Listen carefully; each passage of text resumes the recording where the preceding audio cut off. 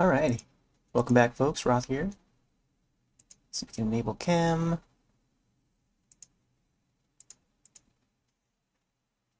And there we go. Hello, welcome. Alright, I had a very fun day today. Hang out with some friends. It was one of my friends' birthdays. We were just hanging out. Played some Switch games. Mario Party, to be exact. Alright, let's see if I can get my playlist going. There we go. I'll probably play the same tunes I've played before. Let's see if we can get it out of the way here. Or in the way. I want to have it all on the same screen. I can't. There you go.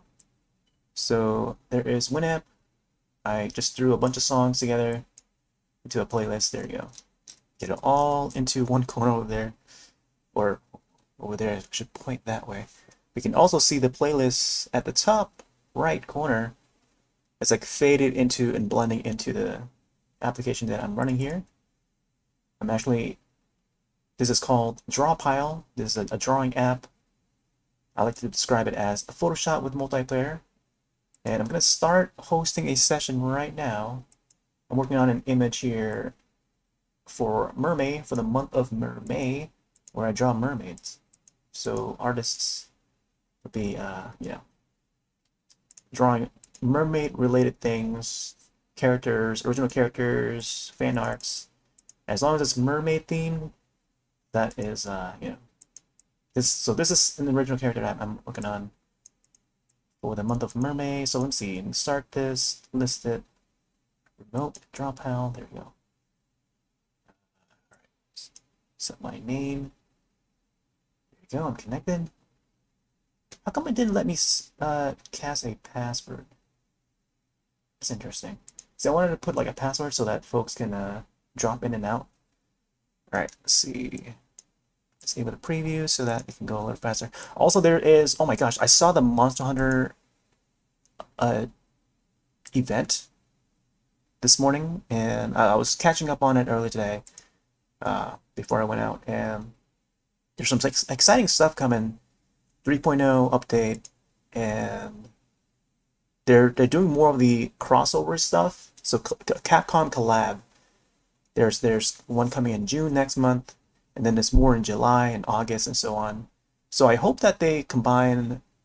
Maybe you'll see some characters from other Capcom games, maybe Street Fighter, Resident Evil, maybe some not so celebrated Capcom IPs like say Lost Planet or Ghosts and Goblins, which they re-release a remaster of, remake, or maybe even Dinosaur.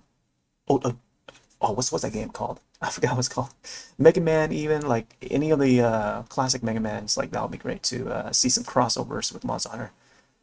All right, and even so, before they had a crossover with Hello Kitty and Sailor Moon and stuff like that, because Capcom did own a license for Hello Kitty or Sanrio at one point in time, and they managed to pump out a few Capcom produced Hello Kitty games, so that was pretty neat.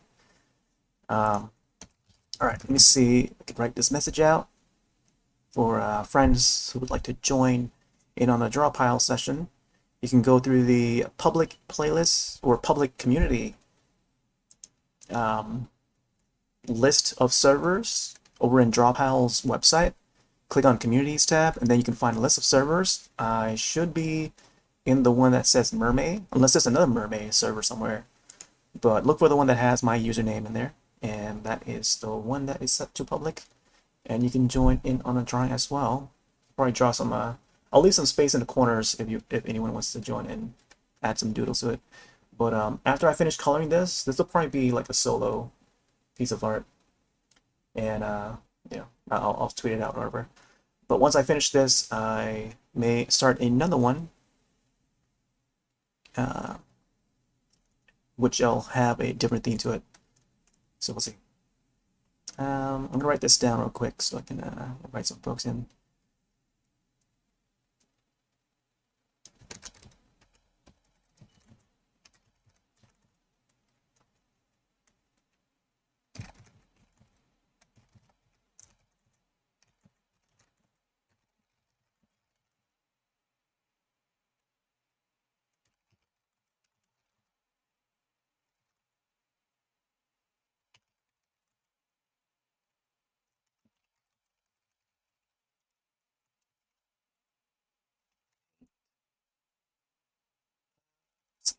It's the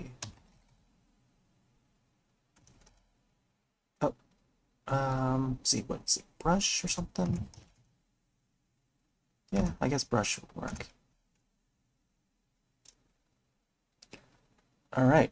Oh, there's also a Dragon Quest 35th anniversary stream that's going on the official Dragon Quest site, and I hope they announce something cool. Perhaps even a new entry of Dragon Quest, and oh my gosh, yeah, because I haven't played Dragon Quest for a long time. I used to be hooked on that series. I had the 3DS game. Oh wait, hold on. See, I'm supposed to put art, right? All right. So hopefully, okay, yeah, I did set it to art. Okay, I was paying attention to the Twitch category. All right. So we got our MerMay drawing. Here we go. Hey there, Spider Kid. Art and fun. Yep, I am art and fun. Let's see. Okay, so we got layer, outline, color. All right. Let's see if I can resize this canvas a bit. Actually, you know what? I'll probably keep the whatever size it is currently, because if I need to ever swing this over to the other monitor, it would have to be this size. Okay, so this is the max size I can zoom out, and it's a just perfect amount, I think. So you can scroll up. Okay, yeah, it's just about right. All right. But yeah, how's your day going? Hope you're keeping up with your homeworks. Let's see. I haven't had to zoom in on this image.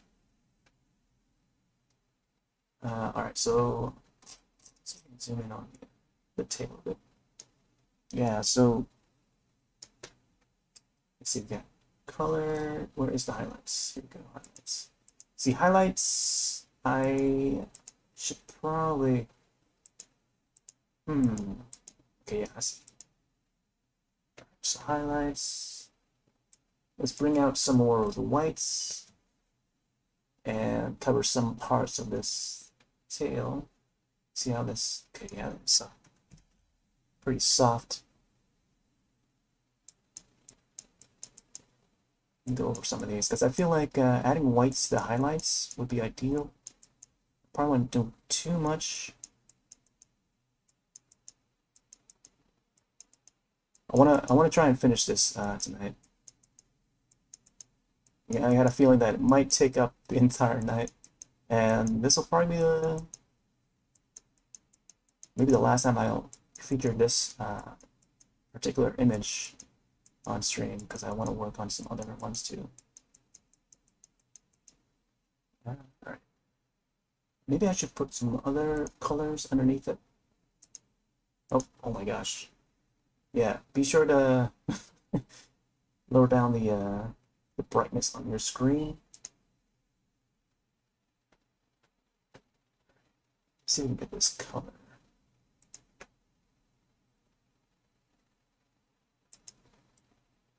I'm not even sure I want to keep this purple color. Although the purple looks nice and stuff. Let's adjust the size of it. The opacity.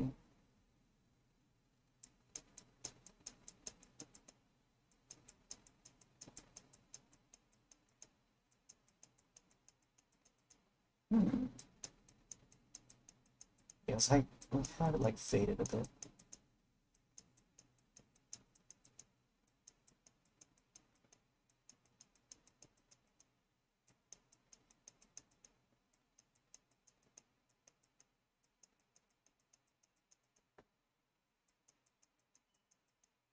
Yeah, we were playing some Mario Party earlier today. It's pretty fun. Well, first we had a little barbecue. Not really a barbecue. It's just a like sort of a friends outing. Oh, thanks. Hey, Sab. Welcome in. It's been a long time. It has been a long time. Yeah, I've been playing a bunch of Monster Hunter lately. You might have caught some of them. But tonight we're doing some arts. It's about time I get down to doing some arts. Normally, you know, art would be like an September, October thing for me.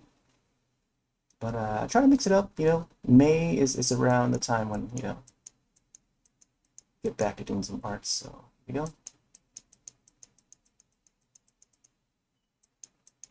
But yeah, we were playing cornhole outside, and then it started raining and thundering. And it's probably still raining right now. But yeah, once the storm came in, we went inside and played some Mario Party. Super Mario Party, I never played it before until now. So I played with some of the kids there. And we had a lot of fun.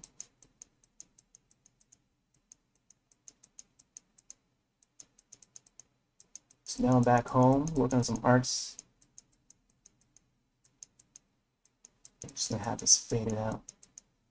So I like how the whites just came in as like the highlights.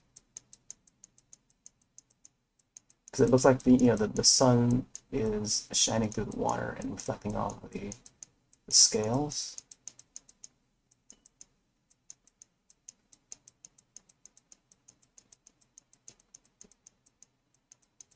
I want to make sure I put a little bit of color in there underneath so that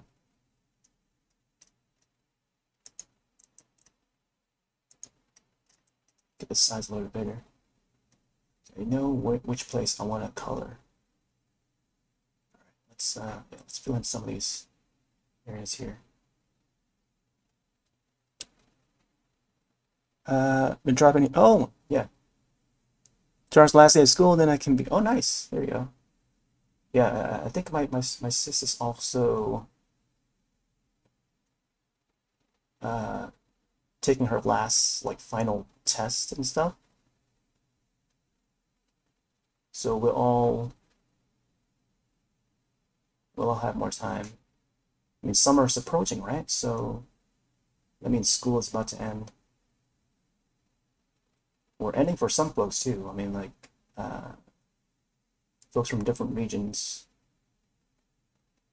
already have their school ending already. I'm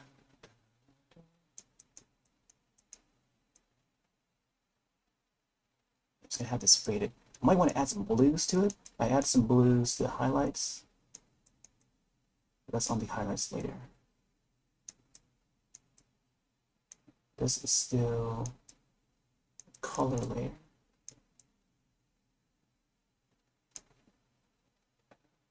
Let's get smaller here.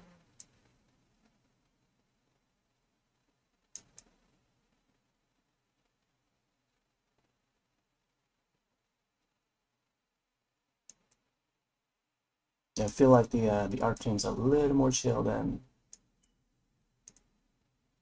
when I'm playing a game or something. I also upped the mic a bit, so hopefully the levels are good. I feel like the last few days I've had the microphone way lower than I want it to be.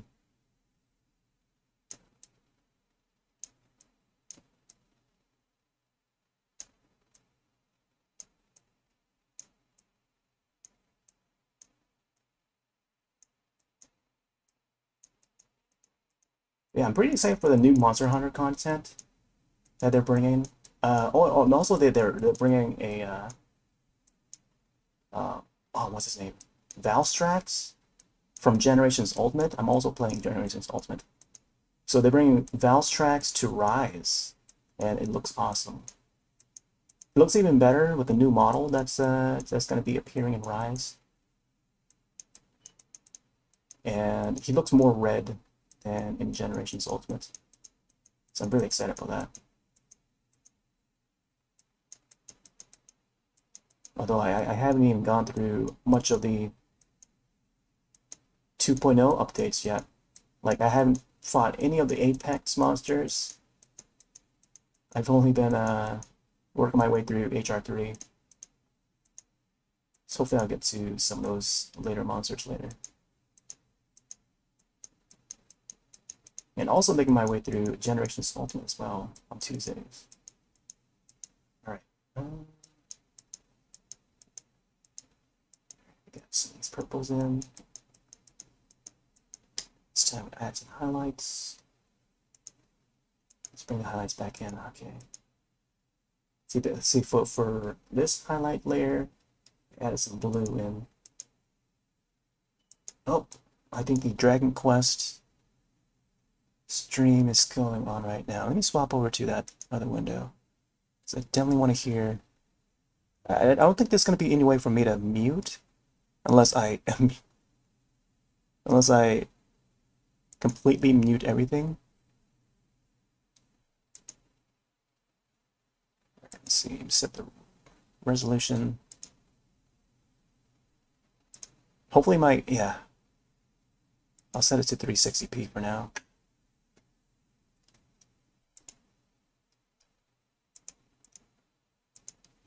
All right. Yeah, there's a Dragon Quest stream or live event that's going on right now. They're gonna announce a bunch of new stuff for the series, celebrating its 35th anniversary, almost as old as me. All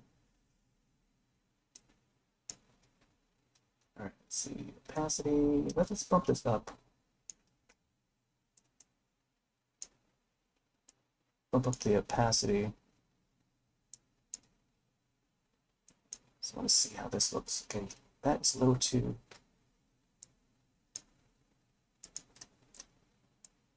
It's somewhere around 30. This might be.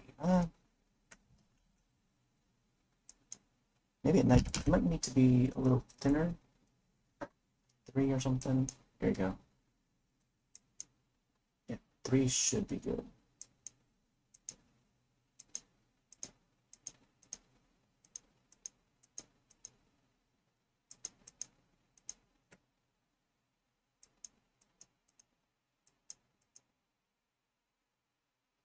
Yep. Let's add some blues to this. Not sure how this is going to turn out, but I'll try it out anyways. Although I feel like just white and purple makes a nice looking color already. Maybe adding some blues would be nice too.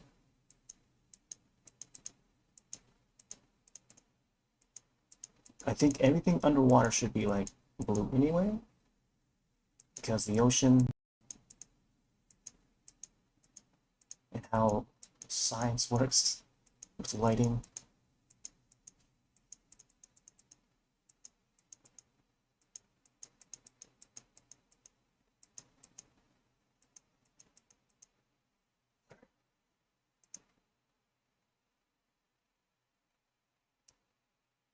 Oh, I forgot to let's enable the audio. There you go. Bring the tunes back up. There you go. Hopefully that is more audible now.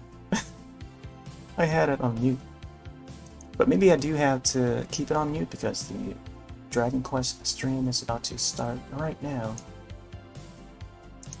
I'll just have to like lower down the volume on the Dragon Quest stream. Just keep tabs on it.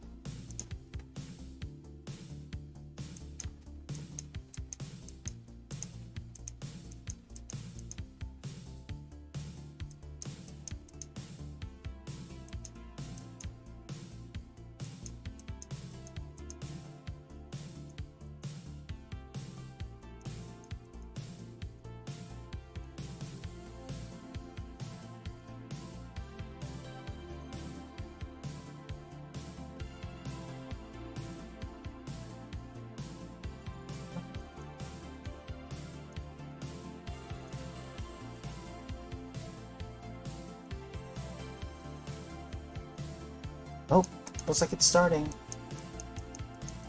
See some movement going on that Dragon Quest stream, and you guys can hear my reaction to it. I'm looking back and forth while I'm working on this drawing. Ooh. Yep, you can find the stream over on their official website if you want to watch along for that.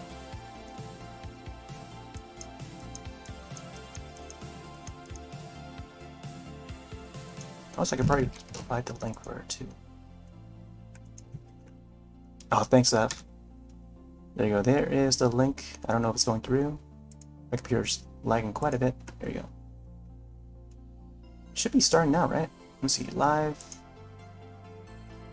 Oh, there you go. Oh, we got the producers. Okay, it's going.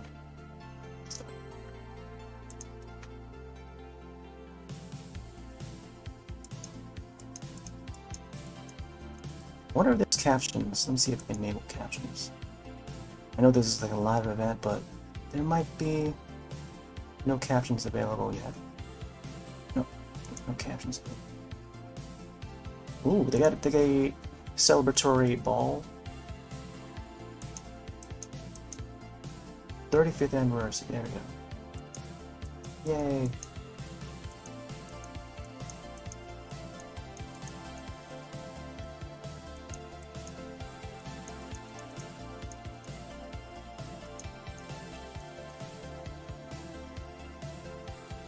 It is quite tedious. You gotta go through each and every scale.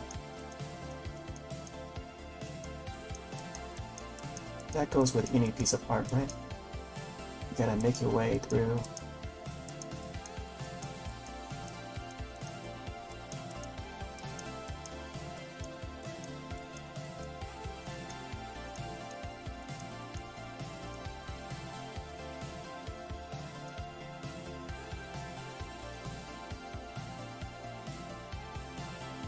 I think after I finish this, I might want to start. I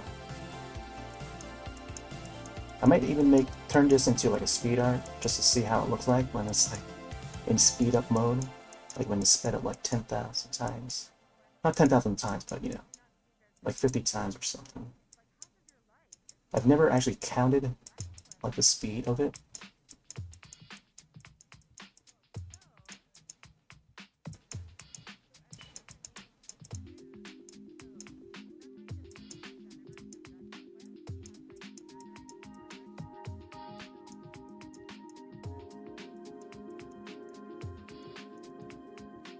Oh, what is that, a watch? It's an anniversary watch? No, I still have my Dragon Quest cap that they had for pre-order when you pre-ordered Dragon Quest 9. So I still have that cap. I forget which retailer had that. I think it was either Best Buy or GameStop. I still have that cap around somewhere. I never worn it.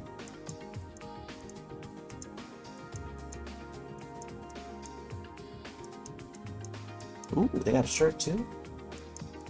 Celebratory shirt. Okay. A little bit more balloons here.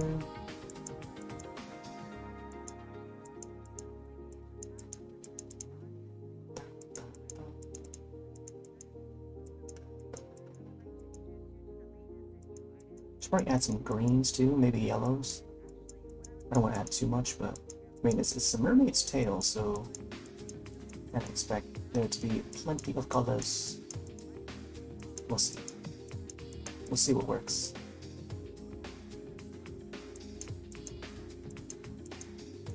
I'm also using a mouse, just a regular ordinary wired mouse, USB optical mouse.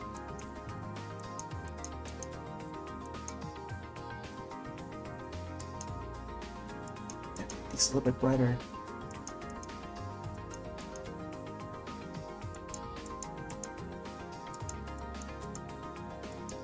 You might hear the clicks through the mic. That is the sound of my mouse clicking. Whoa, what are they announcing here? Is this a puzzle game? Like a match 3? Oh, wow. This reminds me of Square Enix crossed with play art. What is this?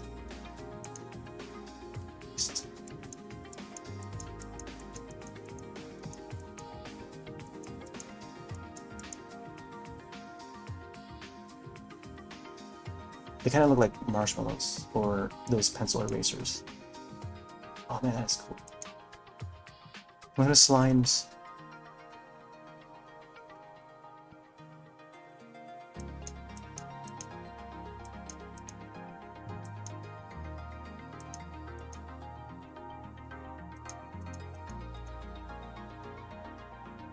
Ooh.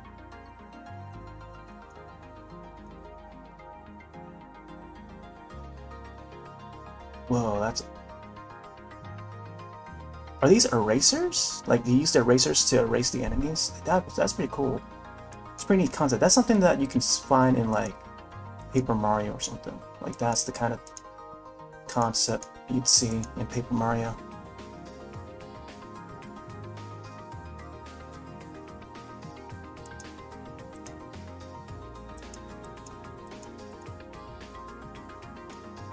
What's this called?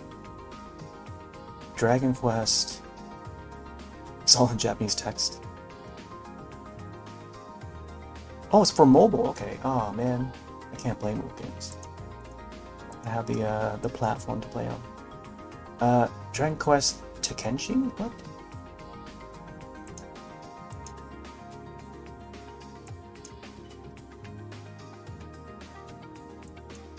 All right, we got some balloons in. This will probably be like a long process to get all the colors in.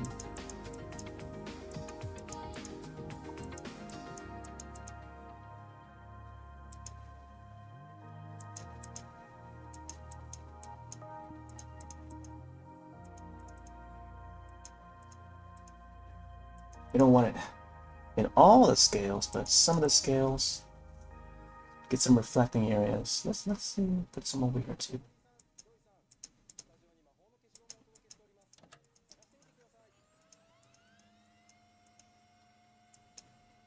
Forget about the shell.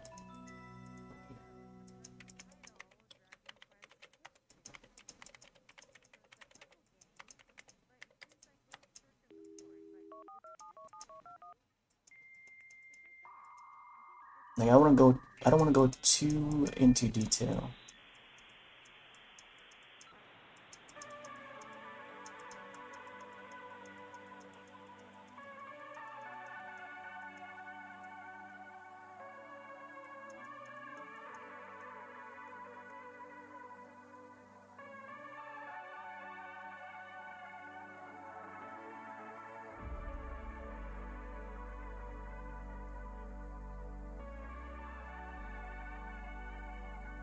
Oh, they got actual erasers?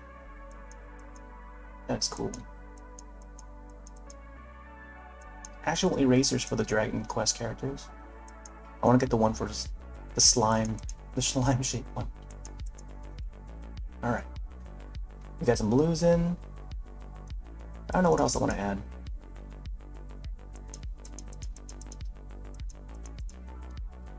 Let's see.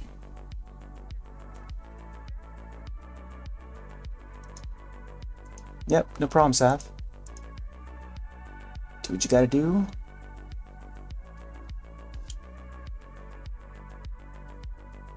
Alright, let's figure out what color I want to add.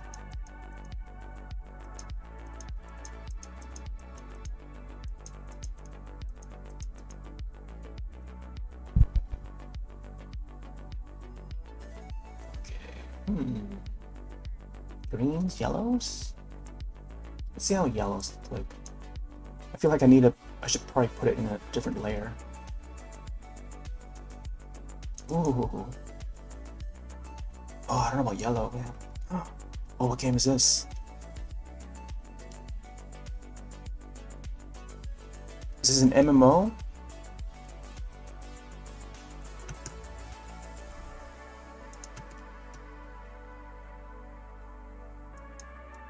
Let's see, green. See how green looks like. Oh, there's our hero. Okay, Dragon Quest 10, is it? Is it 10? Don't tell me it's for mobile again.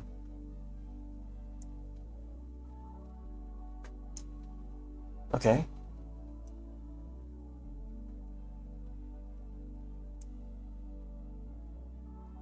I'm not sure about this green. Version 2, X version 2?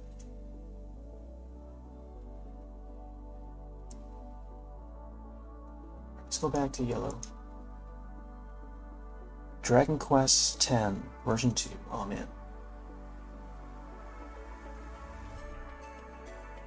So, Dragon Quest X, I think that was the one that was on Wii and Wii U. They ported to Wii U, and maybe I think it was PS3 too. I think. I forget which systems.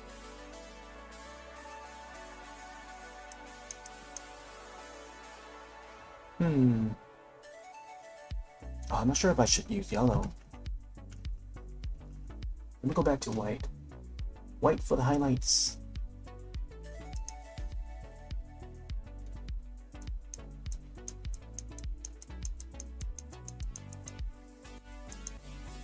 Let's increase the size of it. Oh my gosh.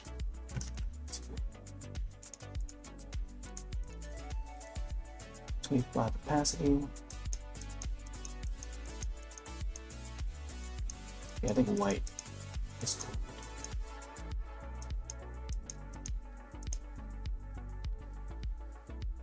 Like, especially this top area.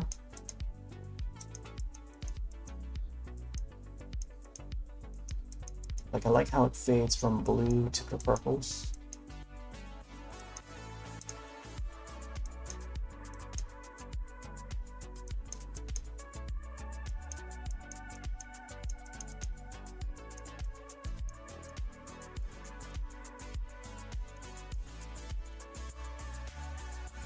Ooh, what is this?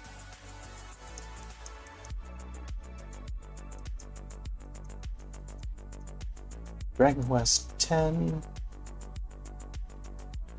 Okay. It's still going. This is a long reveal with this Dragon Quest X. Okay, so it's coming later this year. Dragon Quest Online. Yeah, Dragon Quest X Online.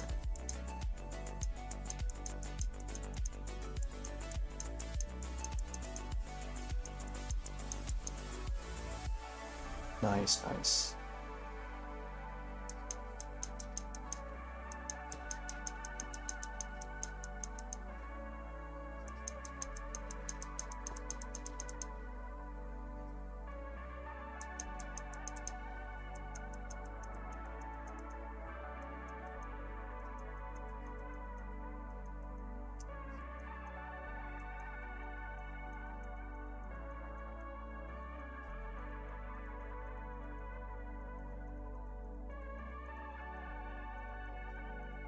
These scales highlighted.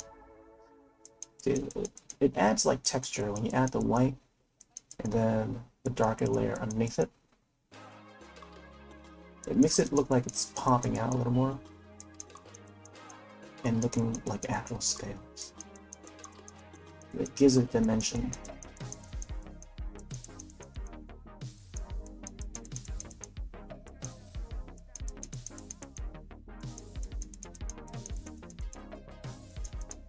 And also, where you place them is also crucial and important.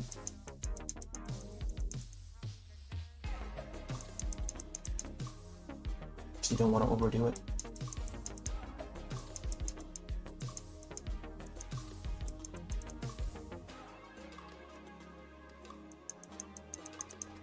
Ba, ba, ba, ba.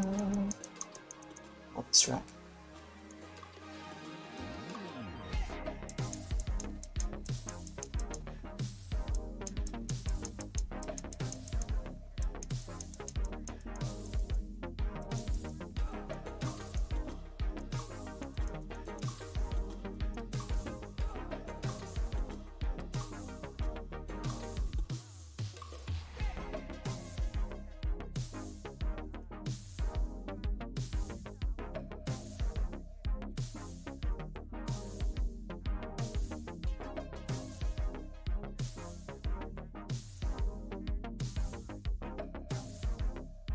Oh man, look at those figures on the shelves.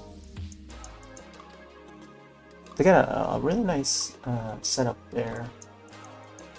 for this Dragon Quest presentation.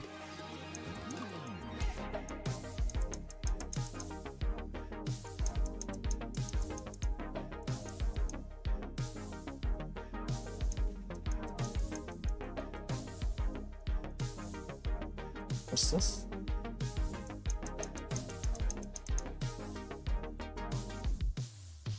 Oh man, this tail, mermaid tail, is coming out really well. I like the lighting. Alright, let's add some shadows. I'm gonna want to add some shadows to this. So probably a darker colored purple underneath it.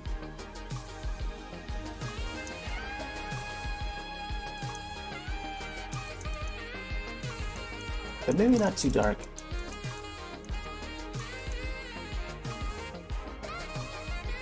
Just pass a little bit.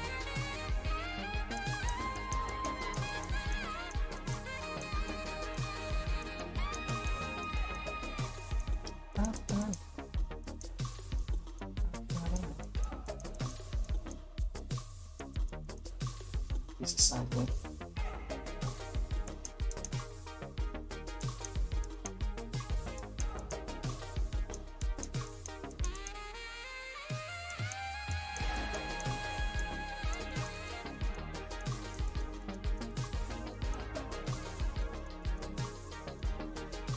Wait, so there's a Dragon Quest X online and then there's Dragon Quest X offline. That's so I guess they're separating those two for folks that want to play online and offline. I guess like with the recent Dragon Quest that's been out, it's mostly been offline play, and I've been hoping for them to bring back like the the online aspect, like the co-op. Online co-op, like what they did with 9 on the DS. I think it was DS. Been that long ago. I think it was back in 2010 when that game came out. They brought it over to the Western audience, and oh my gosh, that game was so addicting. It was just so fun, and it was like one of the first times that they've ever added online for that, for the series. And I hope they really do like a more modern take on it and release it for like the home consoles, because playing on the DS, it's got its limitations, but like man, having the online feature was like pretty nice, pretty fun. I was able to play with a friend, and we went on quests together, but it didn't last too long. But yeah, if they could do another one like that, but on a bigger scale, no pun intended, but on a bigger scale, like that would be awesome.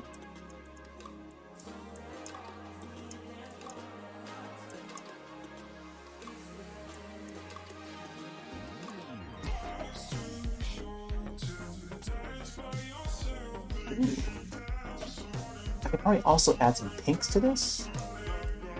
Yeah, maybe underneath.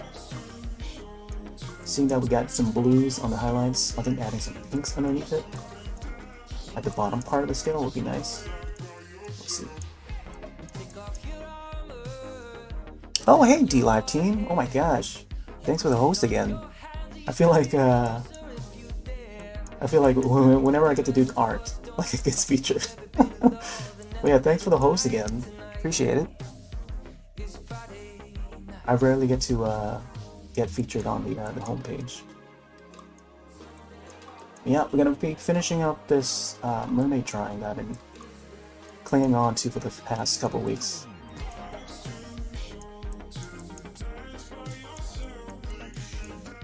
We got some music from The Midnight.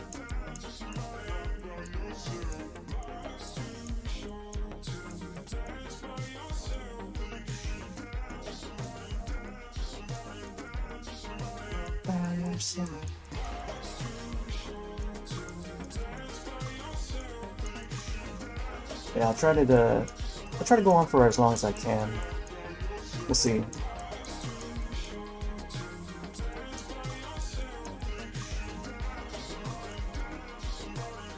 It's a bit of a late night for me, and had quite a long day. I was celebrating a friend's birthday earlier. Played some Mario Party. Some cornhole.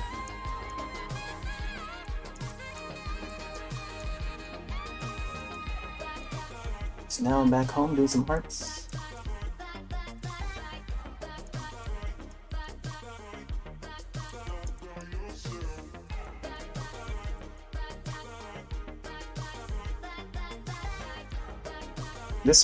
This weekend, I think on Friday, I plan to go see A Quiet Place 2, which is coming out on the 28th, I believe. Pretty hyped for that. I enjoyed the first film. First film was really good. And I feel like that A Quiet Place is probably best to experience it in the theater, because like it's very rare to hear like silence in the theater when you're in, like, you know, watching a film in a theater. Like mostly you hear people chattering about their neighbors and stuff, but like just to hear the complete silence in the theater, you know, when the theater is full, all the seats are full, and it's just a rare occasion. So a film like A Quiet Place is one to really experience, and we saw that, we experienced that during the first film, and now that the second one is coming out, I hope to get that experience again. And now that theaters are reopening, I haven't gone to one since last year. I think the last one I saw in theaters was Sonic the Hedgehog movie, which was really fun film. Good family-friendly one. Almost as good as Detective Pikachu, which I also enjoyed. Or maybe just as good.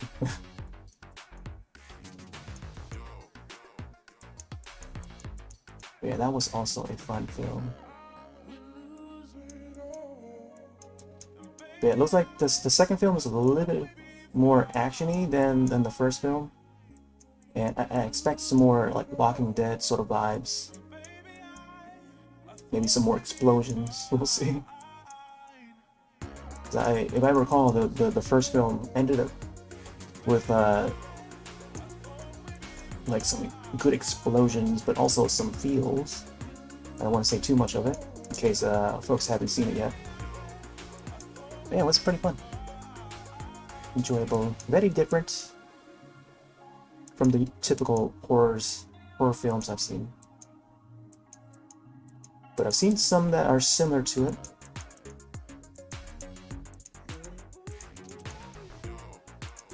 Alright. We got some dark colors in. I think I want to add some pinks to it. We'll see. I'm not sure if I should put it on the highlight layer. You know, let's try the highlight layer. Wait, what color is it? Oh, it's on the color layer, huh?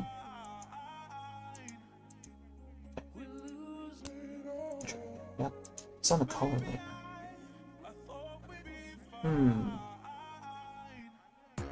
Shadows, okay, so it's gotta be above the shadows, so I guess it's gotta stick to the highlights. Highlight is gonna be pink. Add some pinks to the bottom here. I'm not sure if I should go with pink.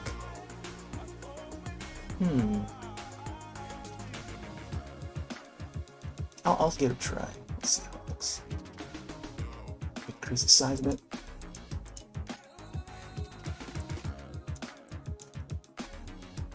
I mean, that is like hyper pink. Let's get a lighter one.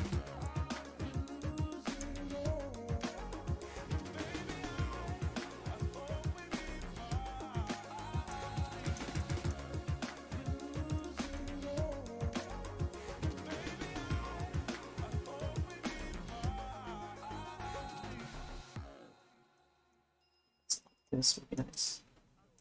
We'll have like a variety of colors.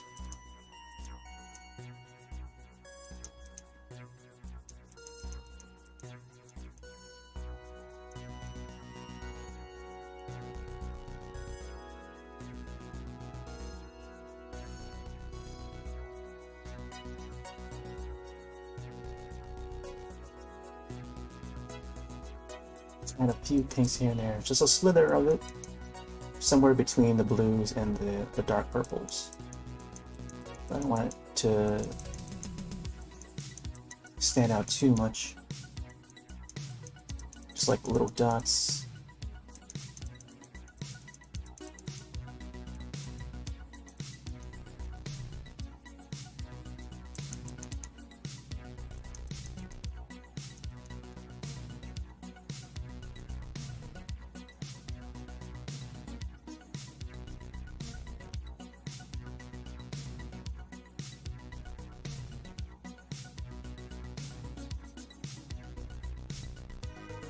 Also, after I finish this drawing, I might want to tweet it out, and I'll try to remember to tag the DLive official account too, so I can thank the DLive team for hosting the channel.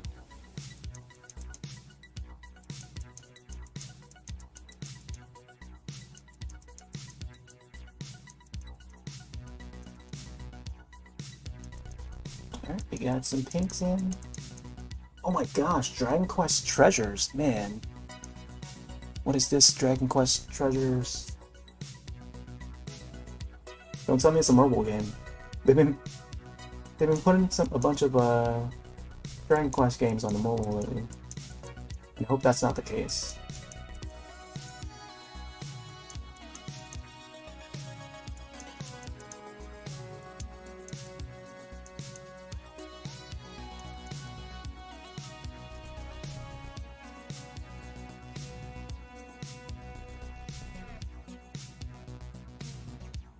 Alright, no release date for it yet.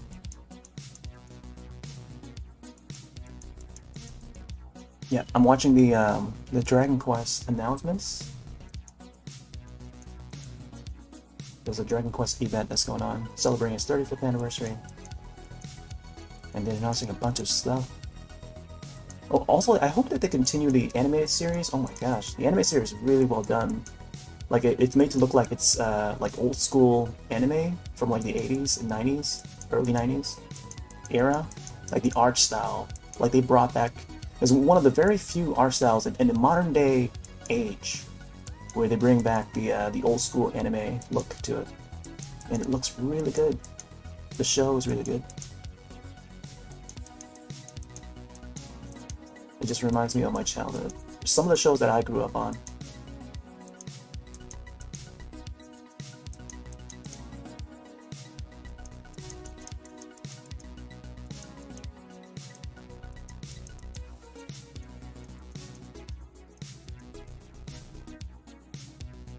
Alright. I think I added more pinks than I intended to, but oh man, the pinks look so good with the purples and the blues. And we got some yellow on the channel. I'm trying to like combine a whole bunch of colors together. There's mermaids, right? Alright, let's zoom out a little bit, see how it looks. Oh my gosh, look at that. Yeah, a lot of colors going on. I feel like I don't want to add too much to it, because I've only got like so much time. Like I've already spent like what, almost 50 minutes so far. I might want to add some greens to the shell, to the clam shell. Let's see how it looks, the greens. Highlights. Okay, so that is the highlights. Let's zoom in on the shell then.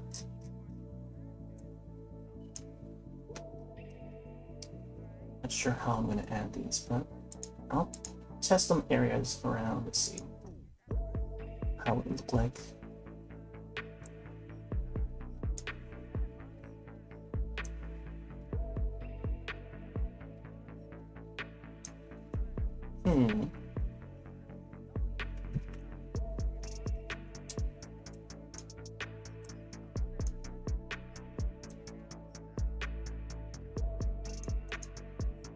I mean, it's kind of strange to have some greens to it. Like a very, especially like a neon green. But some shells do have that color though. Like from certain angles when you turn around and stuff, they do have that color sometimes. But it's mostly like blue, like cyan blue, maybe some deeper blues. And then in some areas it's like will be a green.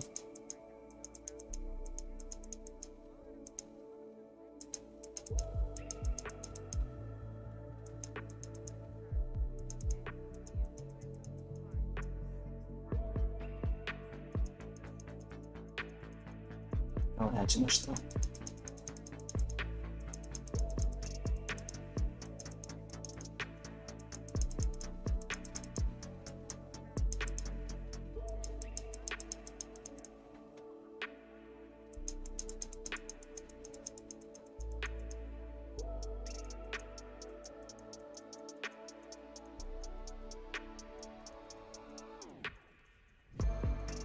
Oh. Showing another trailer? Is it another? Whoa. Dragon Quest 11. Oh my gosh. Wait, is it 11? That looks like a C. Roman numeral. Oh, Dragon Quest 12. Oh my gosh. Alright, let's see what's happening here.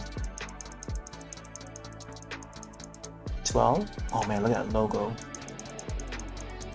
Logo looks good. So fiery.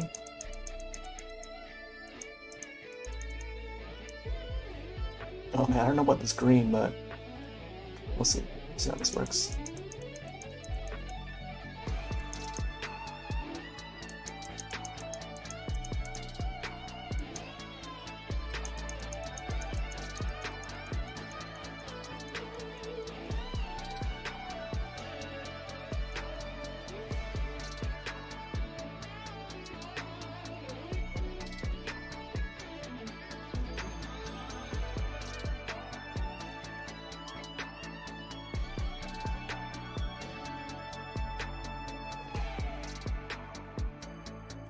Some blues to this.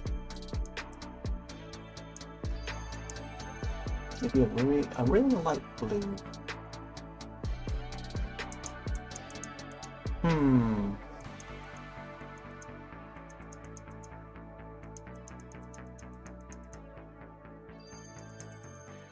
Should probably add it alongside where the neon greens are. Not sure if this is gonna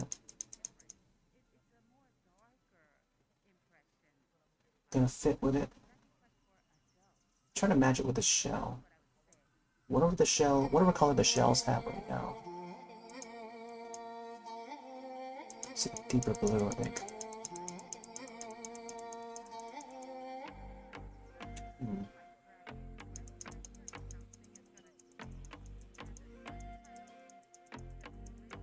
Might need to be a little more pastel color.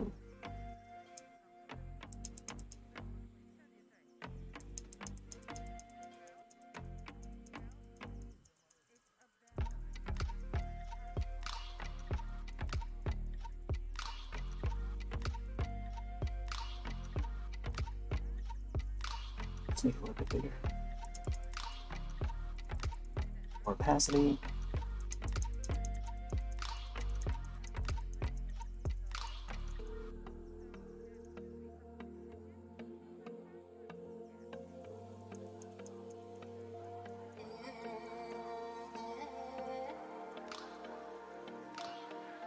Blues all around.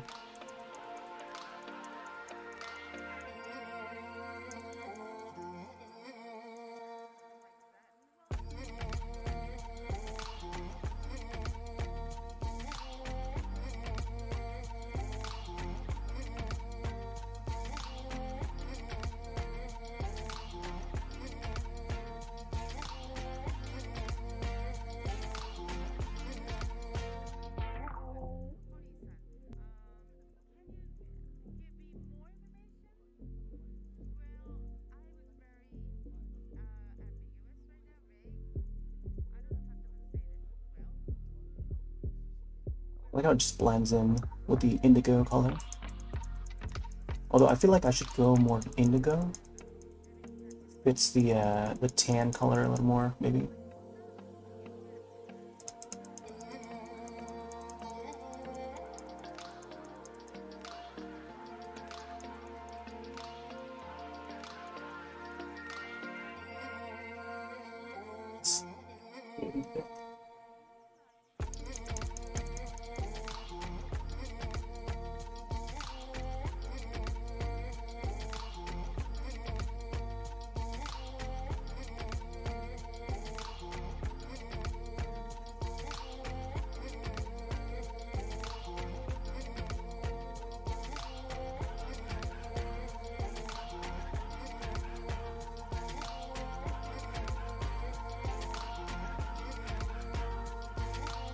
Also, this is a good blue. A good blue for like underwater scenes in general. Like this is a good shade.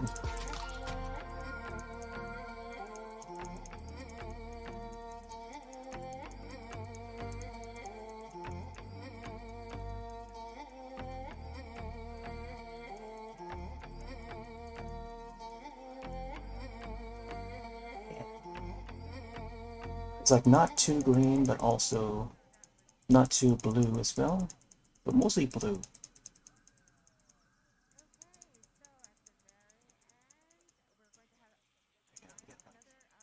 Different shades of colors in the shell.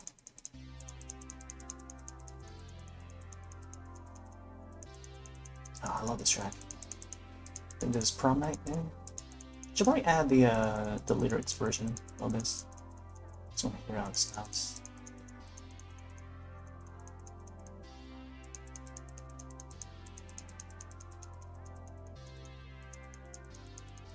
Add some blues on this side as well. A little bit too green on this. Alright, let's see. Prom Night.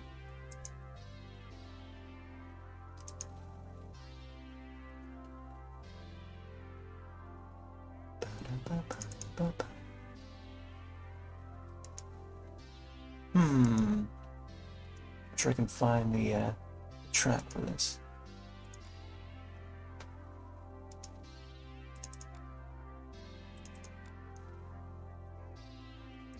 Music.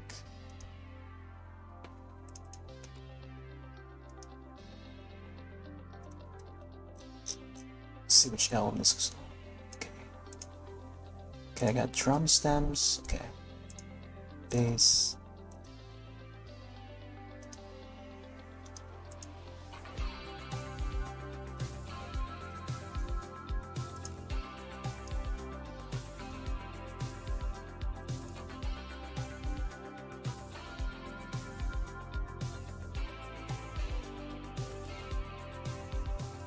Oh, what folder this is in? Check my drum.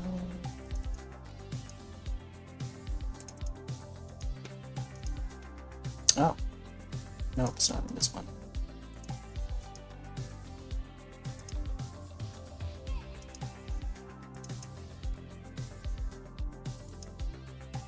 Yeah, can't find it.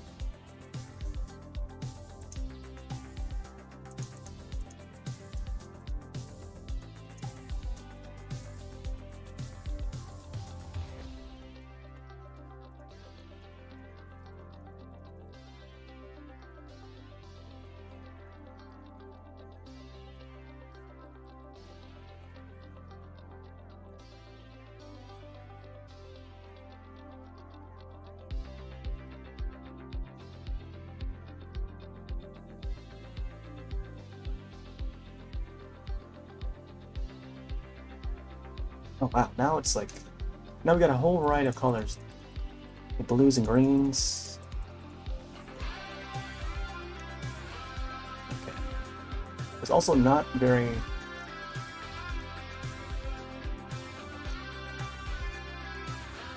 I think adding whites sort of gives it like that slight shine to it. But it needs to be like a sharper shine instead of like a hazy shine. See, highlights. Yeah, it's on the highlights layer. Hmm.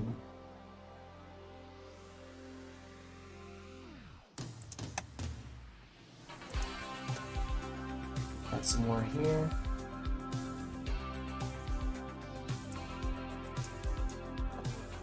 Opacity needs to be up.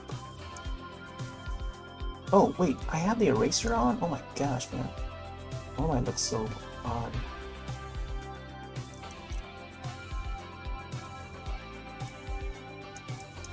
Wait. Blue.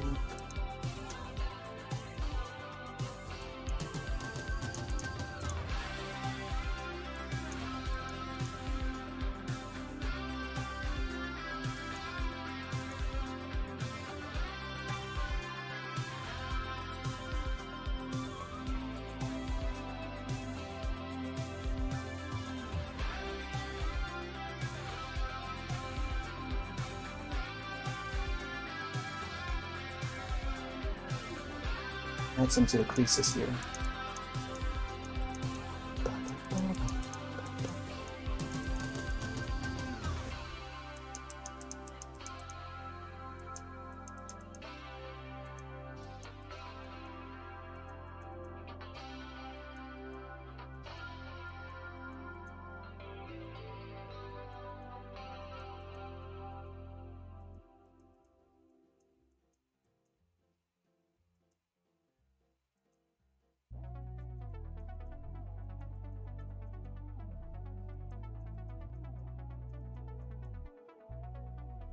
Along these edges.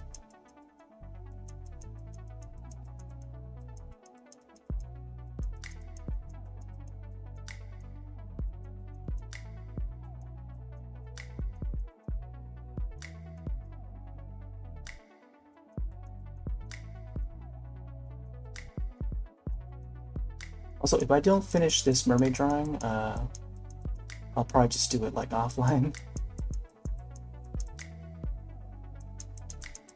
But it's probably not much left to it. Like after the shell part, I'll probably do like the background a little bit, adjust it. And then I also have to write my name somewhere in the image itself.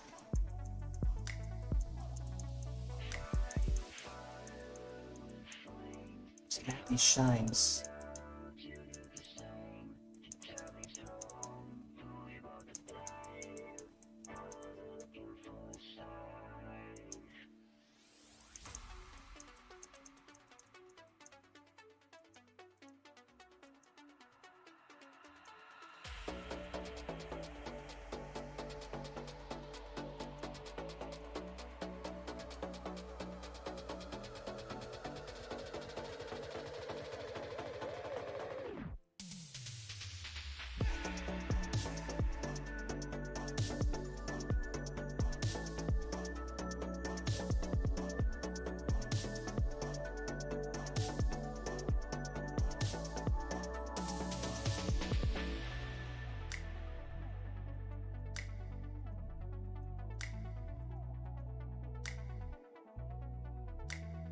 Shine's going on. Some shine on the pearl itself. No, pearls is supposed to be like not too shiny. Like even if there is a shine, it should be like a hazy shine to it. So let me see if we can erase it around this board. Like a softer shine.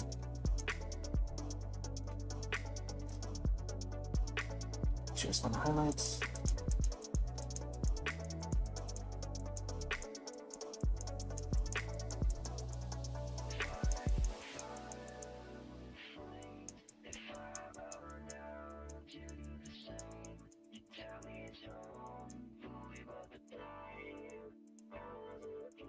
Yeah, something like that.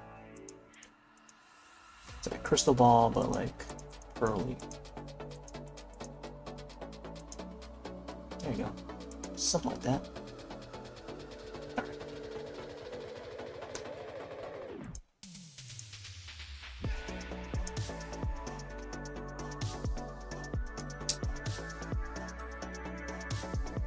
See, I want to work on some of the greens, like the plants that's been growing here. I want want to give them like a darker shade. That would be in shadows, so let's see. Shadows. Make sure it's not too dark.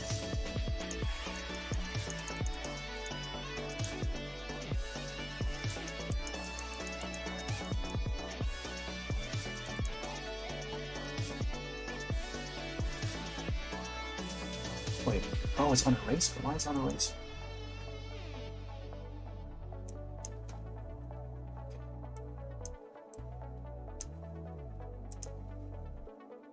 Wait, that's it? That's all the announcement for Dragon Quest? Oh man. I feel like there wasn't really much, I mean, Dragon Quest 12 is still in the works. They didn't show really much gameplay of it. And then X Online and X Offline looks cool. But it's for mobile, I think?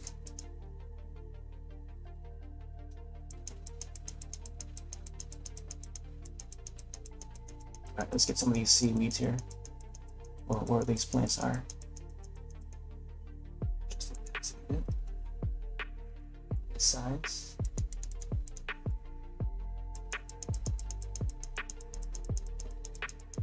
Give these plants a little bit more dimension.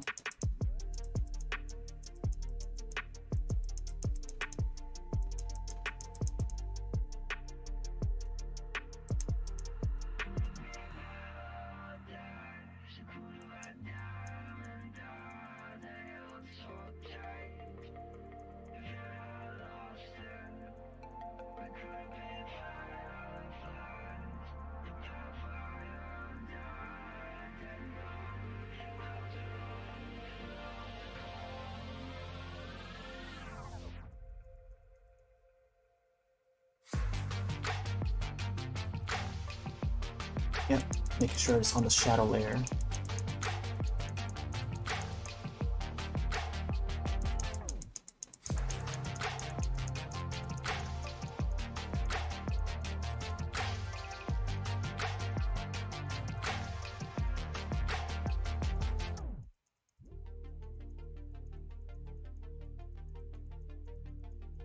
Probably don't want to spend too much time on these seaweed parts, because they're just seaweeds.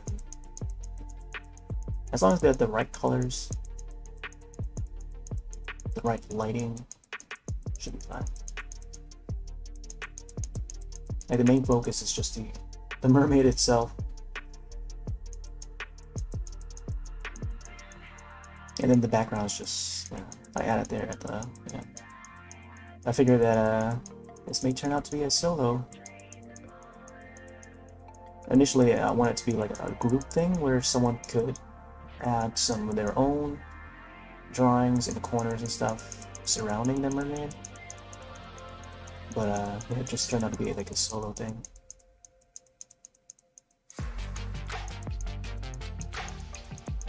I think for the fish, I think I might just probably add some yellows to them, maybe a little lighting highlights. I've been watching a friend play Subnautica, the new Subnautica. Below Zero, I think it's called, subtitle. And it looks just like the first game, except you're in a different location, a more icy location.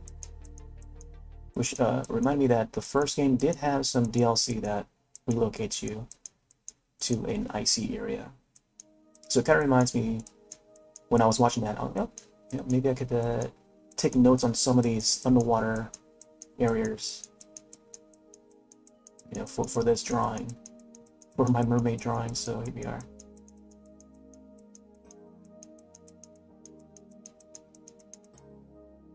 All right.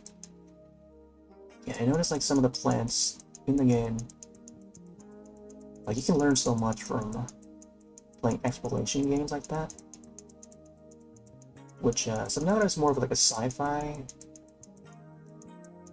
exploration, underwater sci-fi.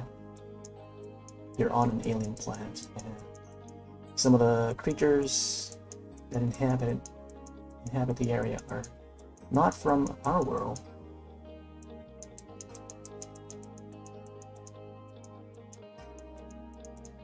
So I could have gone with like an alien area, or I mean, it still could have the MerMay, but it could be like a space, like on a different planet or something.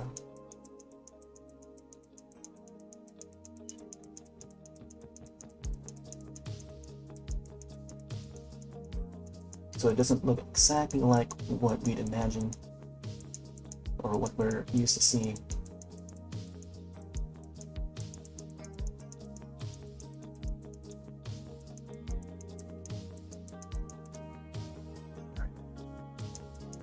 So the seafloor, I might just give some random shadows.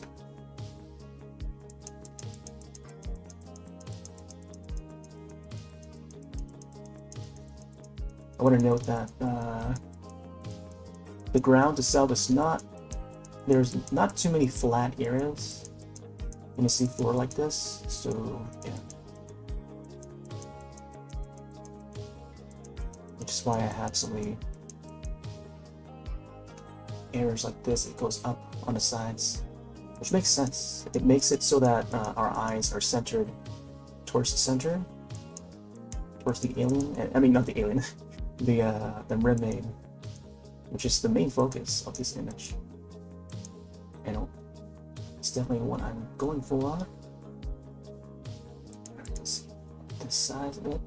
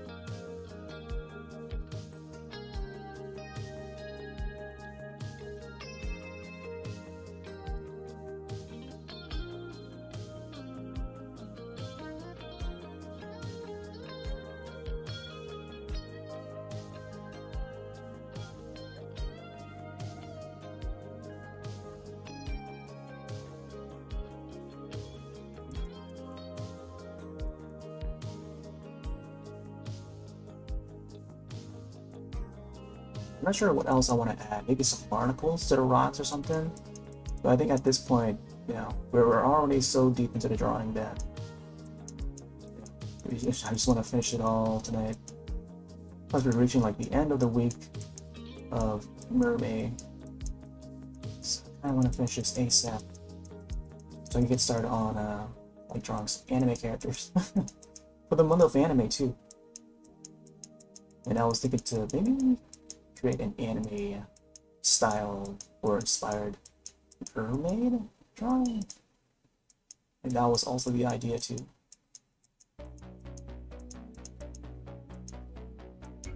Maybe I can also make it a separate thing,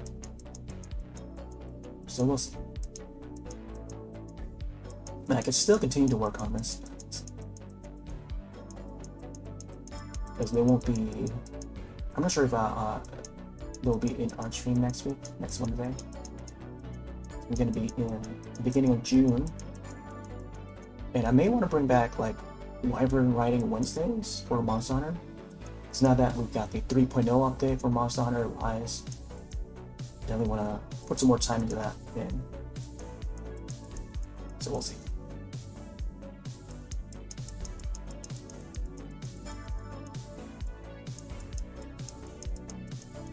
Oh, look at that. Adding the dark areas to these items. So much dimension. Let's get some more on these rocks. I know the rocks are supposed to be like way more darker than this. Oh,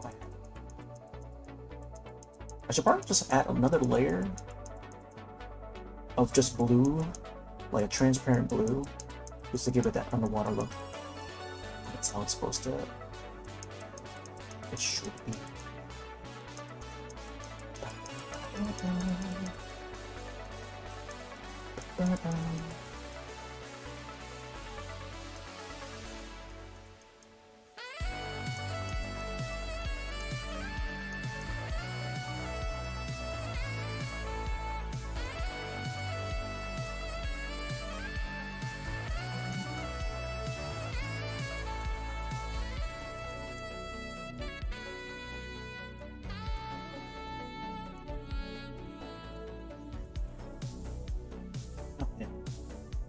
darker we go, the better it looks. Let's get some shading over on this side.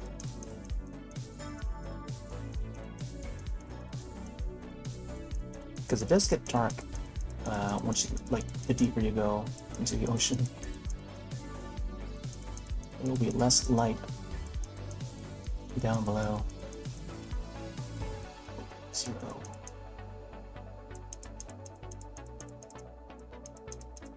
Ba, ba, ba, ba, ba.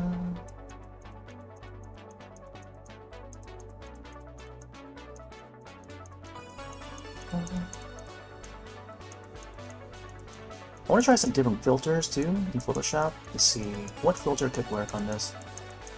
I think adding filters will give us some really neat visuals. Might want to play around with that later. And I'll tweak the photo.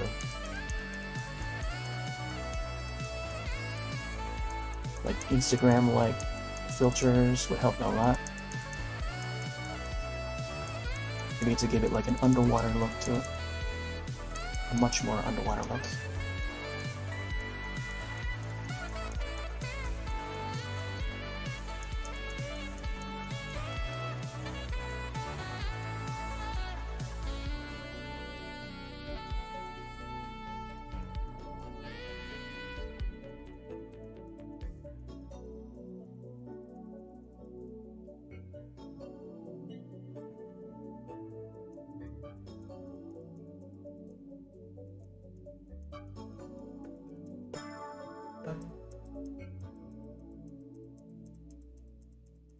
Clicks, clicks, clicks, clicks.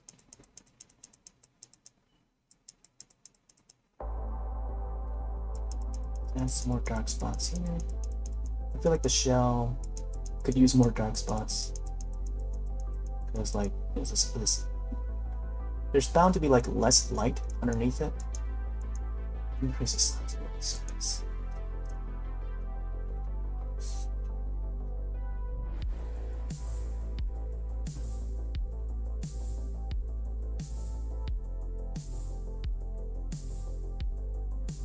Oh no. Did Pete go down? I think Pete's having issues with his net. And it's also storming tonight. I mean, we've got like thundering weather tonight on the East Coast. Which is probably not good for us streamers. So I don't know if his stream went down or something. I also mod his channel, so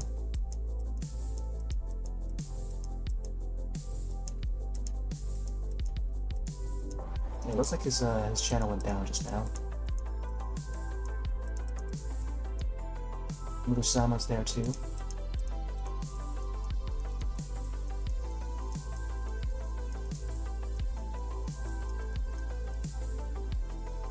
Oh no. Okay. Hope you can get that song. I feel like the storm is probably making its way over to Pete's area. I know he's based in New York, so it should be close by.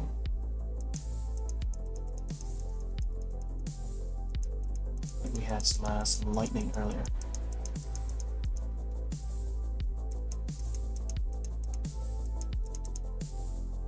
Okay.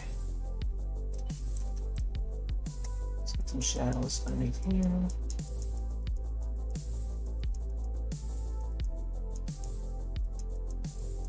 Oh no! Why does it do that? Sometimes it just randomly tilts the image upward.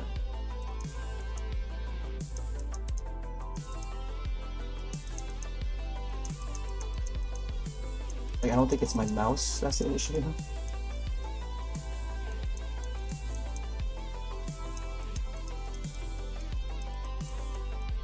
Just add some shadows here.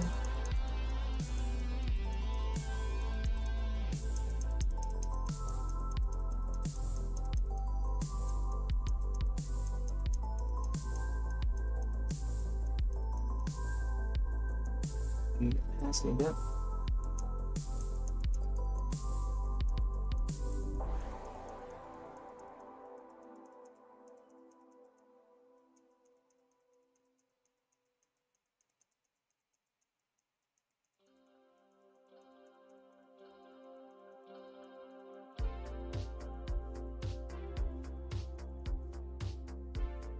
Mhm.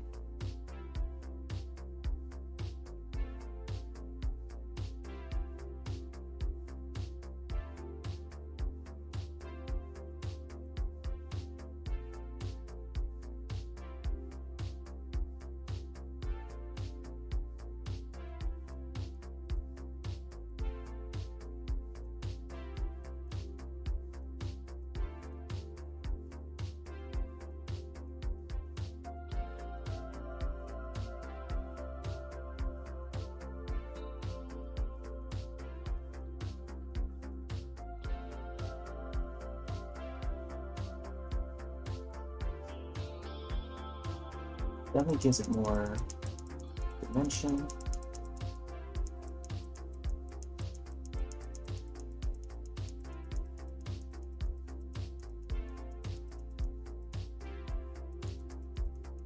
And texture.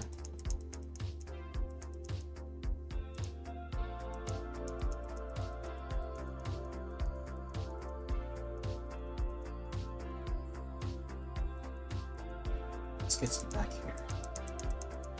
Oh yeah, I also have the clamshell back here too. I was gonna add some moss to it, or what looked to be moss back there. I'll just add some simple shadows to it. Not too much. It should all look like it's faded into different layers of blues or darks, deep blues, deep dews.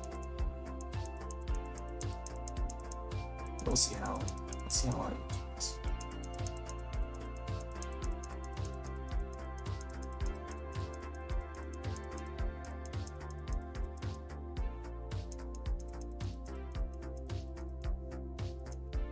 Let's increase the size, the opacity. Now I can see darker colors.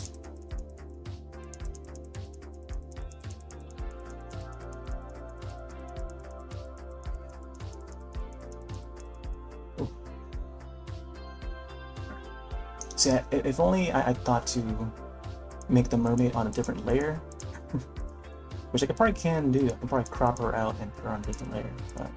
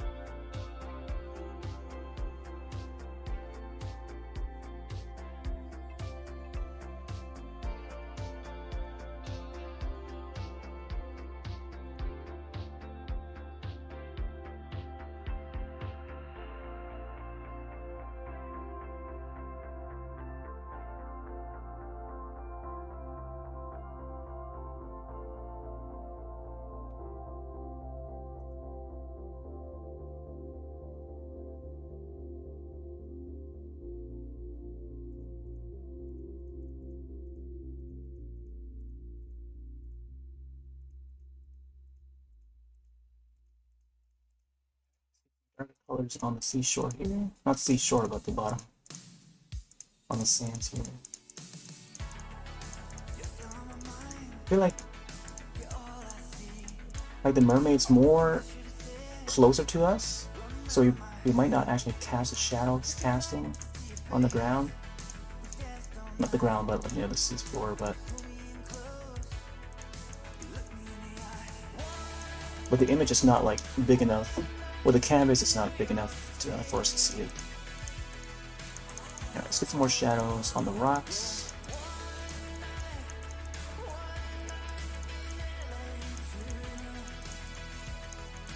The rocks are not as shiny as it would be if it's like out of the water.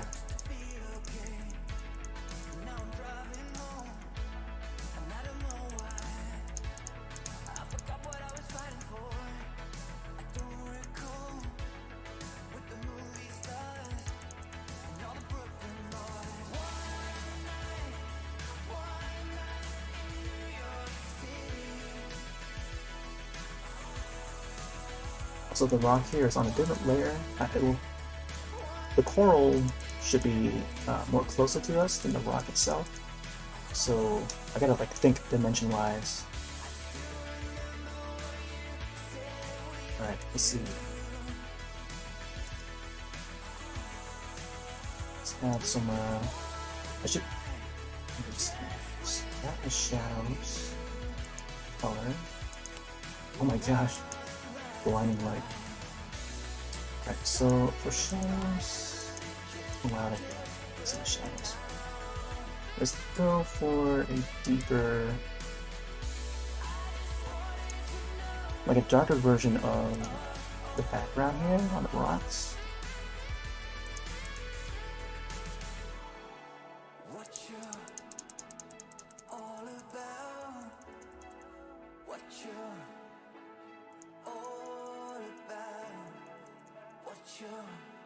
So I'm gonna color these rocks. I don't know if they're rocks or not. Like there's so much of the underwater scene that I get to learn about.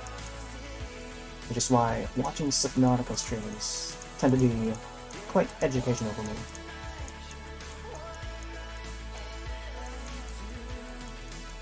Just gotta learn how the landscape or underwater escapes look like and how they're structured.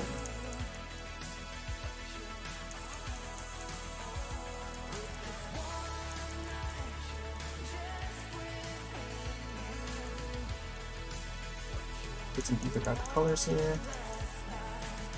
Like I don't want to go too much into it. Just like, you know, simple, keep it simple.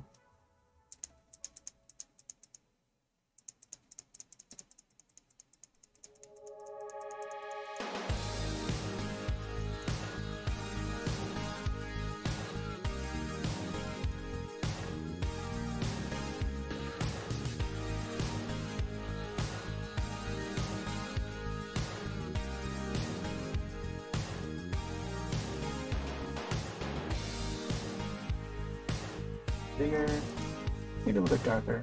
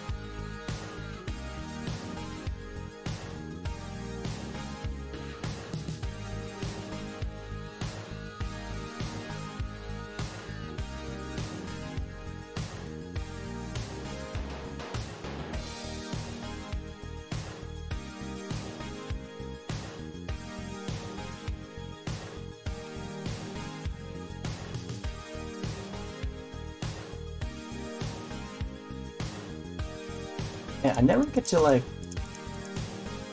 work on backgrounds as much. It's mostly like the whatever's in foreground, like characters, and then whatever objects. But like having backgrounds like this is like, man, it's giving me a chance to like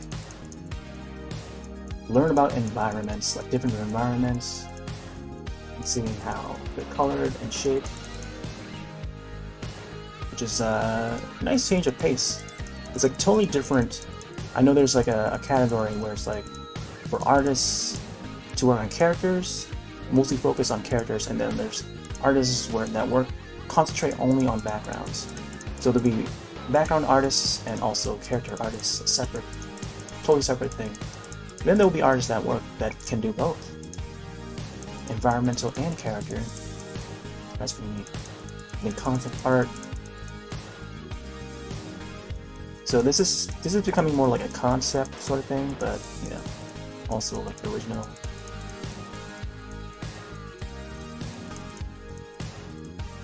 All right, getting these backgrounds shrink the size of it so we can get through some of these smaller areas. Oh, there you go. Pete's got it back. Sweet. Yay.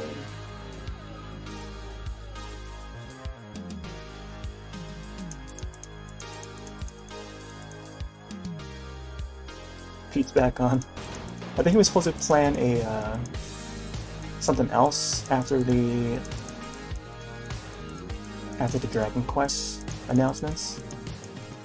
It's really like an indie game that I was supposed to play. I think I might join him later. I don't know. Might still work on this art.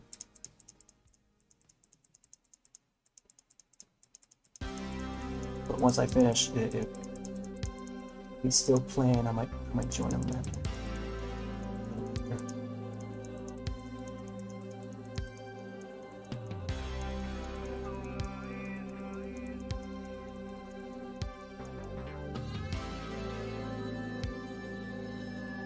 Yay.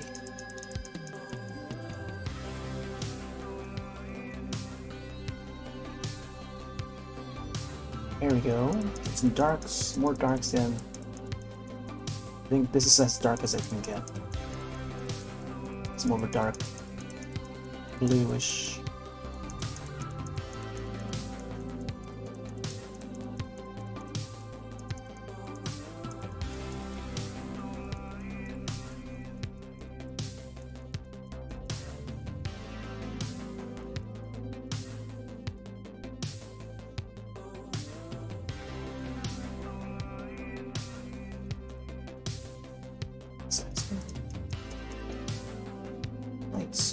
Yeah, so the indie game that is gonna try is it's called Night Squad 2,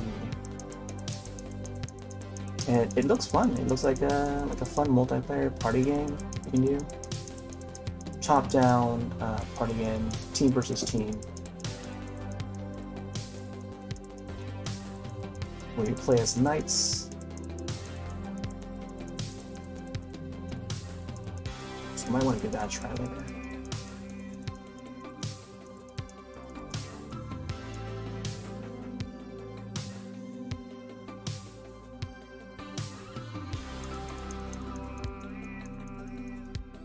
Alright, now we begin some dimension to the rocks in the background, or what these are, corals, large corals.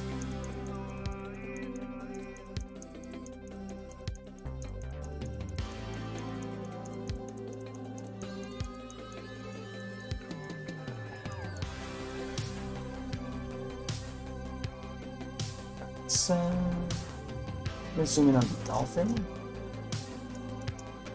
I feel like a dolphin could use some shadows.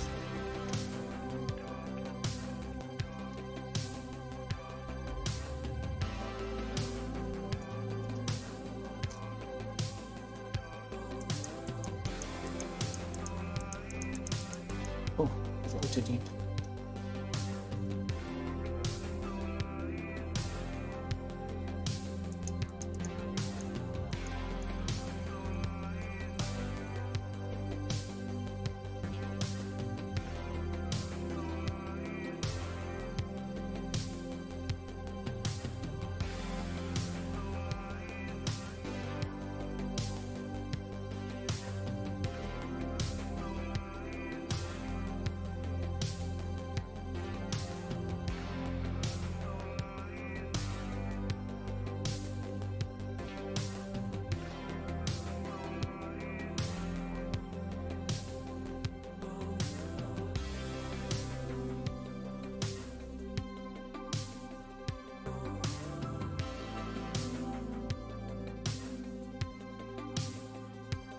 Little dolphin.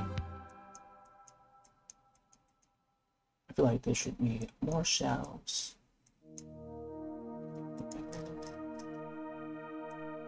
Oh my gosh, it's a lot of shadows.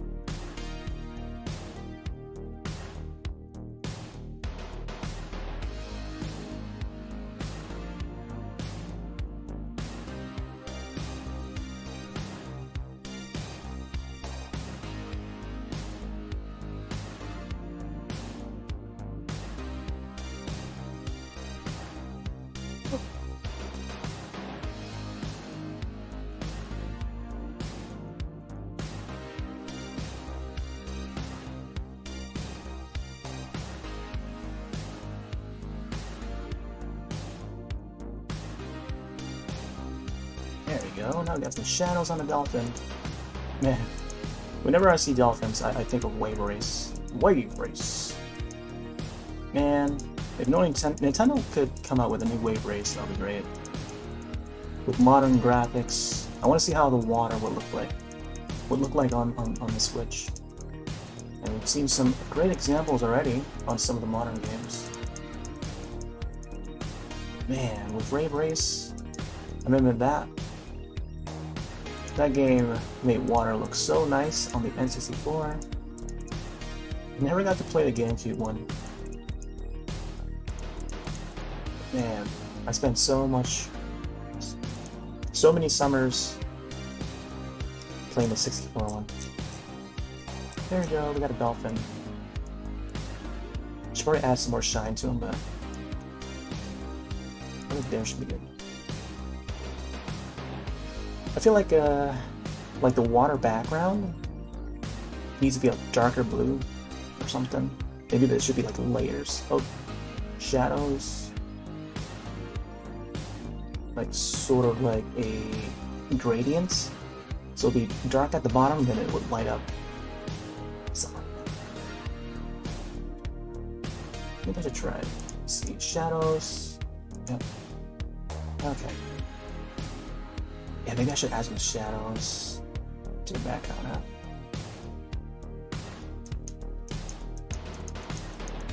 And I should probably keep it to blue, the blue shadows. I'm gonna add some shadows to the octopus here. I think the blue shadows make sense because they are underwater. Having different shades of blue gives it that underwater look.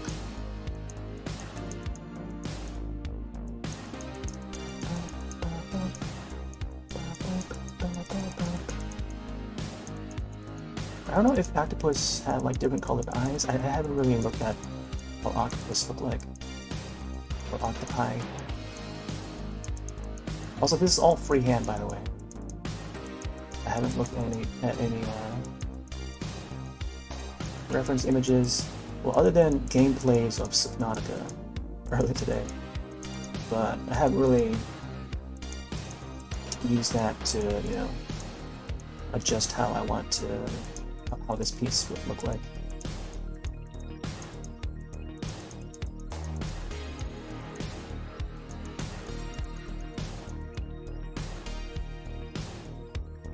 Food. So like different colors on the octopus.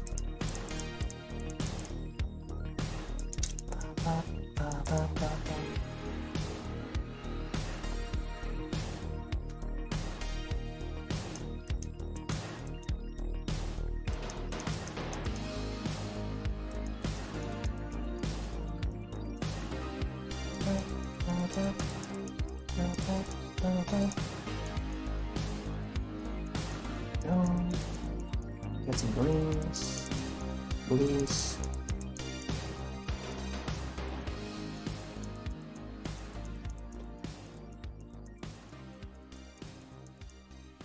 Okay. Alright, let's add some to the background. Wait, which layer is this? I think layer 1 is like...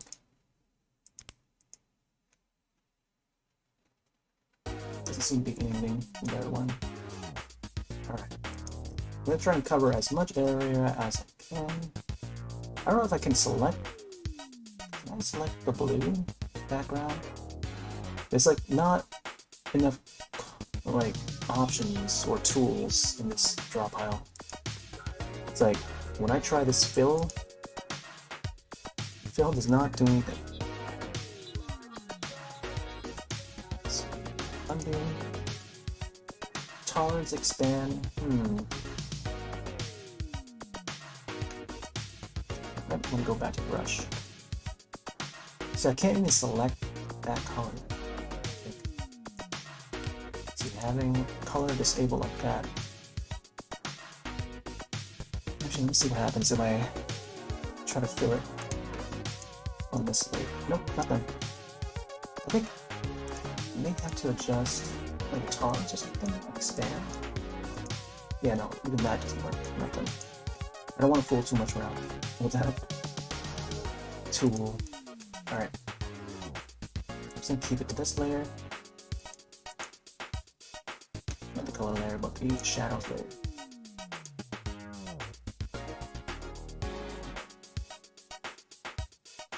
Alright, let's start adding.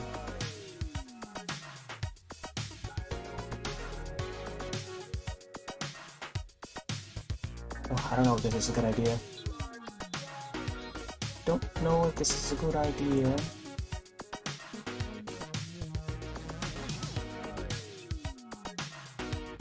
Adding like shading to the background like this.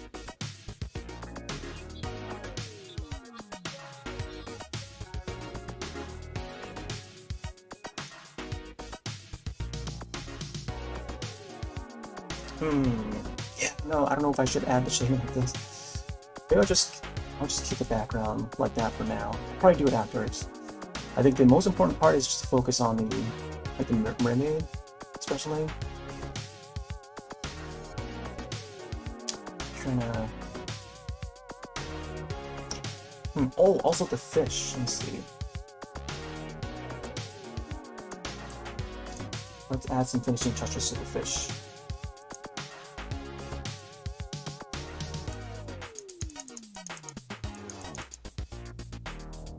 I have to zoom in.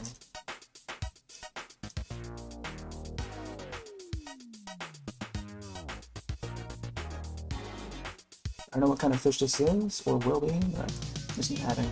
It's gonna add some like random lines to it. That's it. Add it right there. Give some lights. Make it thin with the light color.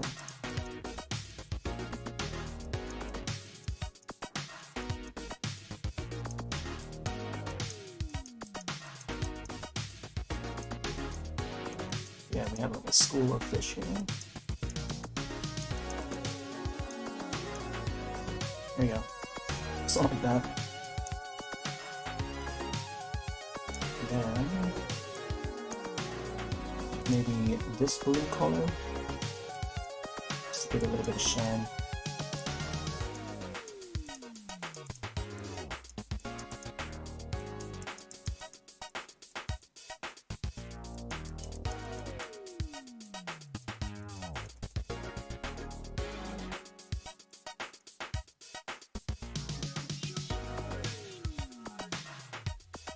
Something like that.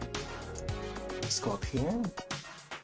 I think for this school of fish, let's add some light blues. These fish are in the background, so they probably don't need much details to them. Just want to keep them like faded into the waters, like this layer. Make them appear to be part of. We're just adding simple shines to them. Not too many.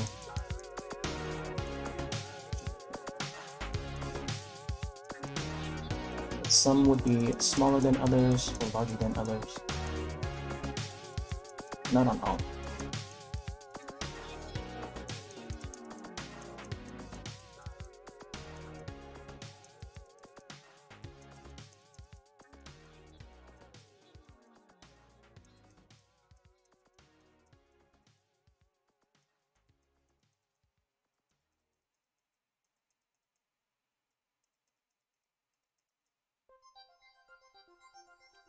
Sunset. I love sunset. This track here. This is the instrumental version. I like to ride my bike listening to this. When this song comes up, because I tend to ride when it's like just about to, the sun is about to set. That's around the time that I go biking. Alright, let me see if we can add some whites to it.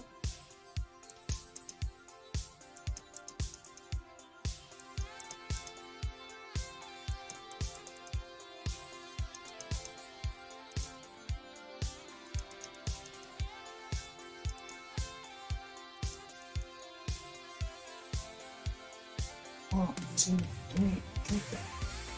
Oh, those whites are supposed to be for the highlights, man. I don't know why I did it for those fish. It's okay. Also, I want to make it so that it looks like water patterns, not just like sunlight. So let's see like if I can do it justice on this dolphin here. Yeah, like something like that, maybe. Like it shouldn't just be like one shape. It should be like almost fancy looking, but like a wavy fancy. That's the underwater look. Not only that, but like every other object underwater. So let me see. See, like I think it's under highlights. So let's see if we can get some highlights on the mermaid herself. It should be like wrapping around her arms and legs and stuff. It's just how it looks when you're underwater.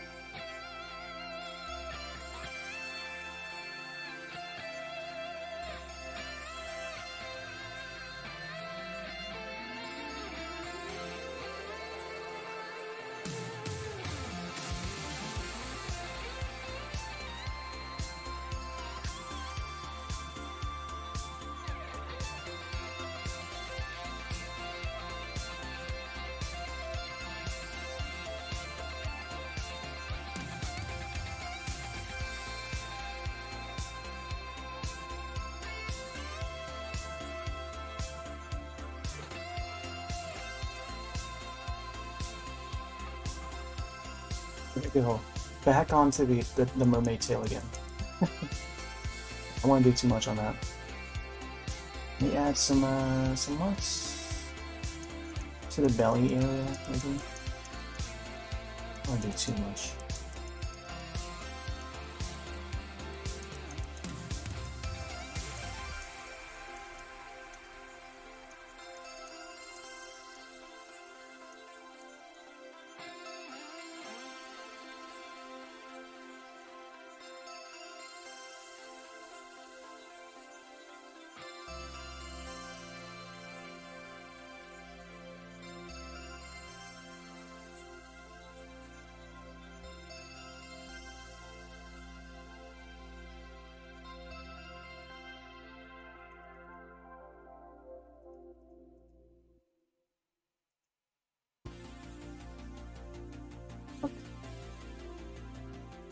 I feel like I should add some shadows to the tail too, or maybe some highlights.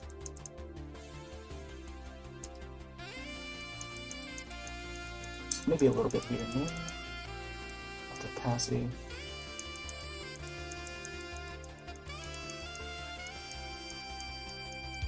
I feel like it should probably shine or something.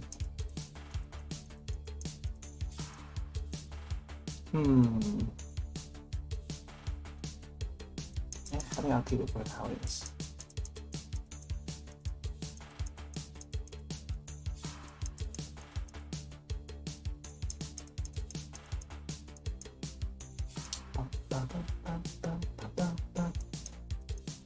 Add some highlights to the hair. I don't want to add too much to the hair though. I feel like the hair should be how it is. But like little bits of shininess to it. Or make it, yeah.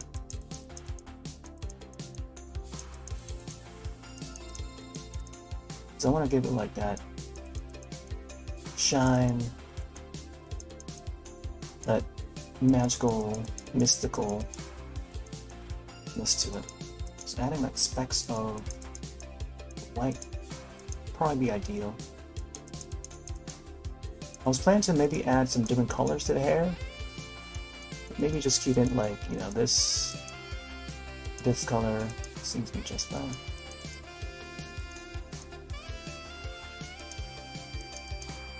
Specks of white on there.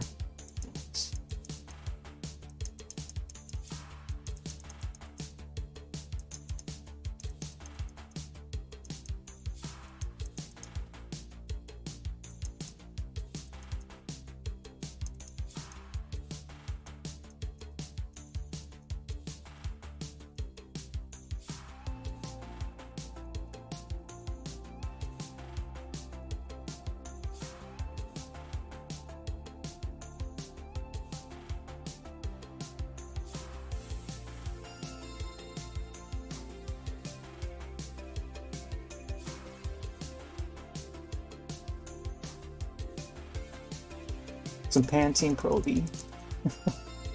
Does it get the job done? You gotta pour in some Pantene Pro V. Some L'Oreal.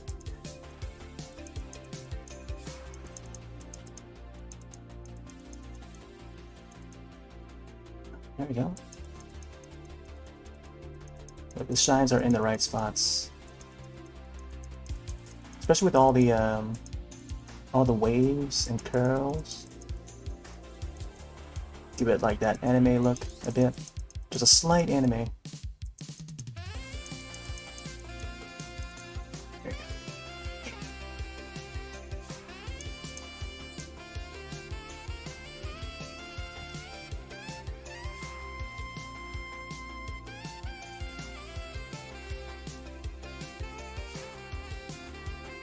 Shadows, maybe add some shadows underneath the hair too, not too much. Pass it down.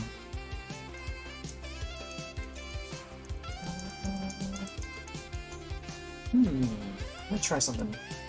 Add some reds, maybe some pinks. Maybe a dark pink maybe. Like underneath as the shadow.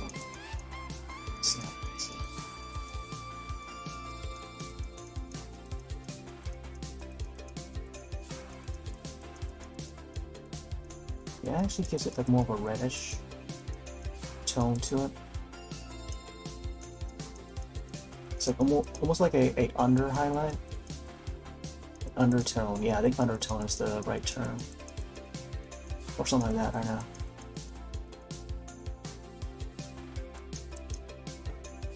Actually, it might have to be a darker.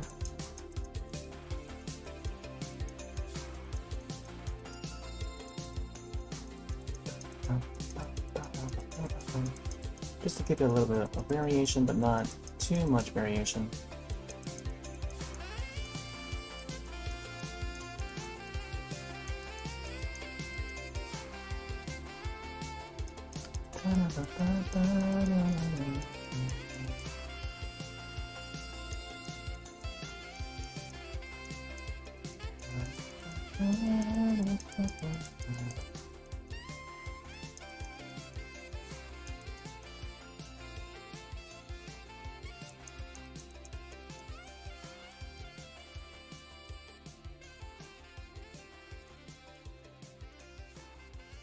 Give it some slight strands of like different colors.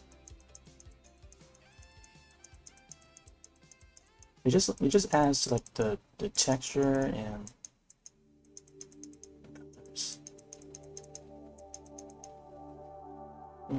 yeah, maybe not green, but like yellowish, like bright yellow, strands of bright yellow. I should probably add this to the highlights though. Pencil.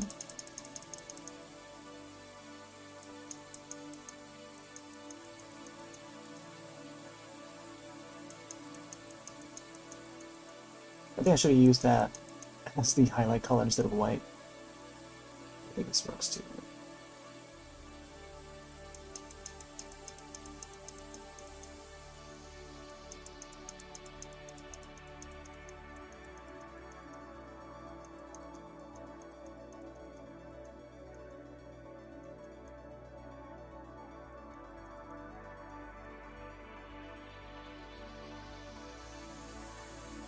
Yeah, I think I should have done it under the whites. It is fun.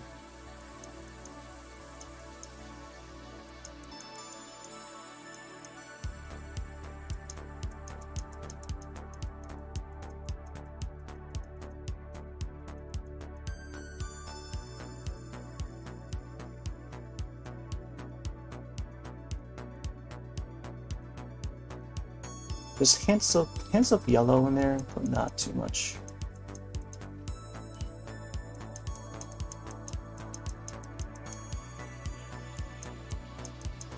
Yep.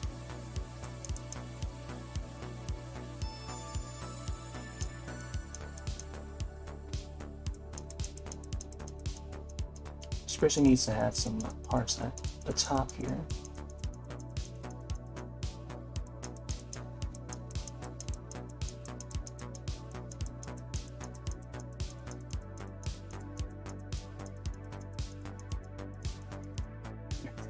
Something like that.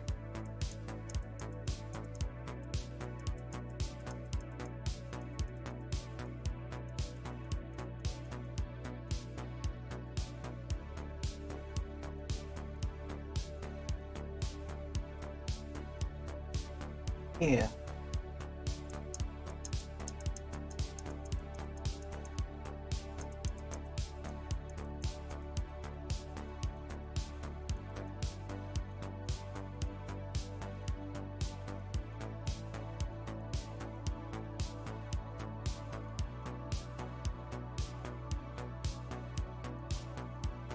Let me add some more colors to the necklace.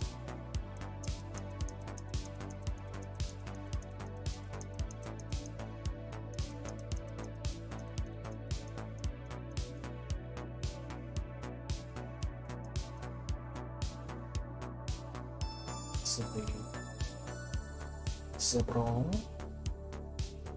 color I'm gonna add for this. Shadows, okay. Actually, yeah, I think this color works too. Get some reds in there. I was thinking to add like a darker color.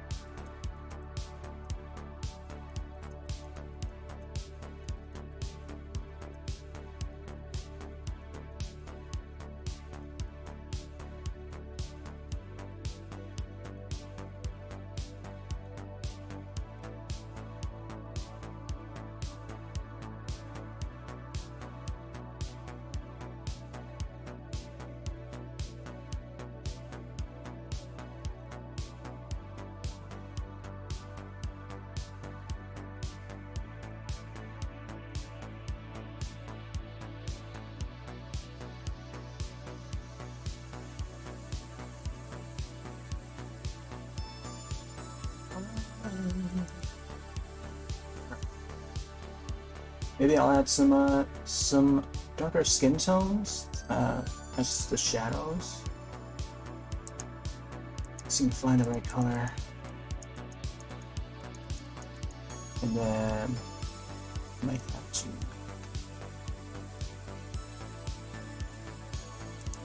start on the next canvas after this.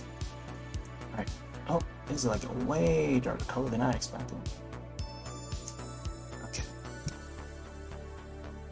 Let's decrease the hardness, get a little softer. Let's try again here. I mean, this color's okay.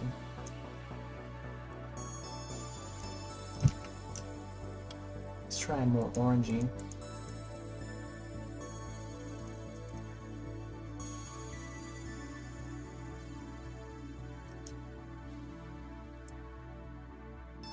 I think somewhere.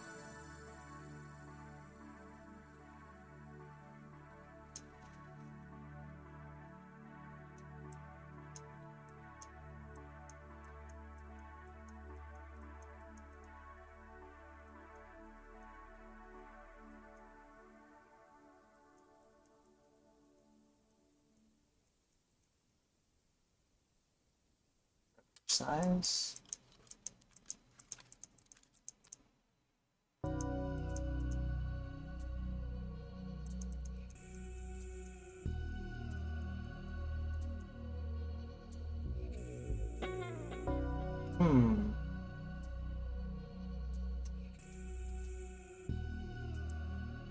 Nope.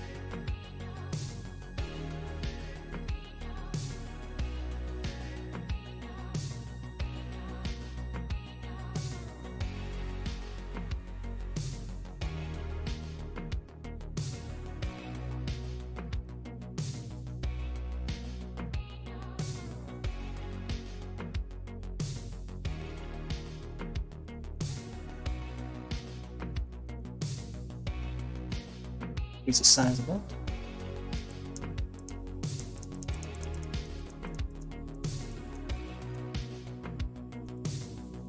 Yeah, the most shadows should be somewhere around the side, abdomen, and also around the neck area because of the shape, and also where the light source is. So that should be cool. Just decrease the size of that so I can get in here. Like, I feel like I should also use some blues for the shadows because of the underwater setting.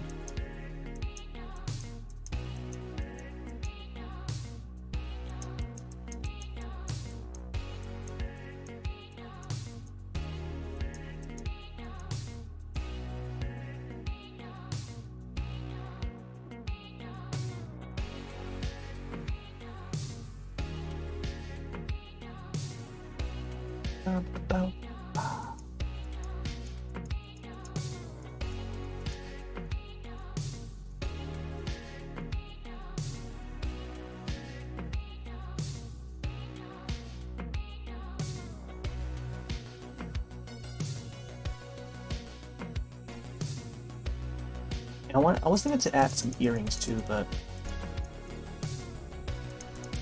I figure like the hair would cover it. It wouldn't show much of the earring, and it's probably want to keep the accessories to a minimum.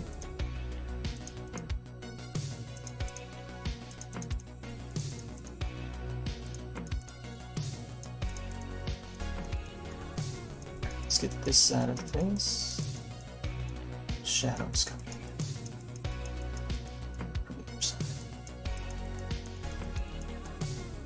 Something like that.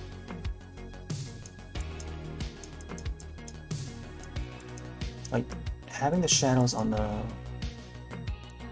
like the edges of the object, just like a rounder look.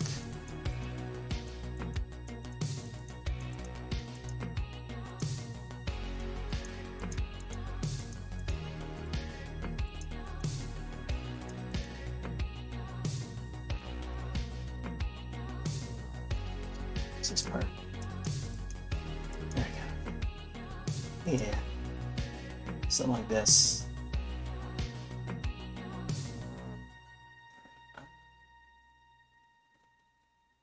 Get a little bit more on the hands here, the fingers, especially the back fingers here. And the hand.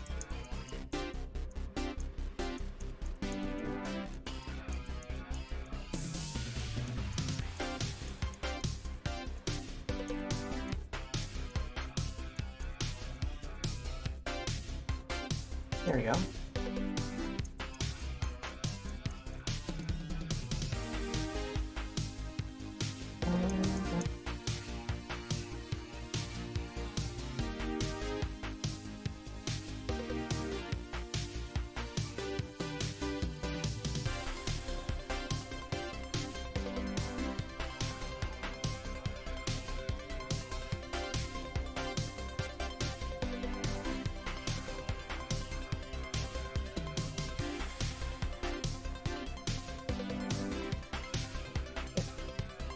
Oh, I should also say this before anything happens.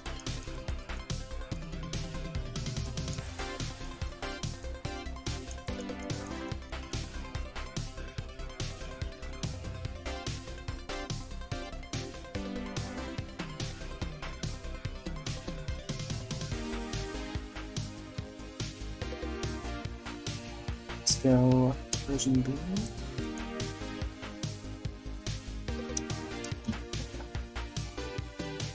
Let's zoom out. Yep, we made a little bit more progress, added some more shadows. I feel like I should add more shadows, but I'll probably do that off stream just to finish it up. Okay, let me add another layer so I can add my name. Actually, I'll probably just put it at the outline. Where can I put my name? On the shell, maybe underneath the mermaid.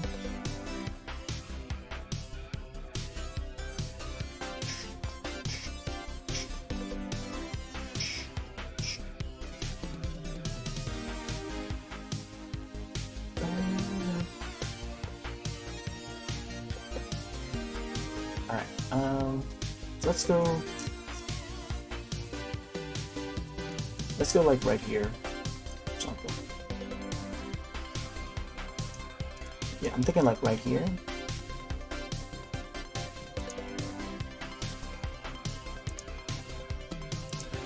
Let's see what shape is good. Let's try this one. No, why is it on eraser?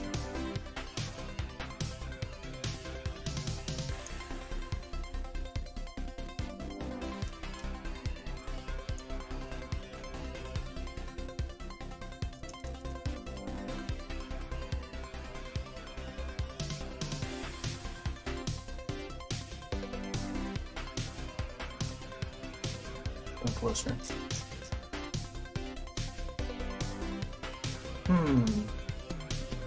Yeah.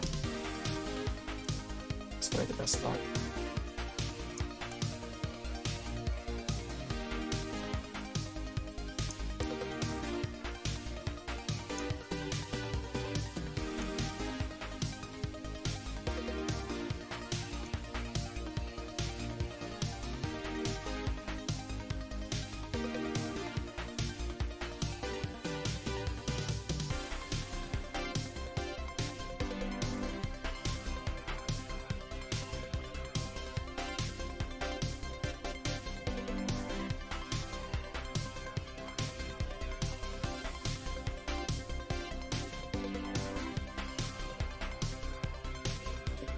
Say my name. Could shrink it, but it has good size. Oh, I could also put it on the shell maybe. Let me go back in there. I like how this came out. A lot of variety of colors.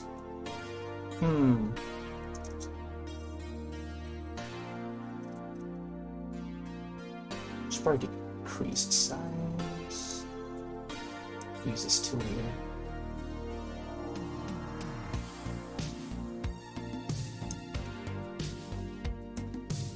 Ooh, I can rotate it.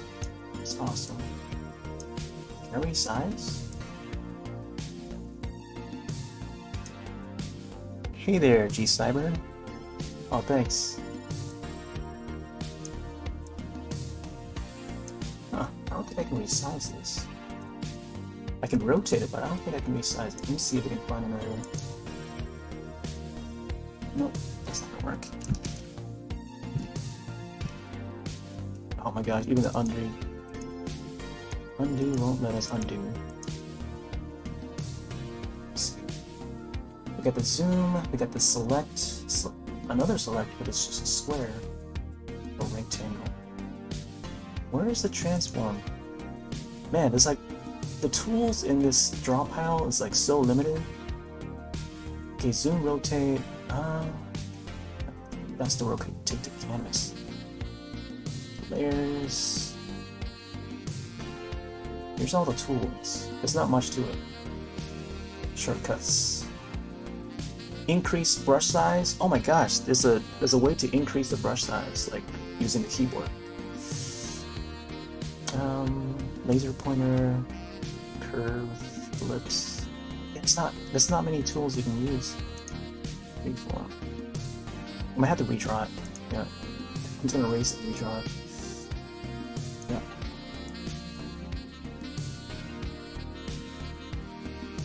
I gotta determine the size. Okay, so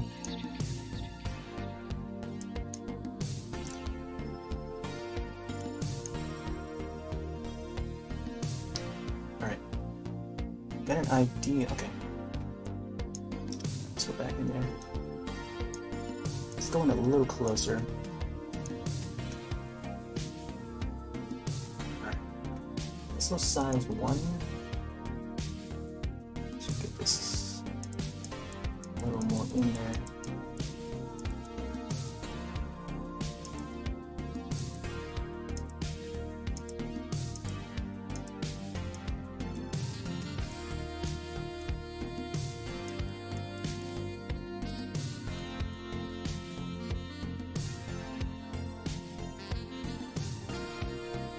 Let's make the other letters a little more smaller.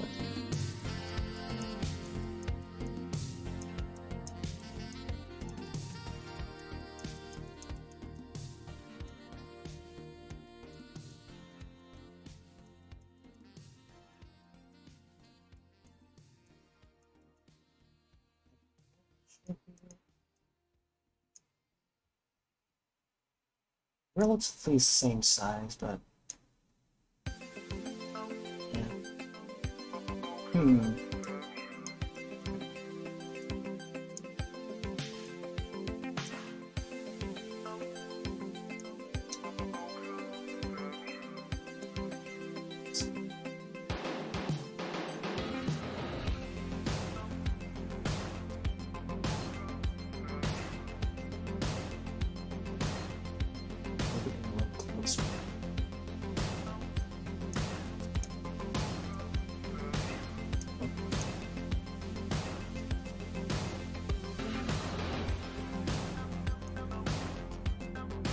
there you go.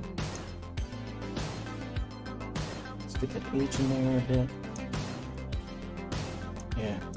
It's just moving them all a little bit closer together. Alright, yeah, I'll keep it like that for now. Alright, so there is our mermaid drawing. I'll probably have to work the back part of that afterwards. Off stream. Save this.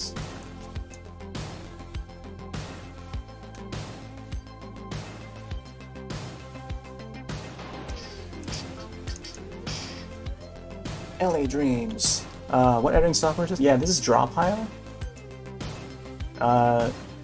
The best way I could describe this is pretty much Adobe Photoshop with online multiplayer. So, so you get the basic tools: the brush, eraser, line, rectangle. I don't know if this shows up on the viewer's end. There's the paint bucket. They call it the flood fill. Text. They call it annotations. There's the color picker. And yeah, very basic tools. It's more closer to MS Paint in comparison.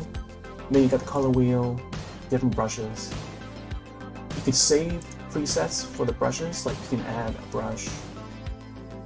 Yeah. You can adjust the colors this way. There's presets for different color sets, palettes. Pretty basic. And then you got the layers. Like the layers is what's important. And I'm also using a mouse, so yeah, Photoshop with online multiplayer, right? Probably the best way I can describe. I don't know. But the cool thing about this though is that you can host a server. Like right now, I have a session online, so I can host it or can join one that's already been made. And then you just open any project, and then anyone who has access to that server, link, and or password, you can set a password to make it private if you want.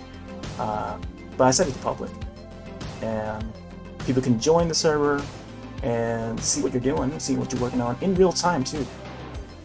And their list username will show up in the user list here. So right now, only I am in the room. I'm the operator. And last week I had like people coming in and out. You can see the messages going here.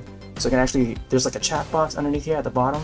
And the user does, it's kind of like part Photoshop, part IRC, if you have ever used IRC, or even Discord.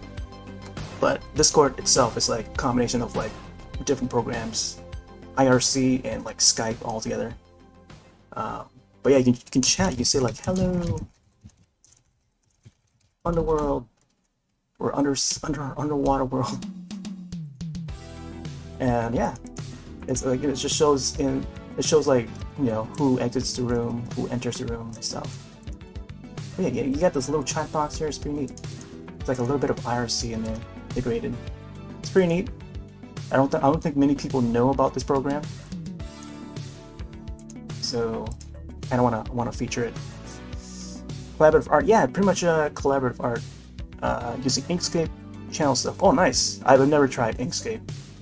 I assume that's like more of a up-to-date program. I'm not sure if this even supports like drawing tablets or anything. I've never used like drawing tablets before. Can't afford it. I just stick to mouse and keyboard. Alright, I'm gonna save this. I'm gonna start a new project. Let's see, background. Yeah, I think 720p should be good. Oh my gosh, why did it open in a new window? Alright, I want to make sure that it's oh man, do I have to close this? Do I have to end this session? Let's see, layers. Save, open, reset. I think I might have to do this instead. Okay, wait, let me see if I can save this one.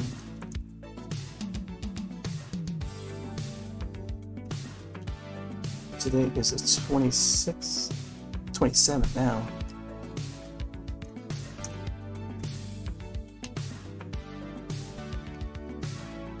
Alright, let's save that. Over here, I can open. So I think I gotta close this one too.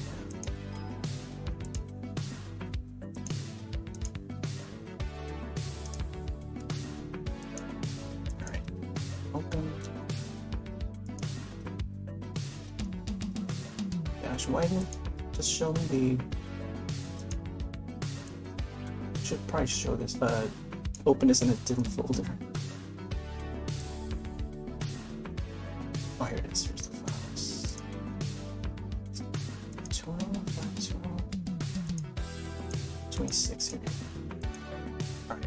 There we go. I hope this works. Why did it open in another program? That's weird.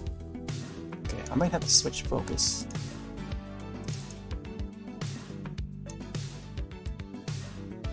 Okay, there we go. Now, see, for some reason it opened in different, in like another separate instance, if you know what I mean. So I think I have to cover that. There you go.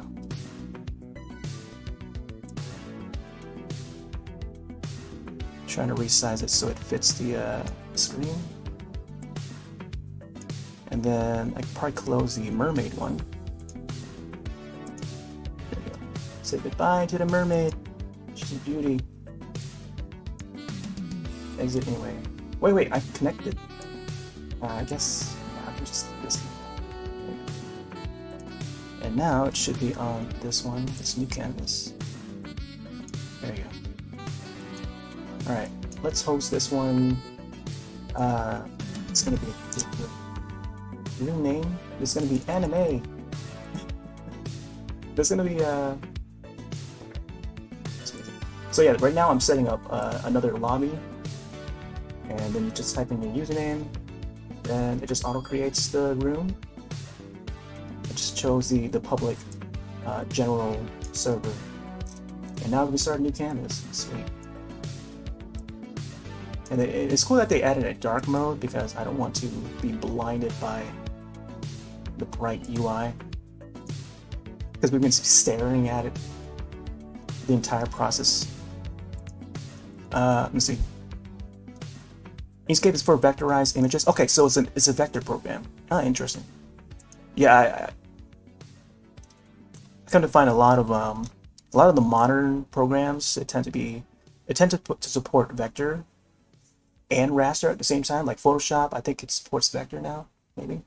No, Photoshop I think it's still a raster program, whereas Illustrator is the vector program. It's really strange when Photoshop made Sam's thing in image editing. Yeah. Check for messages here. Alright, so this next new project here, I'm gonna keep it to like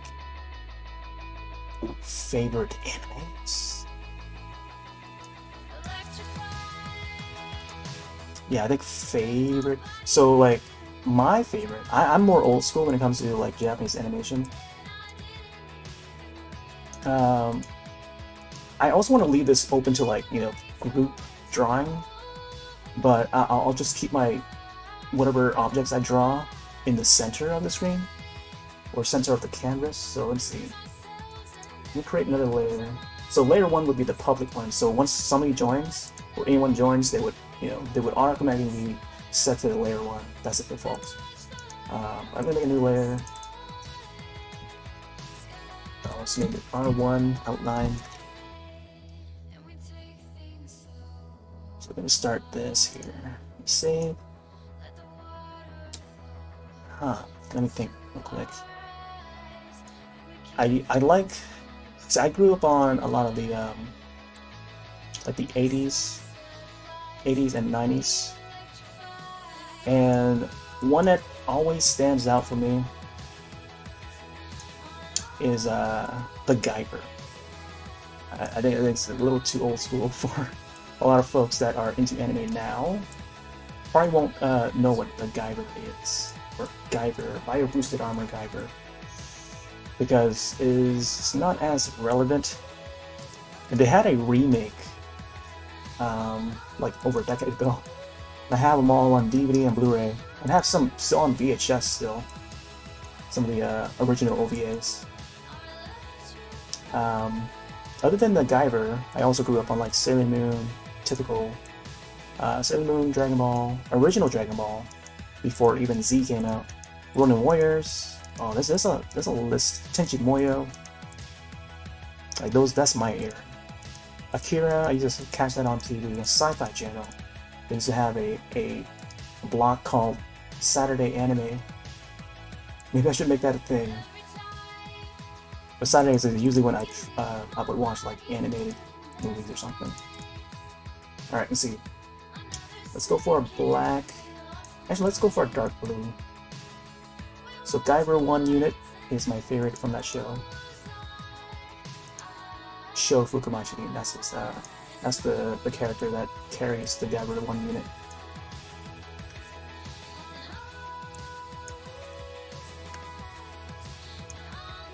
Let's see. Oh, nice. Our friend has a shared main image. Alright, let's see here. It's hard to see where my cursor is. Okay, here it is. So, as usual, I'm using my wired mouse. The cable is not long. It's as far as I can pull out the mouse. That's all I'm using. Plus my keyboard. So you might hear some clicks. I'm trying to think of how I'm gonna pose the character.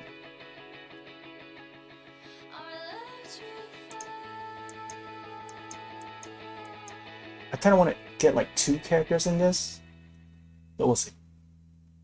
This will be like just a for funsies.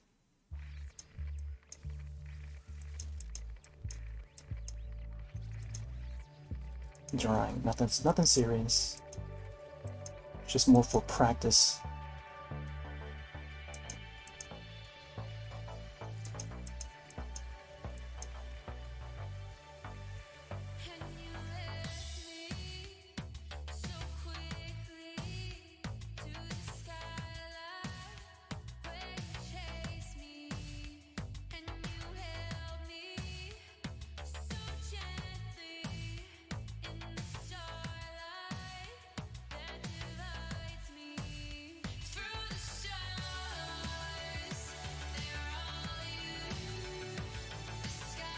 I haven't drawn this character for a long time.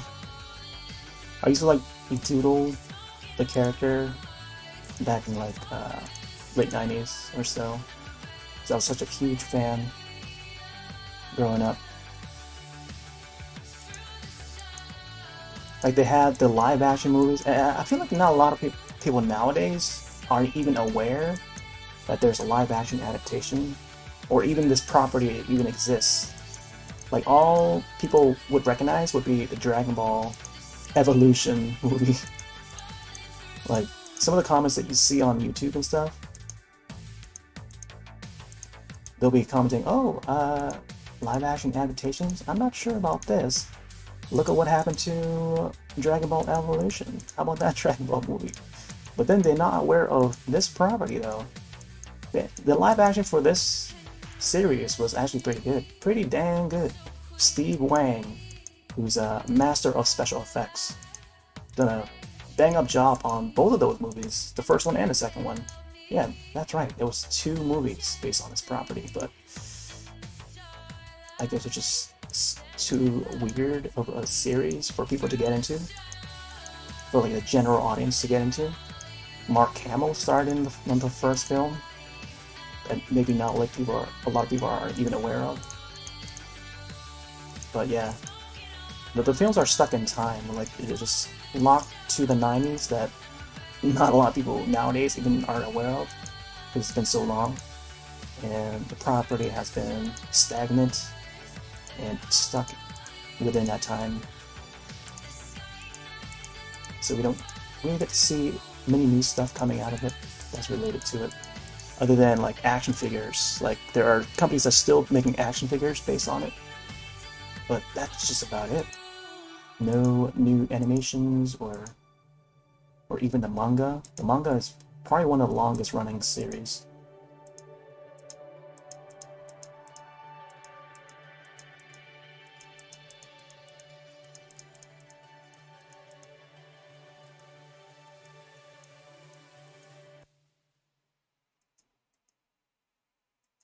See what it's trying.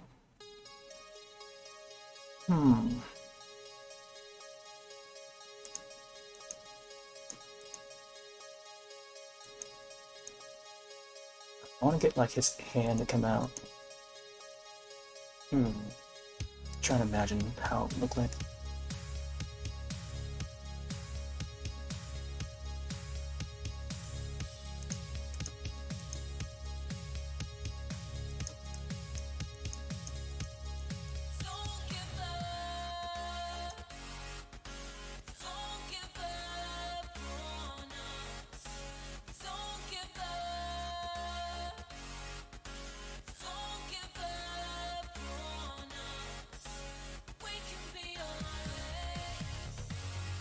Too big.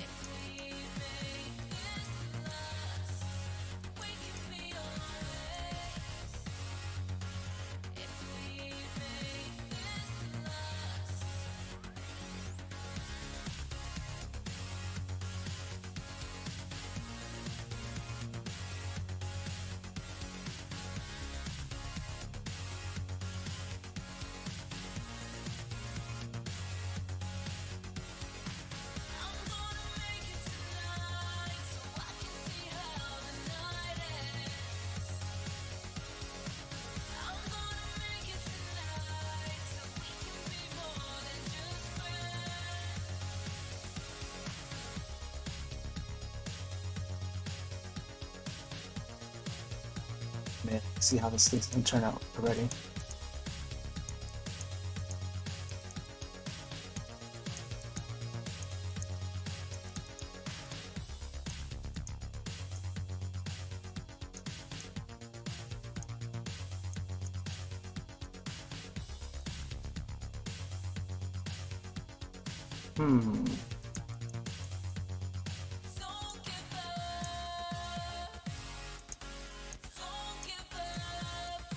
I know that for a lot of artists, it's tough to get them started, and this is something that I've heard recently too. Like, and I never took and I never noticed it for because I don't really view how other people do it, but I heard from watching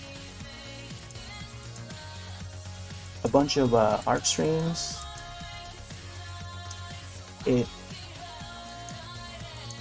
I recently learned that this is the case where like some people have a hard time starting an image, and yeah, it's like part of it is planning how you're gonna pose your character and whatnot. Oh my gosh, this eraser is just too sharp. Yeah, planning how you're gonna pose your character, and just the composition part of it. Planning it is like a major part. Trying to get that, because the end result probably won't end up looking how you initially start or thought it would look.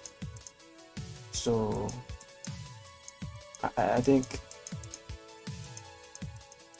the best thing to do is just start.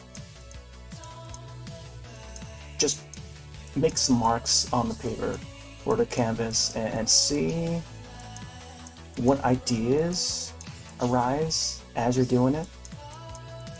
So that's pretty much how I do it. I just start making marks, but I usually come up with some sort of pose that would fit the character. If it's a character art that I'm doing, like I would think of a pose that fits that character, personality, or whatever, and go from there. Like that's how I do it. So I don't know how other folks do it. They probably have their own methods.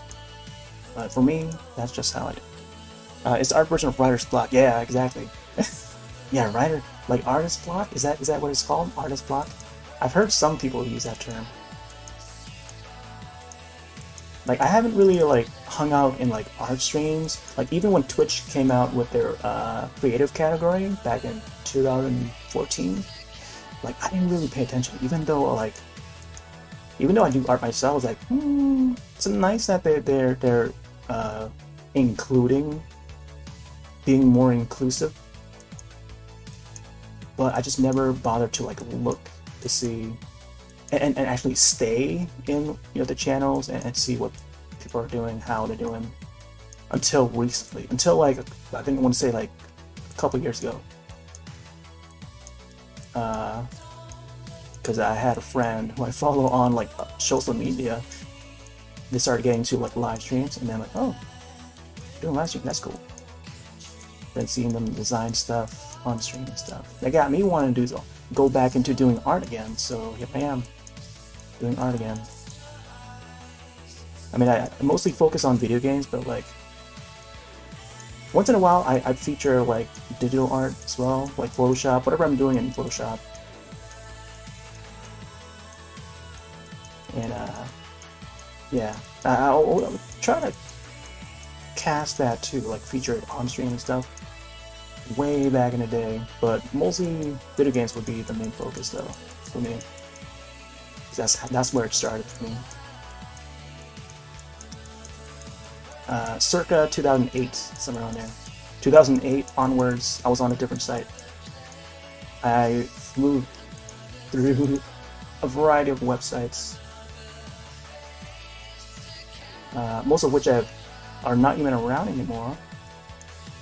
But YouTube is still around, but now they've got their own streaming feature. So that's pretty neat. They're staying relevant.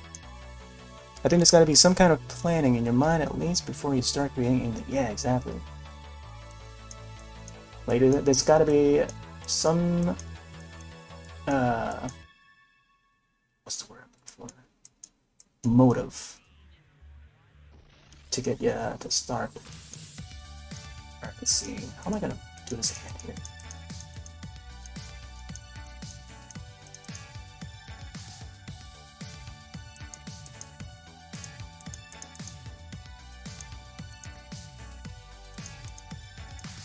Oh man, I like this pose already, man. I've never drawn this pose for this character before, but man, it sure fits this character. Can't wait to finish this. I wonder if the anniversary for this franchise is coming soon, because I want to post it like. Sometimes like I'll be lucky enough to like time it just right when like an anniversary of a certain property is just about, you know.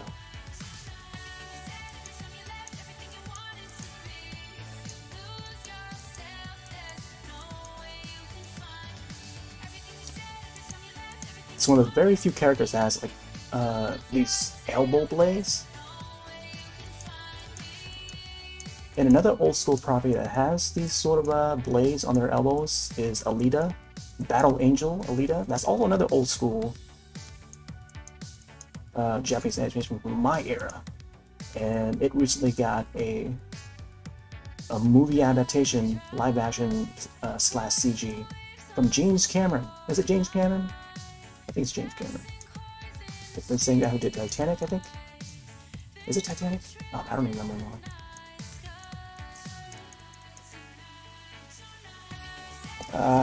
Very heroic.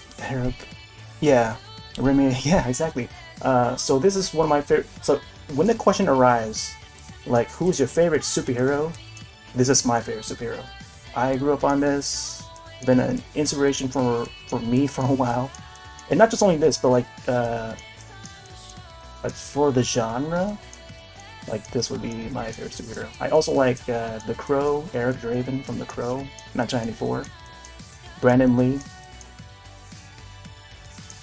That would be another one that's like more darker superhero. But when it comes to like sci-fi, if it's like sci-fi or anime related, it'll be the Guyver.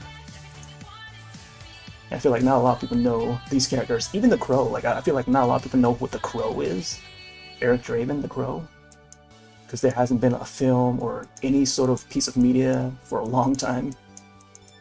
It's mostly been like underground.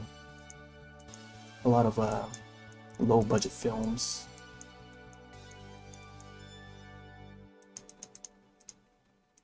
But yeah, I sort of miss the Guyver. I haven't seen the show for a very long time, even though I have them on Blu-ray and DVD and VHS.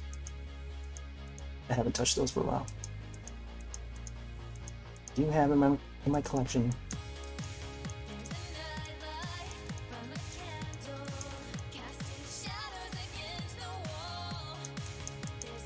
He's still doing the nights? Oh man, I want to join him on the nights.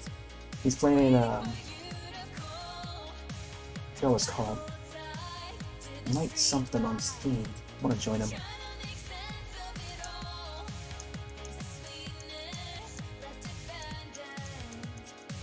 Alright.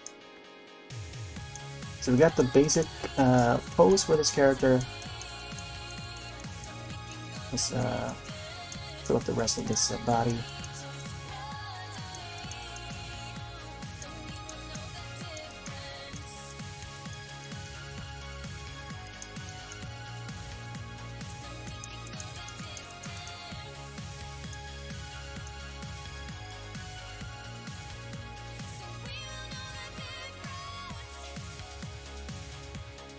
Wait, is there?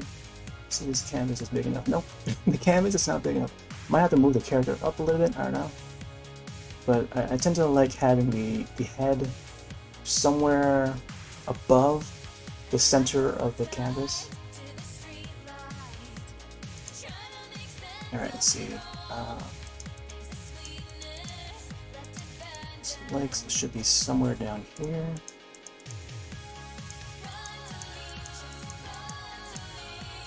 You got the crotch area. His legs should be coming out this way. Man, I feel like. Oh, and also I recently found out that Jim Lee is also has also been like live streaming on his own channel. Jim Lee of all people, man. I mean, like comic book artists in general, like they have their own channels and stuff now. That's so cool. Like some of the artists that I grew up on, being inspired by, are like you can like communicate with them, like like the world has changed so much. Yeah, Jim Lee. If only like folks like Stan Lee are still with us. Alright, not sure about this second leg.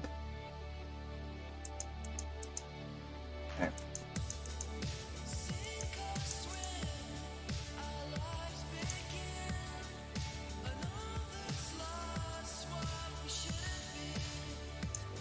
Yeah. Can I move this? Let me see.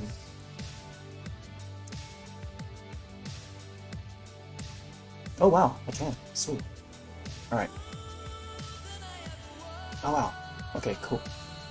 I guess, yeah, I think keeping it this size is good. Because I plan on adding like another character behind him. Like right beside him on the right side.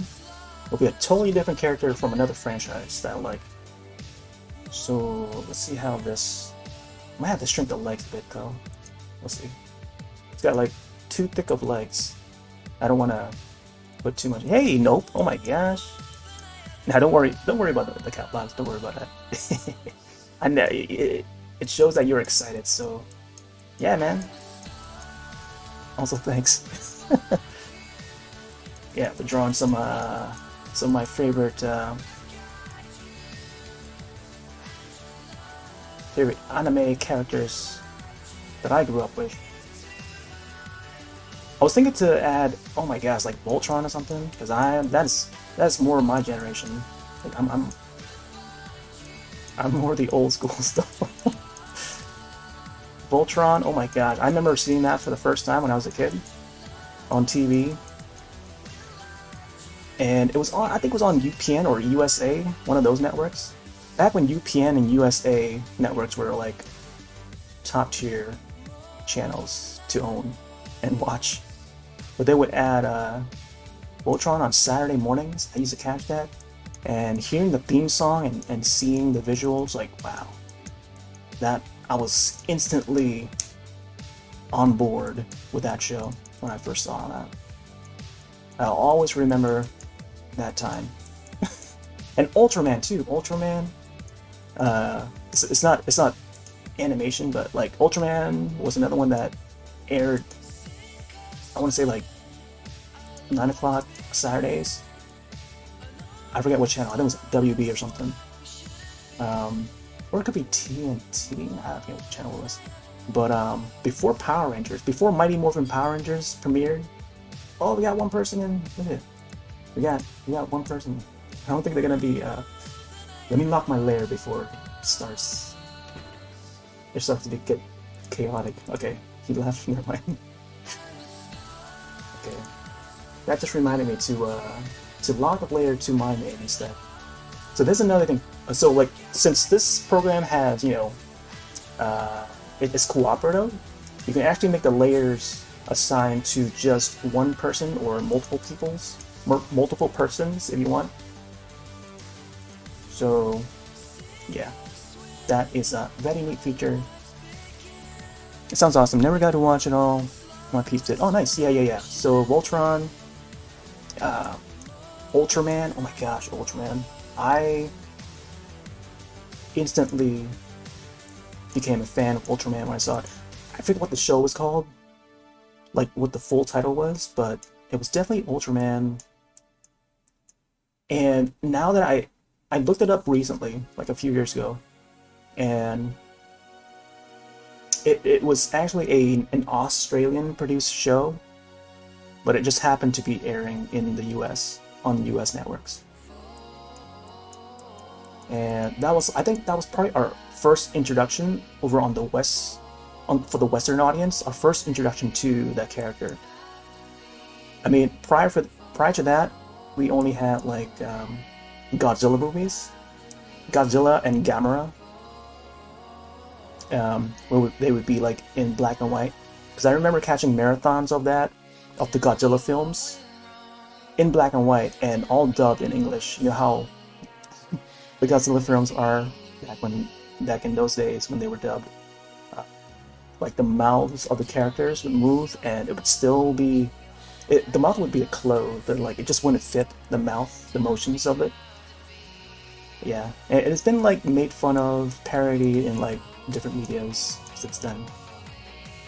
But that was like our introduction to like the tokusatsu genre of like Japanese filmmaking. And then Ultraman came in, and I was immediately hooked. I always look forward to watching that, and I never got to finish it. Like, there was one time, like every Saturday I would turn on the TV just to catch that show, and then just one day, they wouldn't air it anymore. So like, is that the end? Is that the end of the show, or maybe there's some sort of mistake with the network? Maybe they forgot to air it or something. And I made sure each Saturday to wake up on that hour and then turn on the TV and just watch. Have my bowl of cereal and then just, enjoy the show. And then, of course, we got our cartoons, Fox Kids, X-Men, Power Rangers. Yeah, eventually we got those shows. But Power Rangers was much more popular show because it had the afternoon weekday airings. But yeah, that show at least got more exposure just for being on the Fox network, and people can just get that channel easily, and that's what we had to watch. I love Macross, Robotech. Oh my gosh, Robotech. Yeah, I used to I love Robotech. But yeah, those series, much more sci-fi.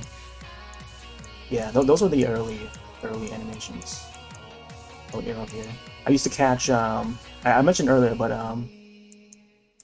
Sci-Fi Channel, before they changed their name, it used to be just SCI-FI back in the 90s. And they would have a block on Saturday called Saturday Anime. Saturday Anime. If you look up Saturday Anime, there's like some people that have uploaded commercials of that when they used to have that. There'll be commercial bumpers and stuff for Saturday Anime promoting it, and there'll be various. They would air a bunch of like classics like Akira, Venus Wars. Like, that's my era of Japanese animation, and it was very violent too. Yeah, I feel like not a lot of people know Venus Wars. Like, that's another cyberpunky story. Oh, and Rojin Z. Oh my gosh, Rojin Z is another one. Rojin Z was also by the director of Akira, the animation. I think, if I recall, it was someone significant. I think Otomo was the guy who wrote the story, I think.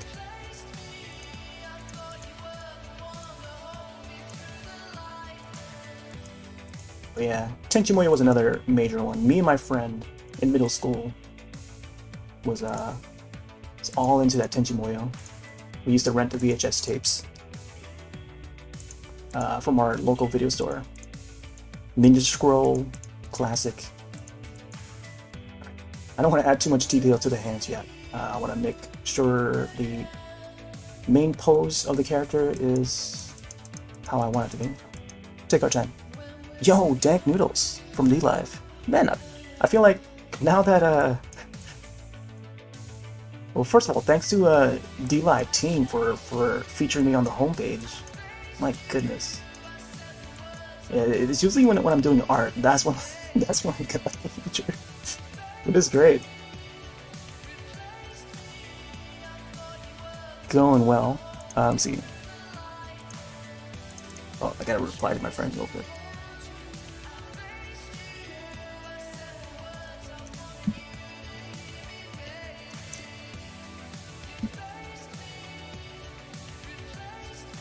Alright. But yeah, I had a really fun day today. I celebrated my friend's birthday. It was like an outdoor event. Played some cornhole. There was some food, friends, mostly friends and family. Actually, yes, it was all friends and family. And yeah, some of which I haven't seen for over a year. And yeah, we got to hang out. And then it started to thunderstorm over on the East Coast. I'm over on the East Coast, Massachusetts. And yeah, there's some rain tonight, thunderstorm. So we had to move all the stuff inside, grab all the food, head inside, and then we played some Mario Party. Some Super Mario Party on the Switch. Pretty fun. So one whole round of that. Then came home, got online, and then here I am, doing some arts. Oh man, I'm trying to remember how this character looked like now. Oh gosh. Also, I'm all freehanding this, using no references. I'm just using my memory, because I used to draw the character a lot when I was a kid. I'm talking like in the 90s. Throughout the 90s, I would draw this character. So I'm just using my brain memory and also a mouse and keyboard, just a regular mouse, USB, optical, Microsoft, with a laser at the bottom. Not the ball one. That would be like way too 90s. The ball. Imagine using a ball mouse.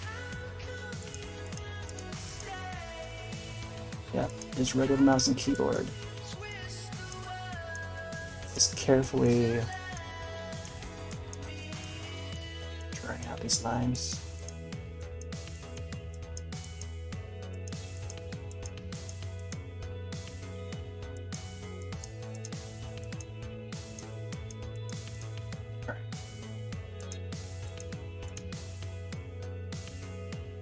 Okay, let's see how to draw his eyes.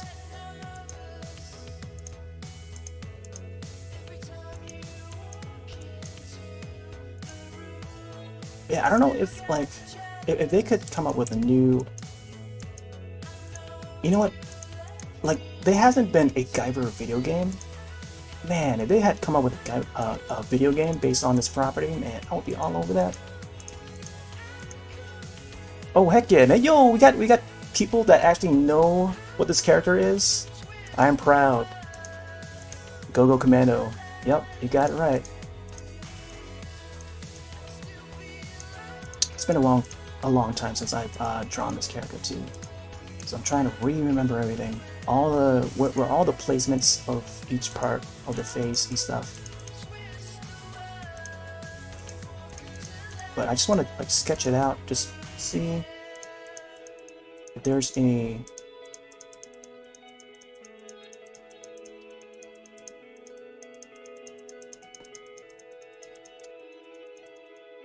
something like that. Like most of the detail would be in the helmet, like all in the helmet that I would mostly focus on. Then the rest of the body is just like muscle plates. As long as you know your anatomy, you're good. Like the way to design this character, like the Guyver unit character, especially Guyver 1 unit.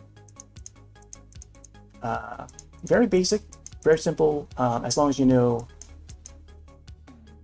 like where the muscle parts are, where the joints are. And I feel like a lot of character designs nowadays, I can see the like the inspiration, like there's similarities with a lot of character designs now that always brings me back to this character.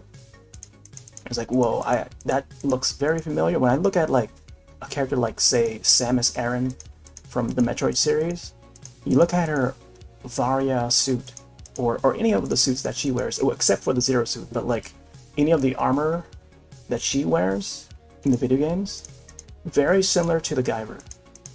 And that series came out like after, so I all these years after, like I always ask, like, man, have the people that designed the Vario suit, were they inspired by the Guyver? Like, man, because they're both very similar in where they place their joints and the, you know, the shoulder pads and stuff. Like that's something that, like I always think about. And I feel like no one else has that same thought, you know. Like I even searched like through Twitter to see if anyone has ever compared the Guyver to Samus Aran. And there's like no one out there that has done it. Not within the same tweet. Yeah, thanks Bilbo.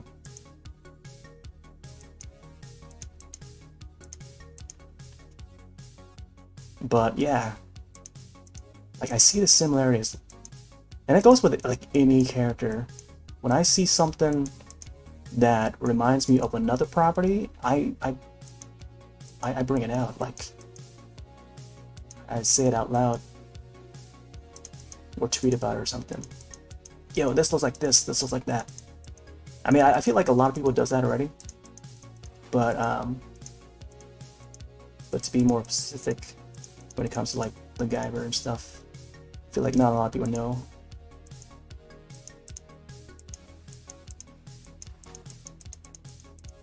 Right. But yeah, like I mean, both Metroid and the Guyver, they're both sci-fi properties, and I think having it very human-like but also alien makes total sense. And basing some of the armor designs on like the human body part, where some parts it's more what's the word I'm looking for, like more exaggerated, but it's still part of that arm movement, because our arms, the human arms, can only move so much, and Samus herself is also human, so maybe that makes total sense just to have some parts of the armor that way. Guyver was my first, and kind of, oh nice, there you go.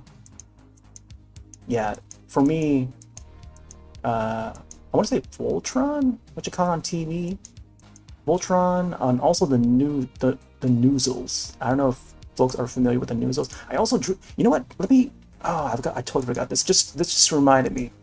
Let me bring out a slideshow. I don't know if this shows up. I totally forgot about the slideshow. I mean, I was supposed to do this a long time ago. Oh man, why didn't I remember to do this? I did a little fan art of the Noozles, which was a show that used to air on Nick Jr. way back in like 1990, 1991. I'm old. I'm getting there. But he used to air on Nick Jr. This is around the time when they started bringing more Japanese produced shows to air on US networks. But the Noozles was like this children's show about koalas that can travel through different dimensions. They get to hang out with one human girl, two koalas, one boy, one girl. I did a little fan art of that because I grew up on that show as well. That was one of my earliest Japanese properties even back then, I didn't know what Japanese animation was. I didn't know what the origin of some of these, because I never thought of that. All I thought about was enjoying the show, and that's it. Because that's we were kids, and we just enjoy whatever we see on TV, right? We don't think about like who's behind it, who made it, white person, black person, who the heck we wants to think about that, you know? We just enjoy the shows. We were kids, and when you become adults, then you think of more about the details, and then it may change some of our likes and dislikes. That determines our character as we grow. So, but all I know is I still enjoy it. I mean, you know, I enjoyed it when I watched it, and that's all that matters for me. Doesn't matter who made it, what region it's from. As long as it made my day, that's good. That's all that mattered in the end.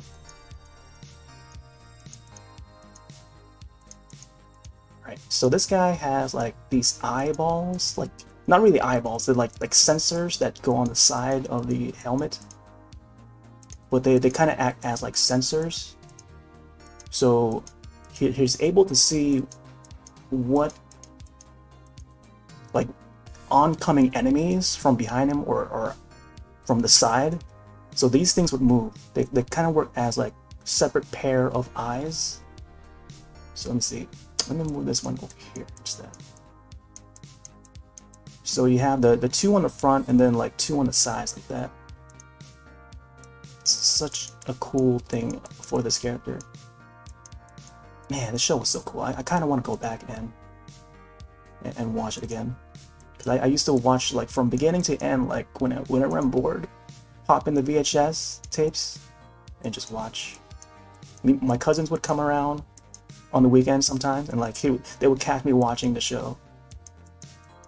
We'd be like, "Yo, what are you watching?" Well, I'm watching MacGyver again. And then they'd sit and watch too. They were also fans of the series because of me. And I remember going to the video store with my cousins to rent the animated Final Fantasy films. There was two of them, I think. Final Fantasy, not the Advent Children. That's way after. I'm talking about the initial two animated films. That doesn't. I think Final Fantasy VII was out at that time too. It was around 1997.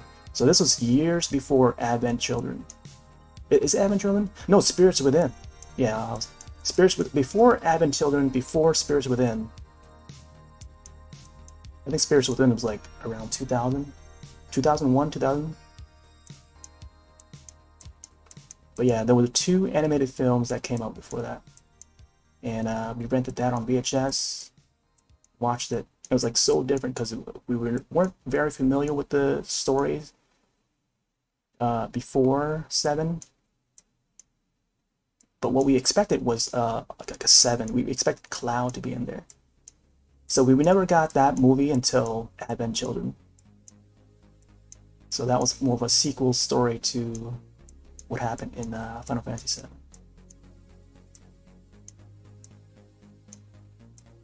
But now looking back, it seemed to be a lot of Japanese animations that also had an RPG counterpart. So you play the game and or watch the OVAs. That's how it was. Like I remember Magic Knight Ray Earth was a thing, and I'd see the advertisements in the game magazines for the game. But then you also have the episodes on VHS. So it was like a double promotion that they tend to do in Japan, where they promote the game by having episodes, animated episodes to watch. And they did the same thing for Chrono Trigger. I think Chrono Cross, or Chrono Trigger. I think both of them had like animated, episodes that you could watch. All right, let's see.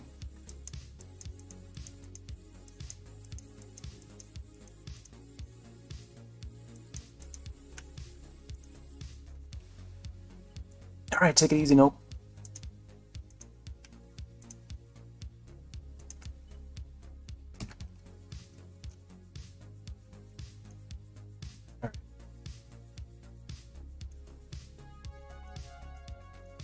clean up his hand a bit here. I'm probably going for like maybe a half hour more, maybe 40 minutes, we'll see. Somewhere around there. I've been on for about 3 hours so far. Usually I want to keep this to like somewhere 2 or 3 hours per session.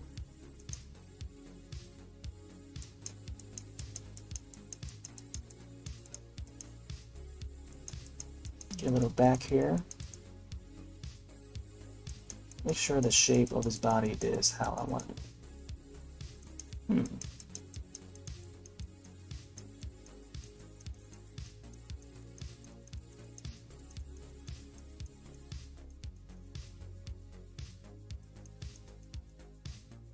Should be a little larger on this side here.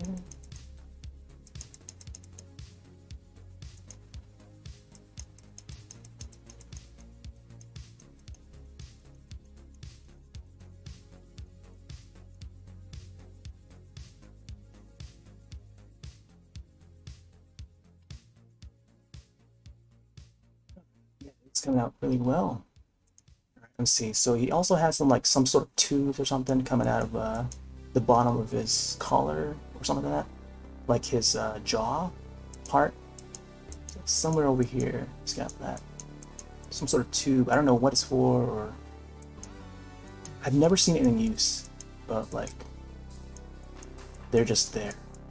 Part of his design. But I think it may have been used in the newer show, the remake, which is more closer to the manga. But I forgot how it was made use of in that. I'll have to like revisit it and see how they did it again. Yeah, something like that.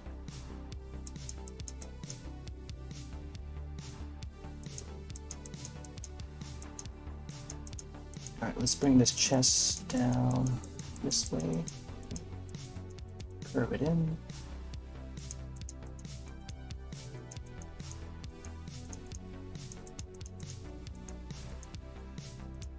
And it's also got some more pads over here.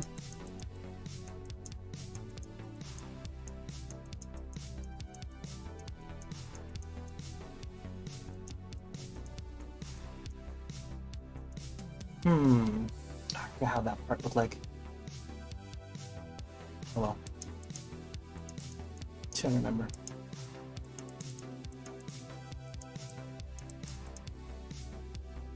We got the basic shape of it, so it was good. Sho Fukumachi. Oh man. I remember, oh my gosh. The show was so good.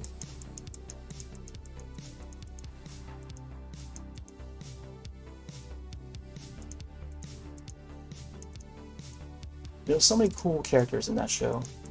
And Akito was Gyra 3, and he was at first they make the viewer think that Gyra Akito was like a bad guy, and Akito, oh my gosh, he was the teacher that would be in charge, and Sho would be his student, right? And then they made it seem like Akito was the bad guy. He turned out to be, spoiler alert, Gyra 3. And man, our minds were blown at that time. The big reveal, Gyra 3 was Akito. Oh man. Then Gyra 2 was like, he was gone in like 2 episodes or something like that. Early on. But he was the bad guy. Then when like there were like rumors of a Gyra 3 coming in, and then like we thought he was gonna be a bad guy too. And Gyra 1 would be the one to take him out. Then all of a sudden became an ally to take out the company that, you know, the company that was going to use these weapons for bad. Kronos was the company. Oh man, bringing back memories, man. Kind of want to watch the show again.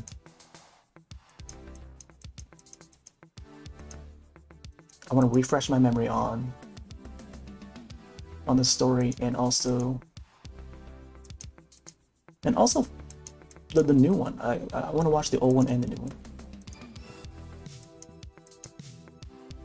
And also the movies. Oh my gosh, live action movies are good. Especially the second one, Dark Hero.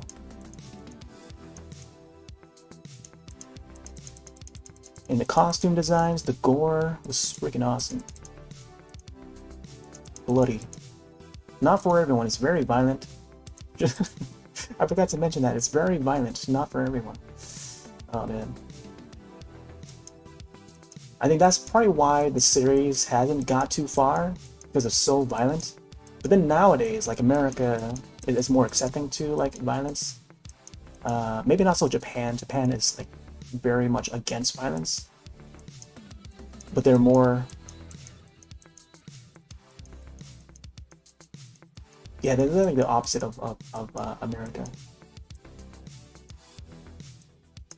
But like I feel like with properties like Berserk, I feel like a lot more people will know Berserk than the Guyver. I feel like, because Berserk is more relevant. They're continuing to pump up new stuff, and people are just diving into it. And also Devilman is the one that's like probably most comparable to the Guyver.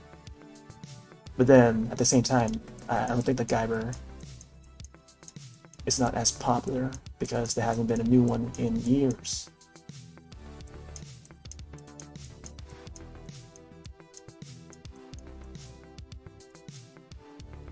Oh man, alright. Yeah, this pose is cool. I dig it.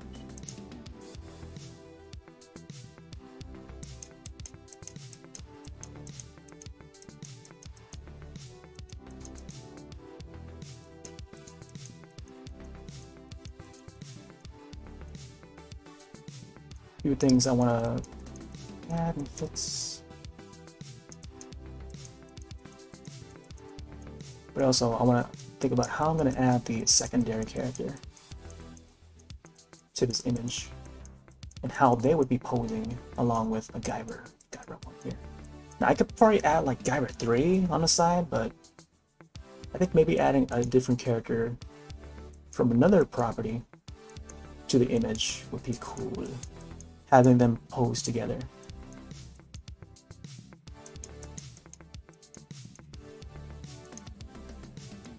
Both being heroes. Oh man. Imagine having Tuxedo Mask. I've never drawn Tuxedo Mask before. But if I were to add Tuxedo Mask on the right to him, that'd be so cool.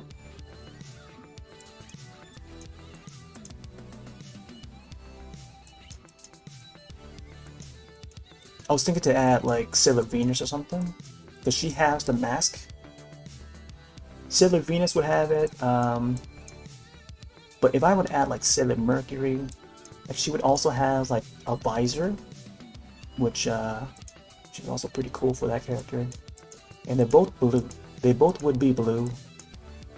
Then having Sailor Venus would have like a little bit of yellows, a bunch of yellows, orange. Like she would be in contrast to Guyver 1 here. Guyver 1 is mostly like bluish colors. Maybe some silver.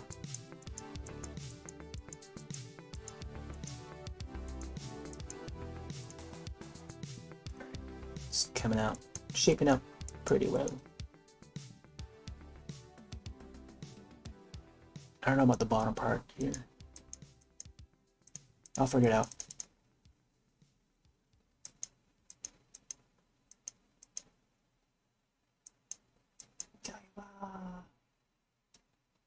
Oh man.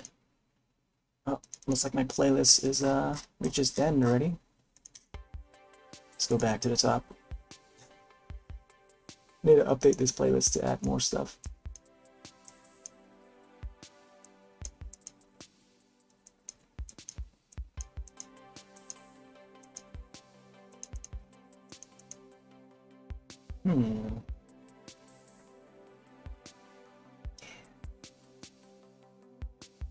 Okay.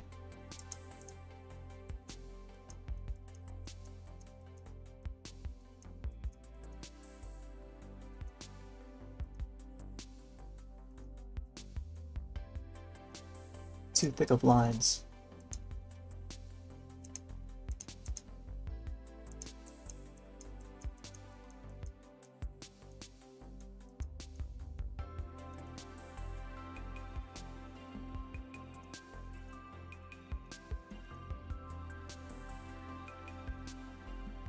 So this is the basic trim.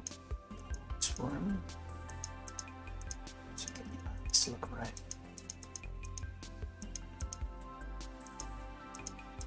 Yeah, something like that. Not too thick. Not too dark.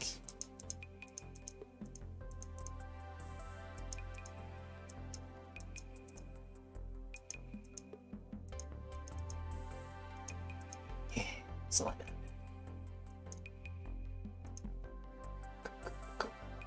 Alright. I might want to do a different layer for this next character. Let's insert.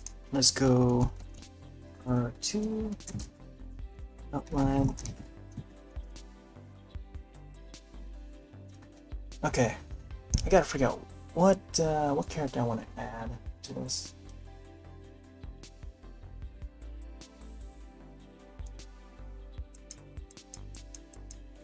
Oh.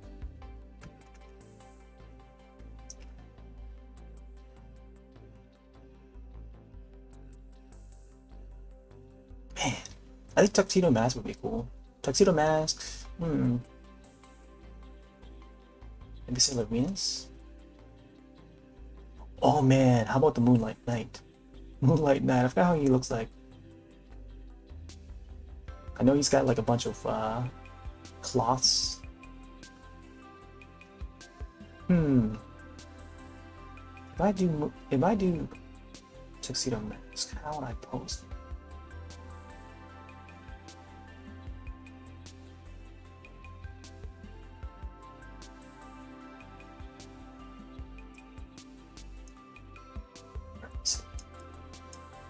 He's gotta have his signature hat. He's got a top hat.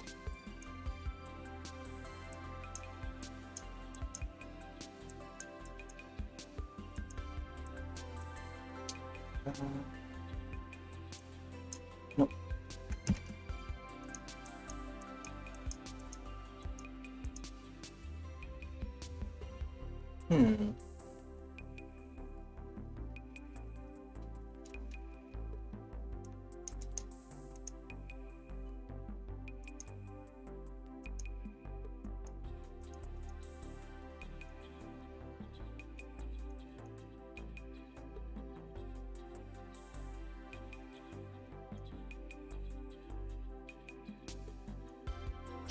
I feel like this might be a different angle. I don't know.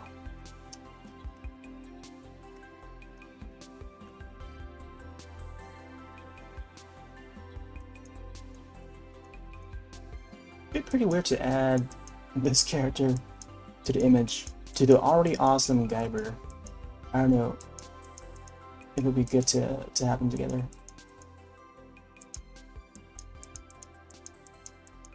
Because one is just like human, right? He doesn't really have any superpowers. But he's got like Batman type skills.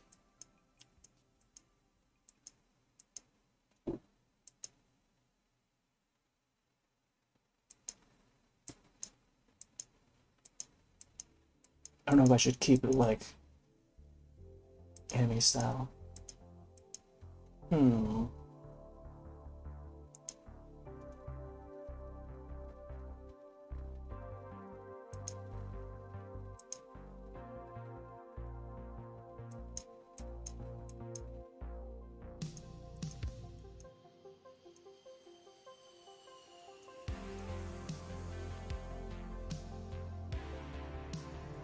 don't know about this hat.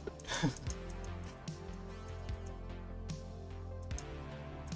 figure it out.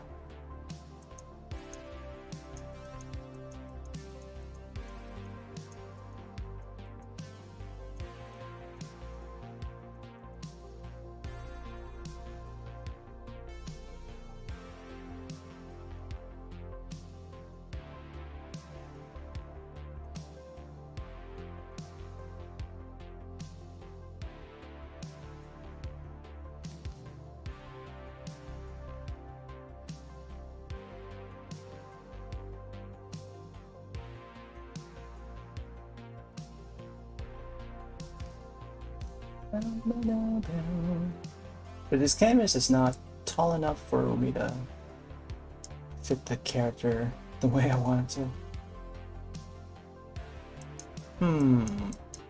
Well, I can also use his cape. Maybe have his cape come in. Oh man, that would be cool.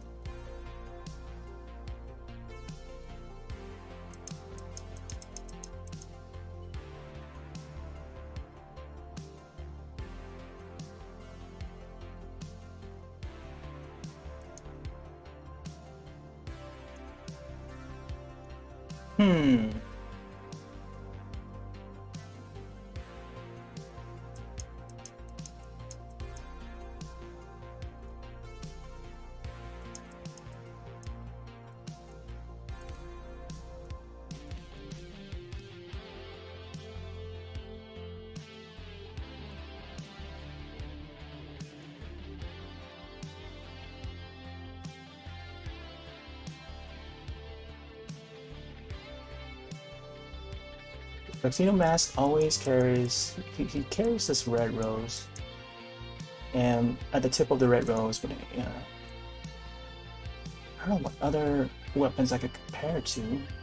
They kind of work as like kunais, like those ninja daggers. Not really daggers, but like short little knives. They call them kunais.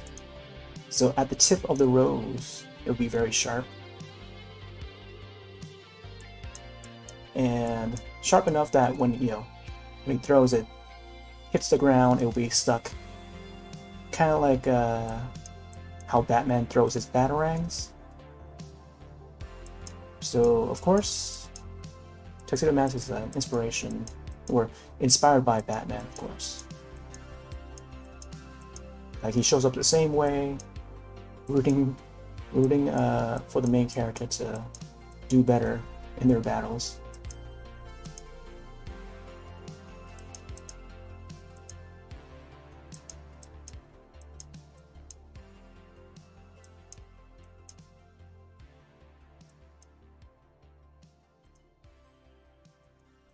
And then he disappears. Like that is how the character rolls.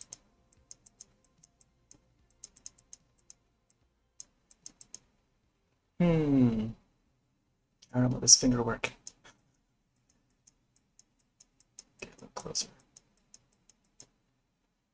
Something like that.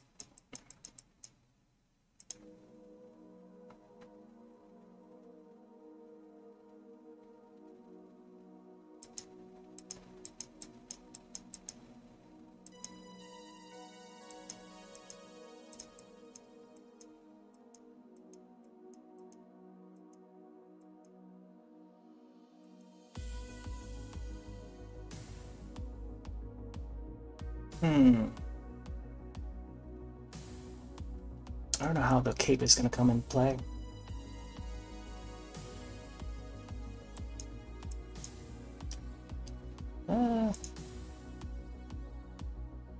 Like if I could move this character up even higher.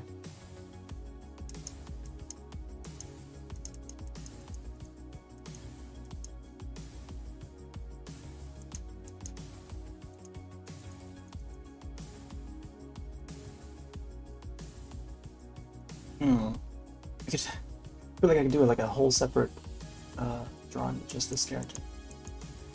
Cause like some of the poses I come up with, like it's just good by itself.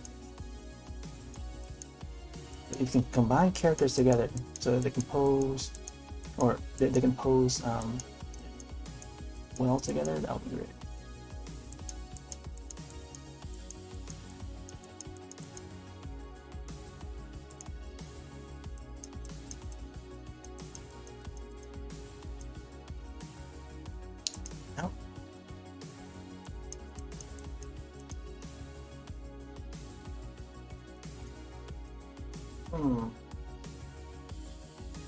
Oh man, it's gonna be tough to try.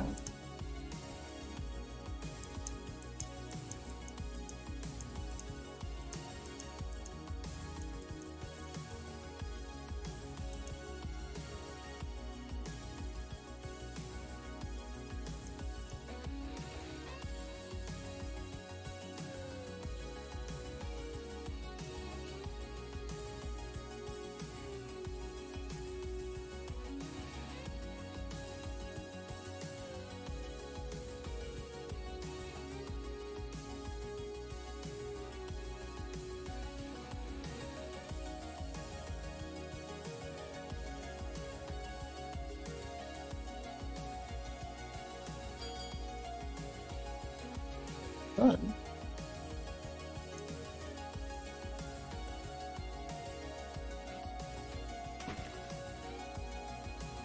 I took a peek more what's inside.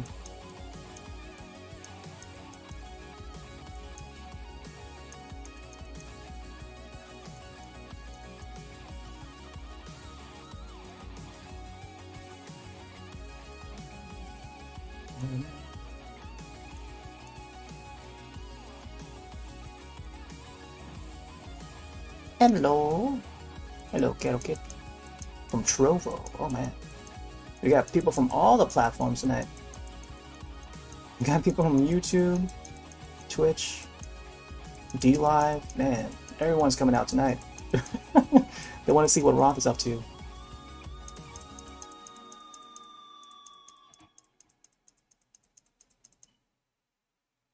I don't know about this pose though.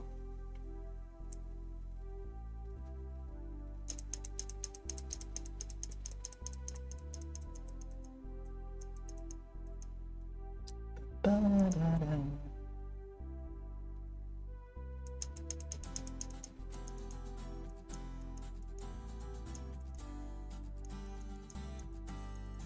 know about this hat shape either. I'm not so good with top hats.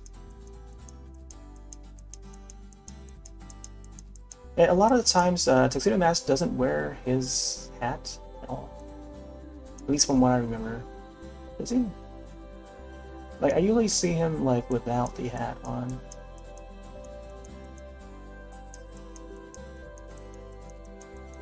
Like, having them with just the mask itself, that's like the basic outfit. The mask and the cape and the suit, you know. And that's pretty much it. But the top hat sometimes. Because the characters, the Sailor Scouts know that, you know, who the character is already. So he doesn't have to wear the hat.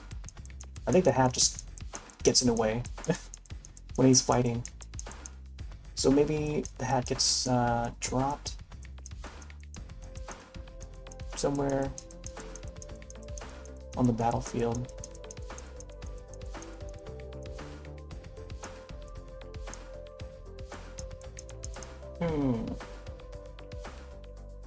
Oh man, I feel like this should be moved up more or something. See, like, up there or something. This is the space I gotta work with.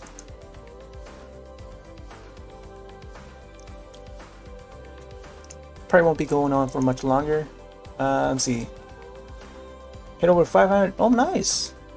Omelette. I've never heard of Omelette. Is that like another social platform? Tell me more about Omelette. I don't think I've heard about it.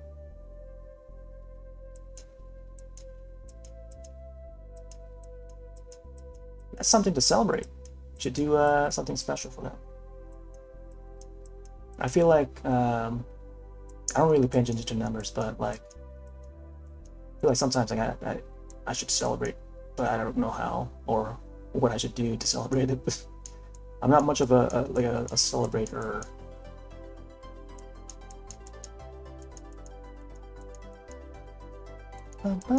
It's streaming it. Oh, nice. I didn't know that. It's like Trovo. Oh, okay. Huh. There's a lot out there, but I'm not sure if I heard of Omelette.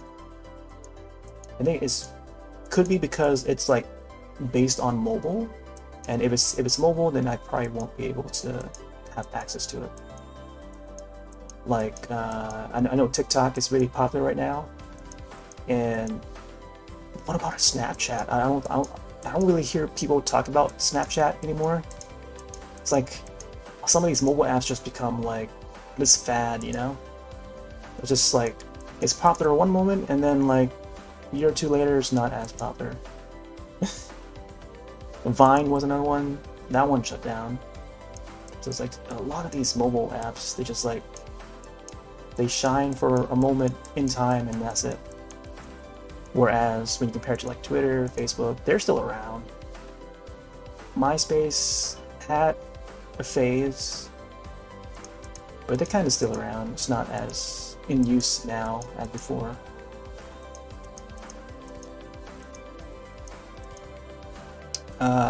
See, certain games you can join a LAN game like Minecraft. It shows you a thing to make the server online on. Oh, okay.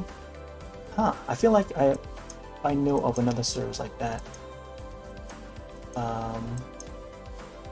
Ventrilo. I know Ventrilo is more for voice, but if it asks like for like server, like hosting servers and stuff, like that's a pretty cool concept. I can see that being a thing.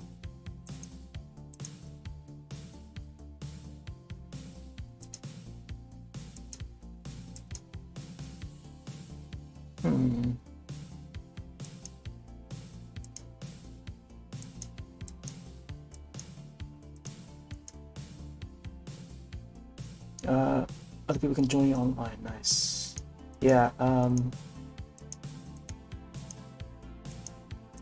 don't know how their infrastructure is like, but it seems. I feel like I've seen like stuff like that has existed before.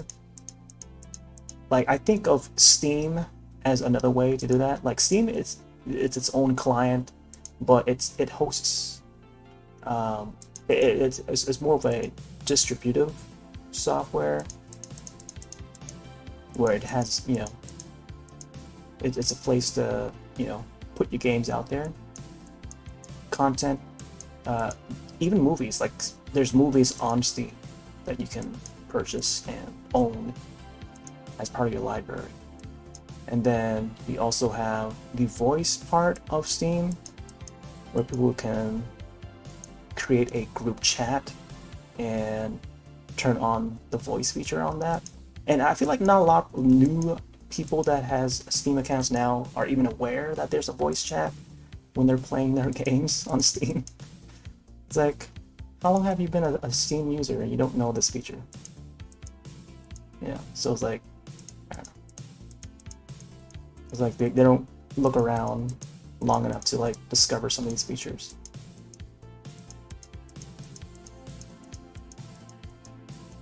And also they're now starting to add like stickers and stuff, which is pretty neat. It just kind of like boggles my system because like, you know, old computers don't really work well with like new technologies.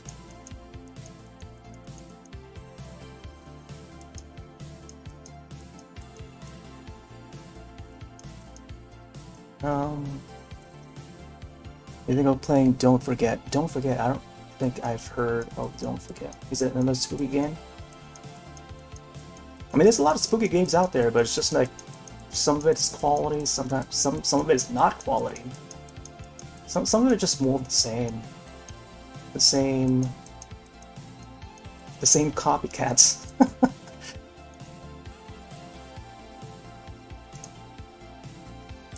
Like, give me something different.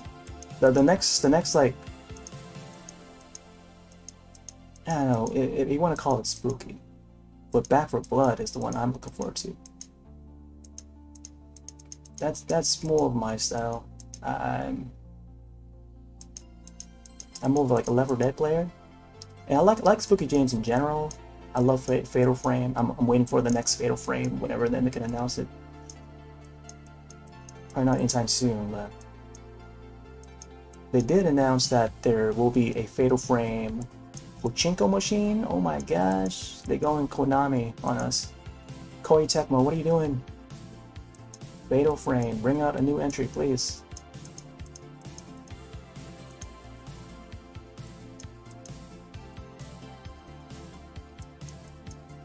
And make it not a Pachinko.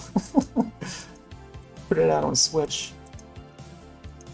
Because Nintendo owns that property and they're not making any use of it right now. The last entry we had was on the Wii U, and now it's been years. Switch is out, and we haven't had a new entry since. Let's add a petal to this flower. I don't think the roses even have petals. I think Tuxedo Mask picks all the petals off of the flowers before it uses them.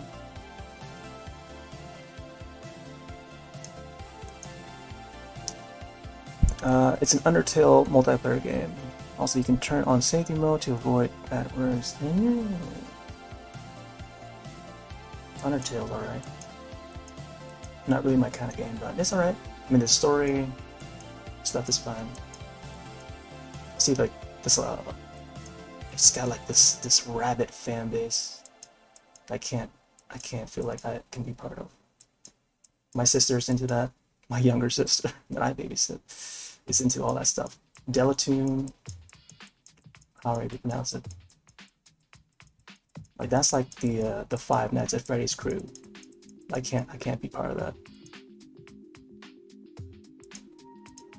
It's just for the younger crowd. I feel like anyone who who mentions Undertale, I automatically think that they're like very young, much younger generation than I am.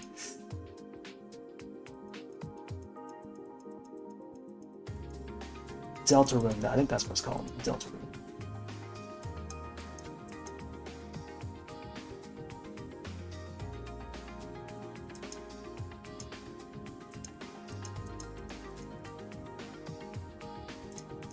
I'm not sure how I'm gonna make his cape.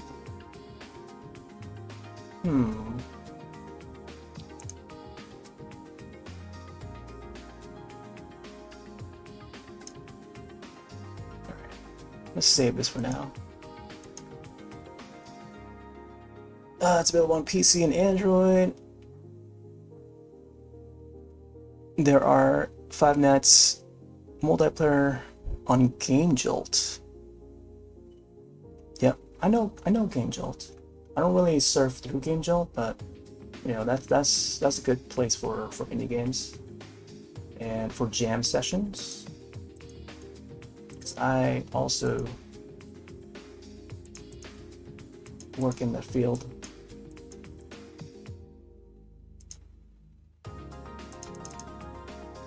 Alright. Yeah. Now, I don't know how I'm gonna position these characters. I feel like it needs to be like a vertical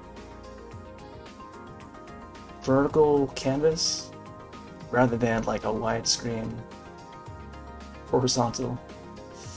Let me see if I can move. Okay.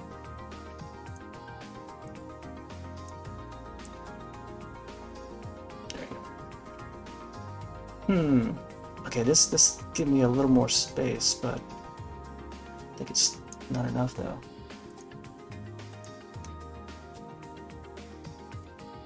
Oh my god, I don't know if this is a good combination for these two characters. I want to add someone else, but I'm not sure if it's a good combination of characters though.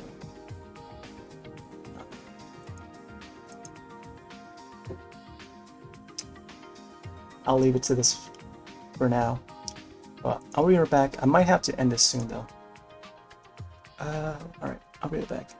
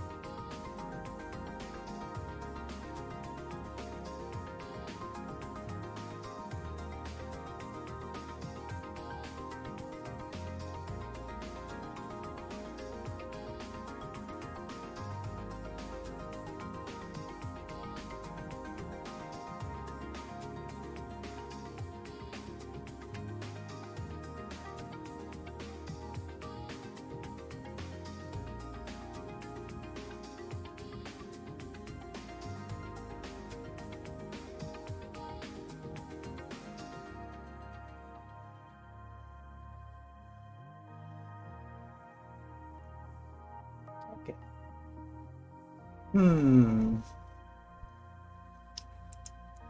What's the game called again?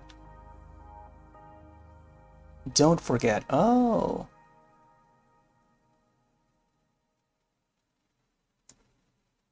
I mean, it's a very generic, not a very memorable name or title. Don't forget. The game tells you to not forget. Don't forget. It's called Don't Forget. Oh, man. I'll look it up to see how it is. But I don't really expect much from it. Hmm. Man, I already like this pose, but... Oh. Drawing on the wrong layer.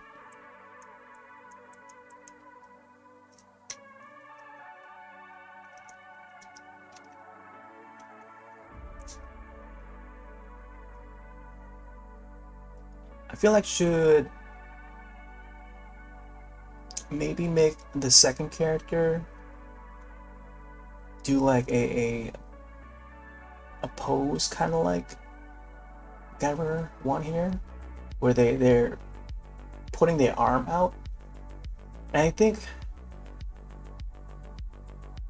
man, I should have went with my original idea, which was to add Sailor Venus to the other side. So Sailor Venus with her she has the I forgot what her move is called, but she points her finger out, like, you know, like one finger like this, but she does it with, I think, her right hand. Yeah, so that makes sense to have Sailor Venus on the right side here next to Guyver. So that was my original idea.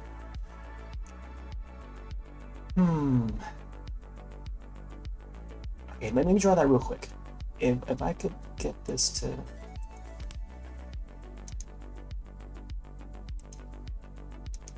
Let me make another layer. R3.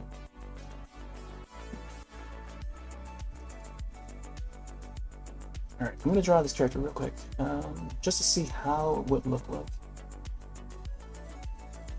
So...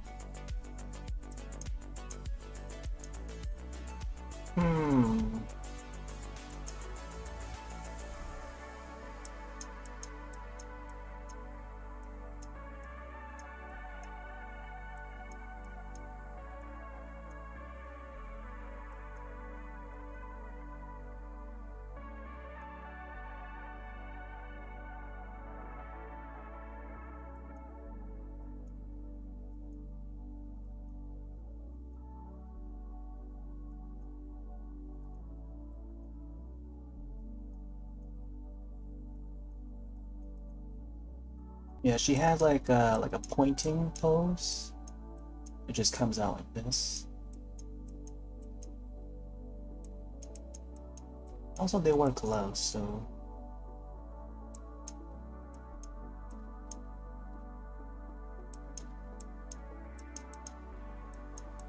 Just like sketch it out real quick.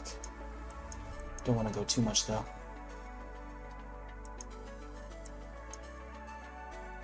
And then she has her other hand going like this.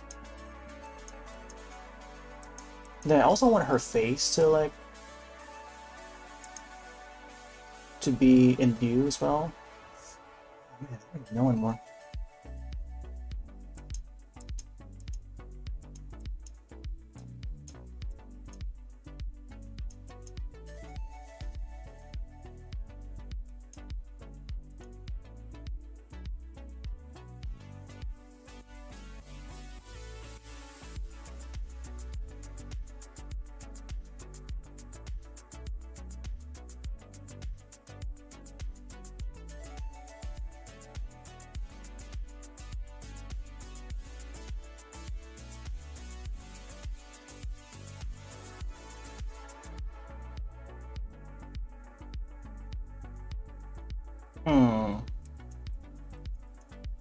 Ah, man, it's gonna be tough.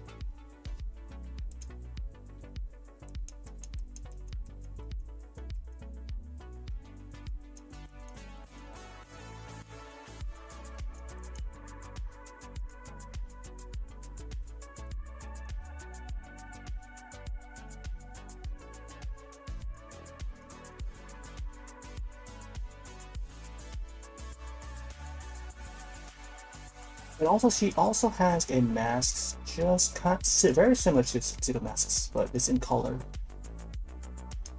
See if we can get her hair.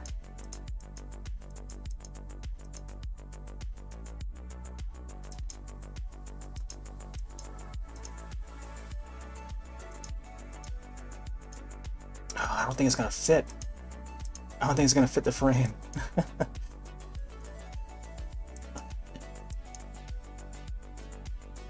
Oh yeah, like see, having her hair come out this way would be cool though.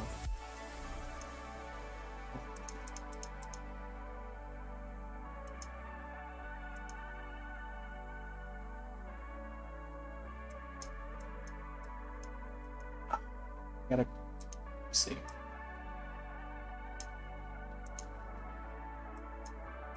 Trying to remember how it looked like. And then both of these art styles are very different. Then her hair comes out this way, which is pretty cool to have on like the right side of the canvas, because it just comes out and then it just fills up the space. I'm trying to remember how the mask looked too. I can go for like a more cutesy look, but it has to fit the character.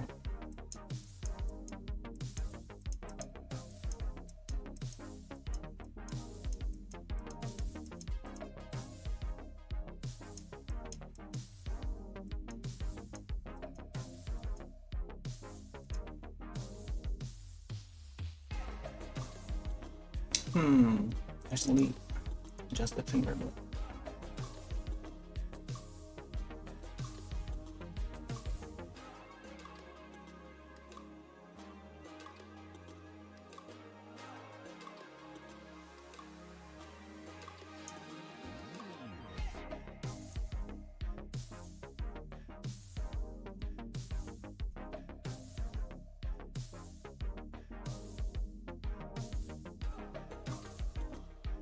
And maybe having it closer this way would be ideal.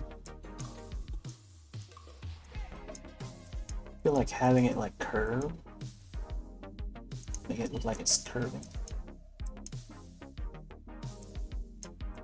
That way.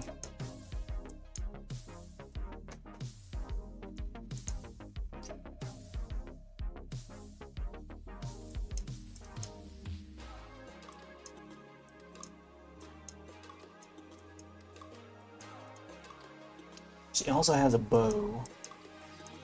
How the bow look like?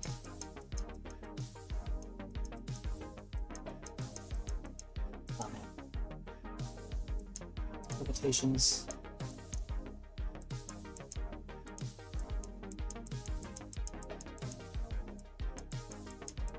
And then there'll be like a strand of hair that will come out that way.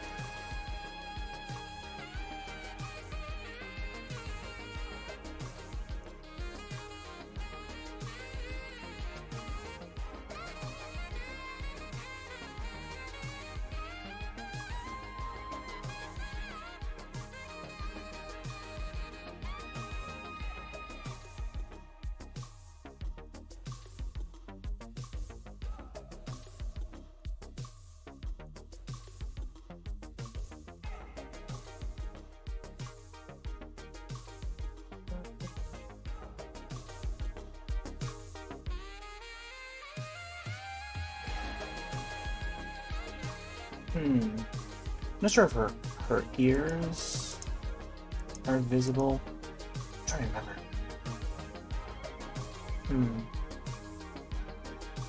I know that she has earrings though. It's like ball earrings or something like that.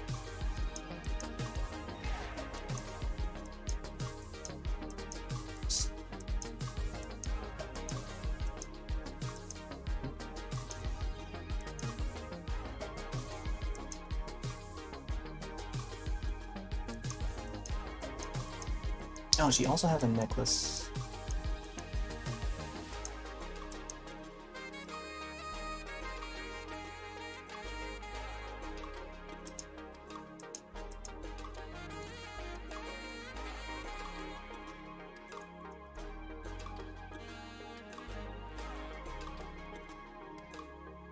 Their arm comes out this way.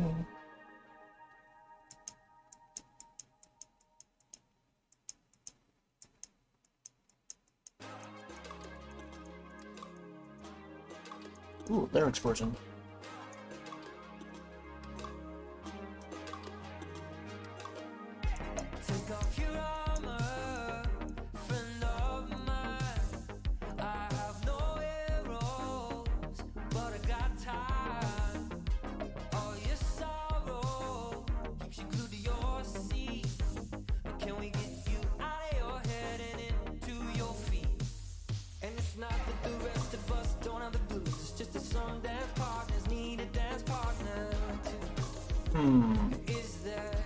Arm should end somewhere over here. Let's make it a little more round, around the elbows.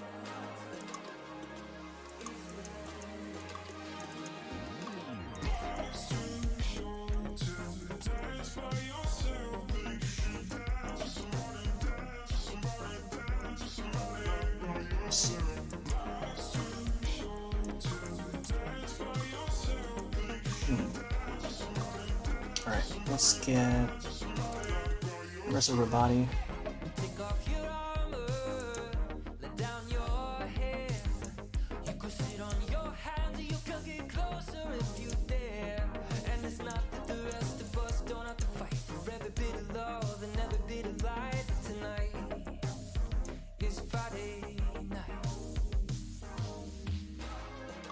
We just got blue ribbons on the front side of the suit.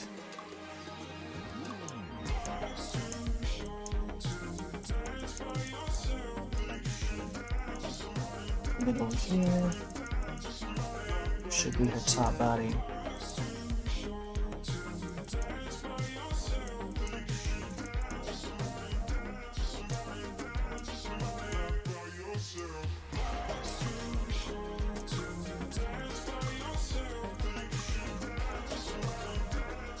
Then over here should be down to her waist.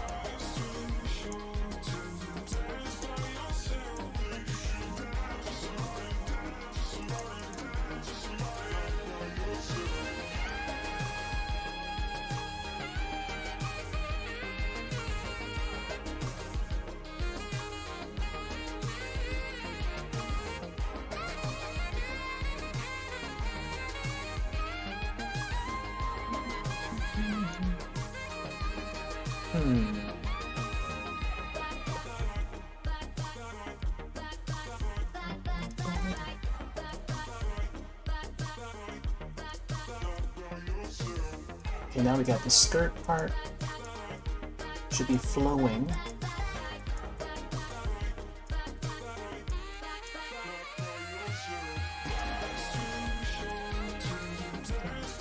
So, try to make this part wrap around this way.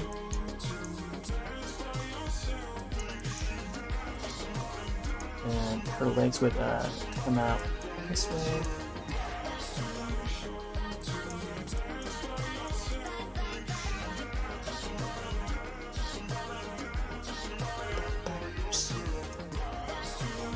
Yeah, stuff like this.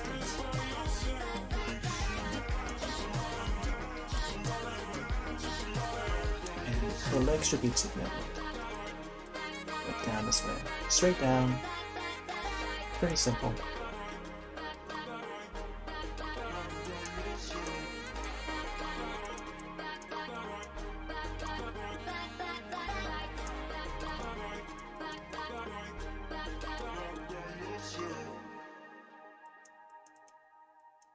You gotta bring out the layers of the dress.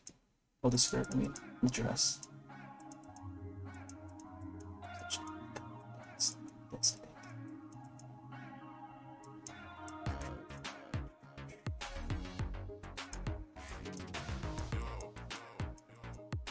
That looks about right.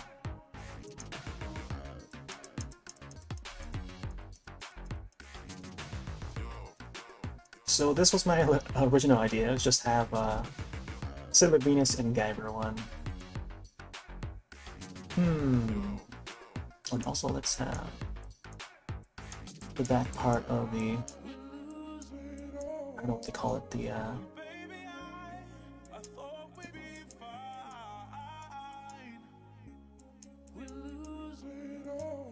cape. It's like it does resemble a cape a bit, but it's like a very short cape. It's like thing that sailors wear. I mean, Sailor Scouts, of course. Yeah, it's like a mini cape. Not like the kind of cape that you see typically on my superheroes. Just a short.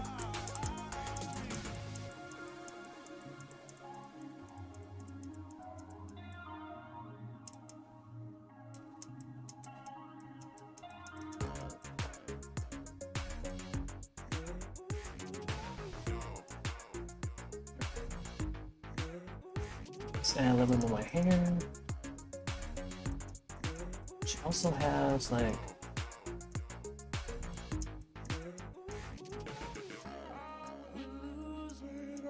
I don't know how to describe the shoulder pads or the arm pads, but they just wrap around the shoulder a bit.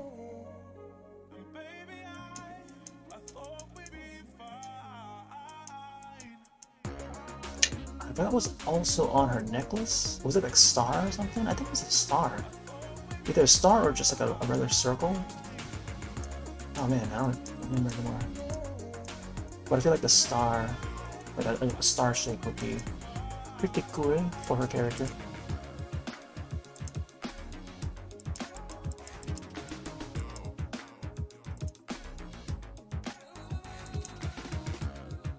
Yeah, it's coming out nice now.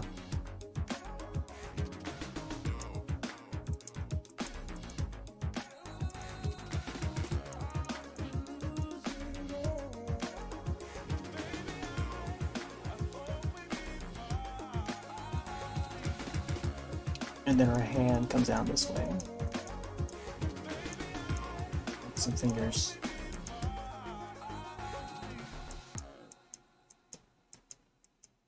Let's make her wrist a little more thinner. Even though they're wearing gloves.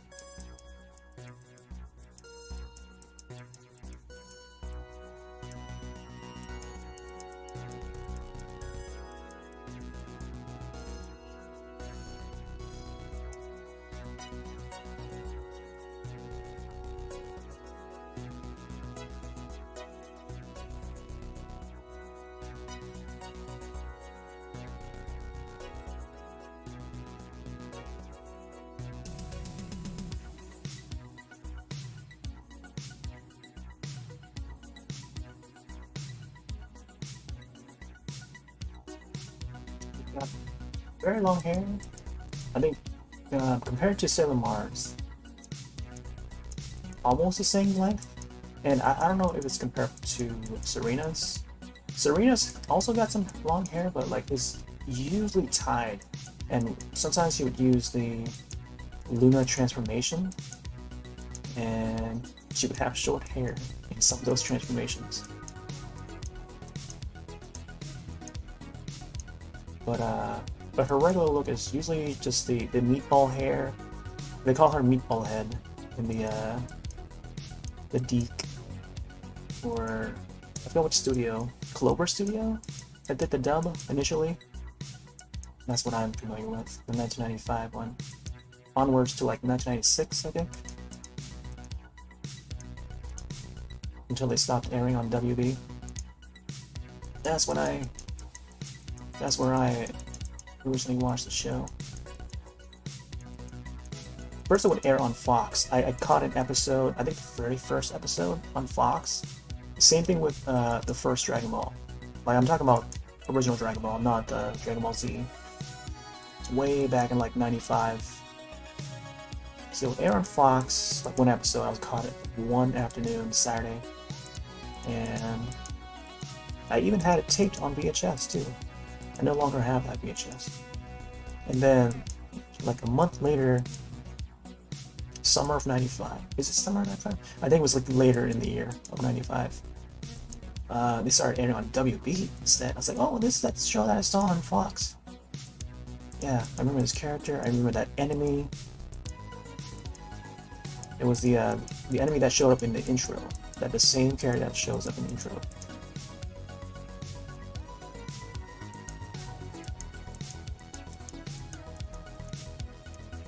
Oh man, I'm liking this hair flow here.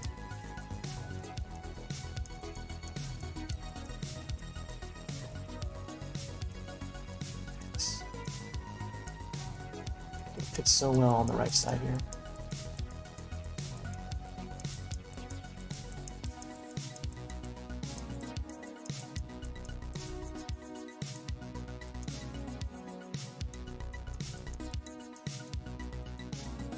Should probably make it more strandy. It should be like separated a bit. Yeah, like that or something. Also over here.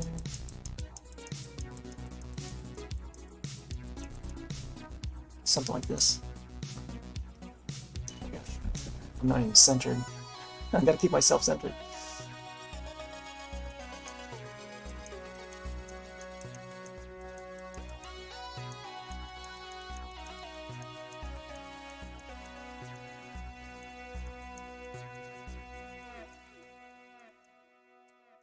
Something like this.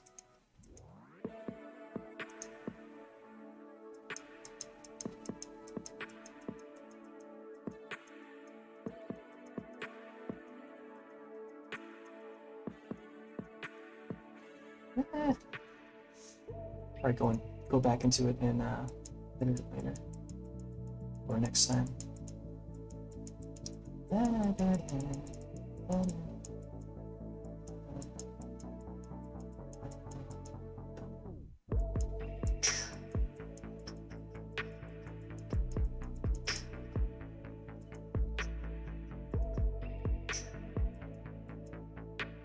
Let's eraser.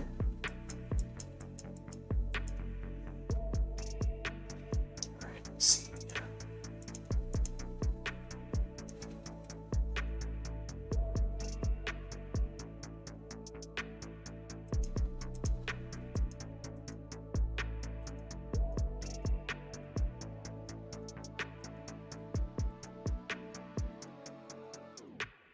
For the glasses look the way they should. I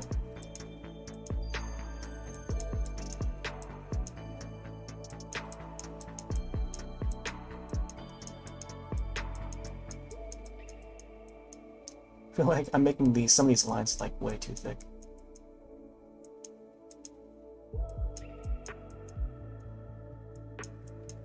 I don't know. Maybe it will come out like as like a sort of artistic approach.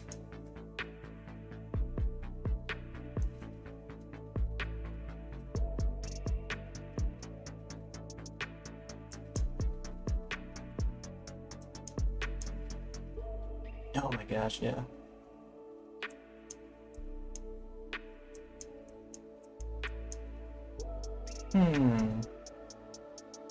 What if I make the hair come out that way?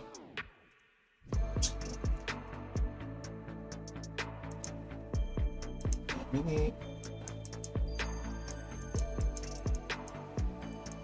Yeah, maybe have the hair come out like this. I don't know. I don't remember if she had like sideburns. I'm trying to think. Oh, I think she did have sideburns, did she? Man, I don't remember anymore. Like, did she have sideburns like this or something? Came out that way. Alright. I think Serena did. Serena had them, I think. Maybe not necessarily Centipede. So I always refer to her as Centipede when she has the glasses on, or whatever these protective eyewear is.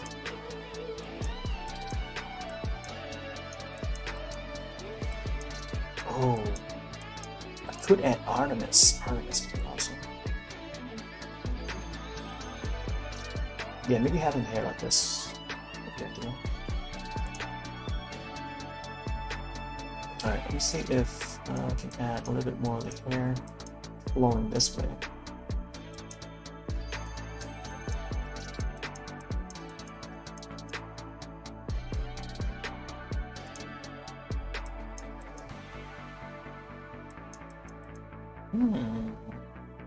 Interesting. Oh my gosh, I don't know. I don't know what this hair is.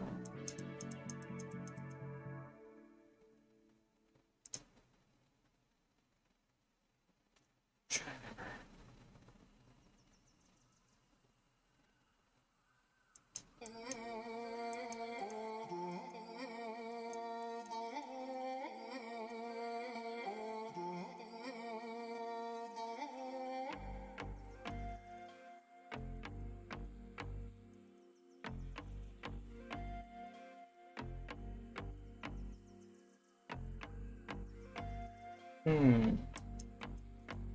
Let's get the glasses too. Yes.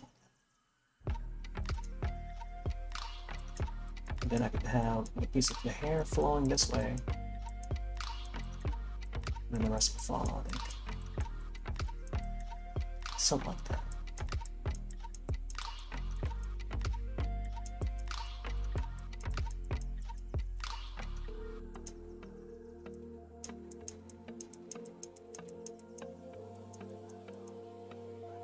Yeah, something like this.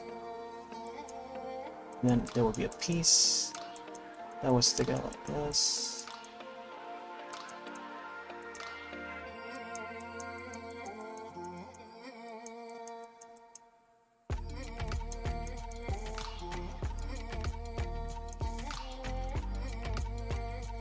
Yeah, there's so much to these characters that I'm now re-remembering. Wonder if I should make. Oh my gosh, it's erased. I should make the hair more rounded instead of. Yeah, I think have it more rounded or just going straight down. I think.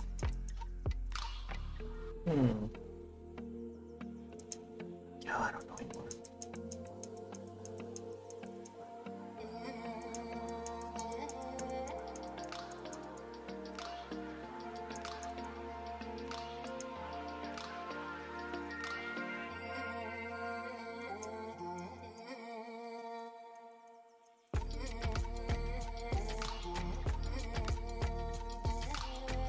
Yeah, I think the hair towards the upper part of the hair should be lower, and then when we reach the bottom part or midway, it should start flowing from there, or it starts to lose like gravity.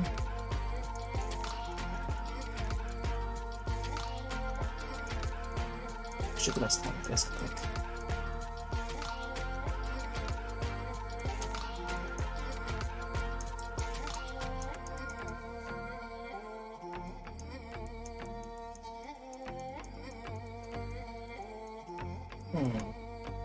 It's like this. Okay. Yeah, spending too much time on this. Trying to get the outline correct.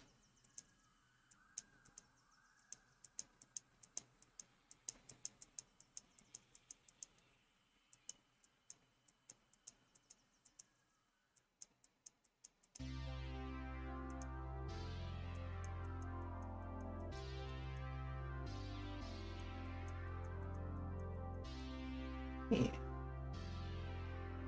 So far, it's coming out really well. I think I got where I want the hand and, you know, all the body parts want to be.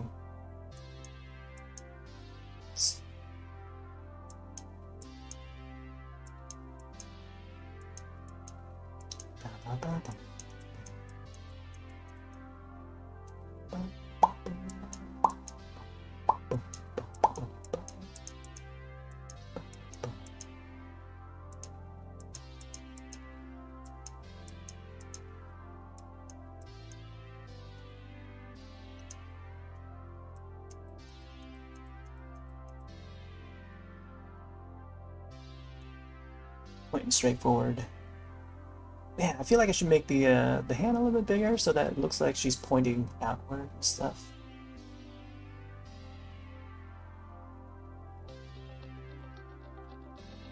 Oh man, I don't know anymore. I feel like I should probably shrink her size. Hmm.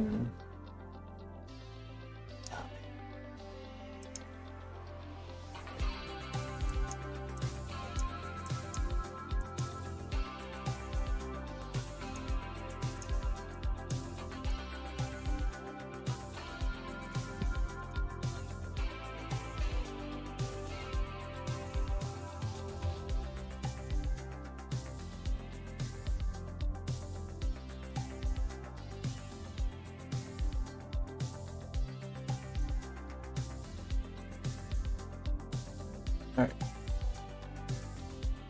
I think we've gone for long enough. We'll start wrapping up this soon.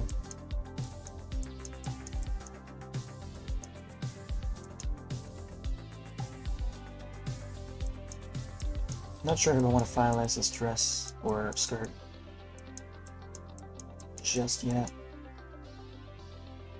So I gotta figure out, like, whether I want to increase the size of the hand pointing outward or not. It looks fine where it is, but, you know. I feel like the Gyro 1 is, like, out more. I'm just gonna go back to this later. Like, he's more in close to us, the character.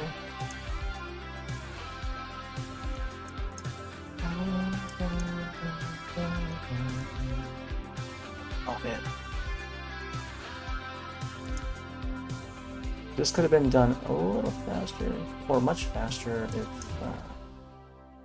you know, with the right tools and stuff. But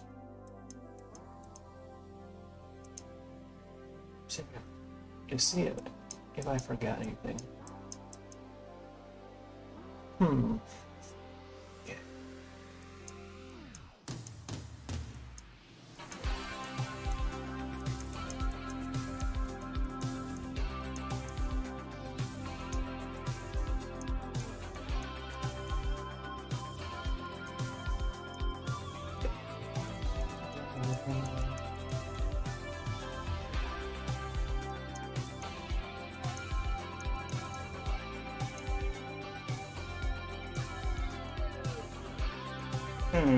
Yeah. I think most of the designs of a Sailor Scout would be their face, their hair, and then like the top part of their outfit.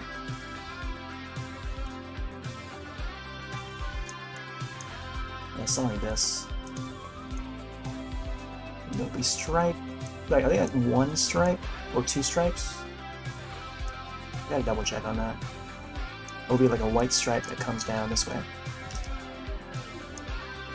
Yep. There'll be a white stripe around the cape part, like around the edge of it. Something like that. Yeah, we got the basic setup here. We try moving it around.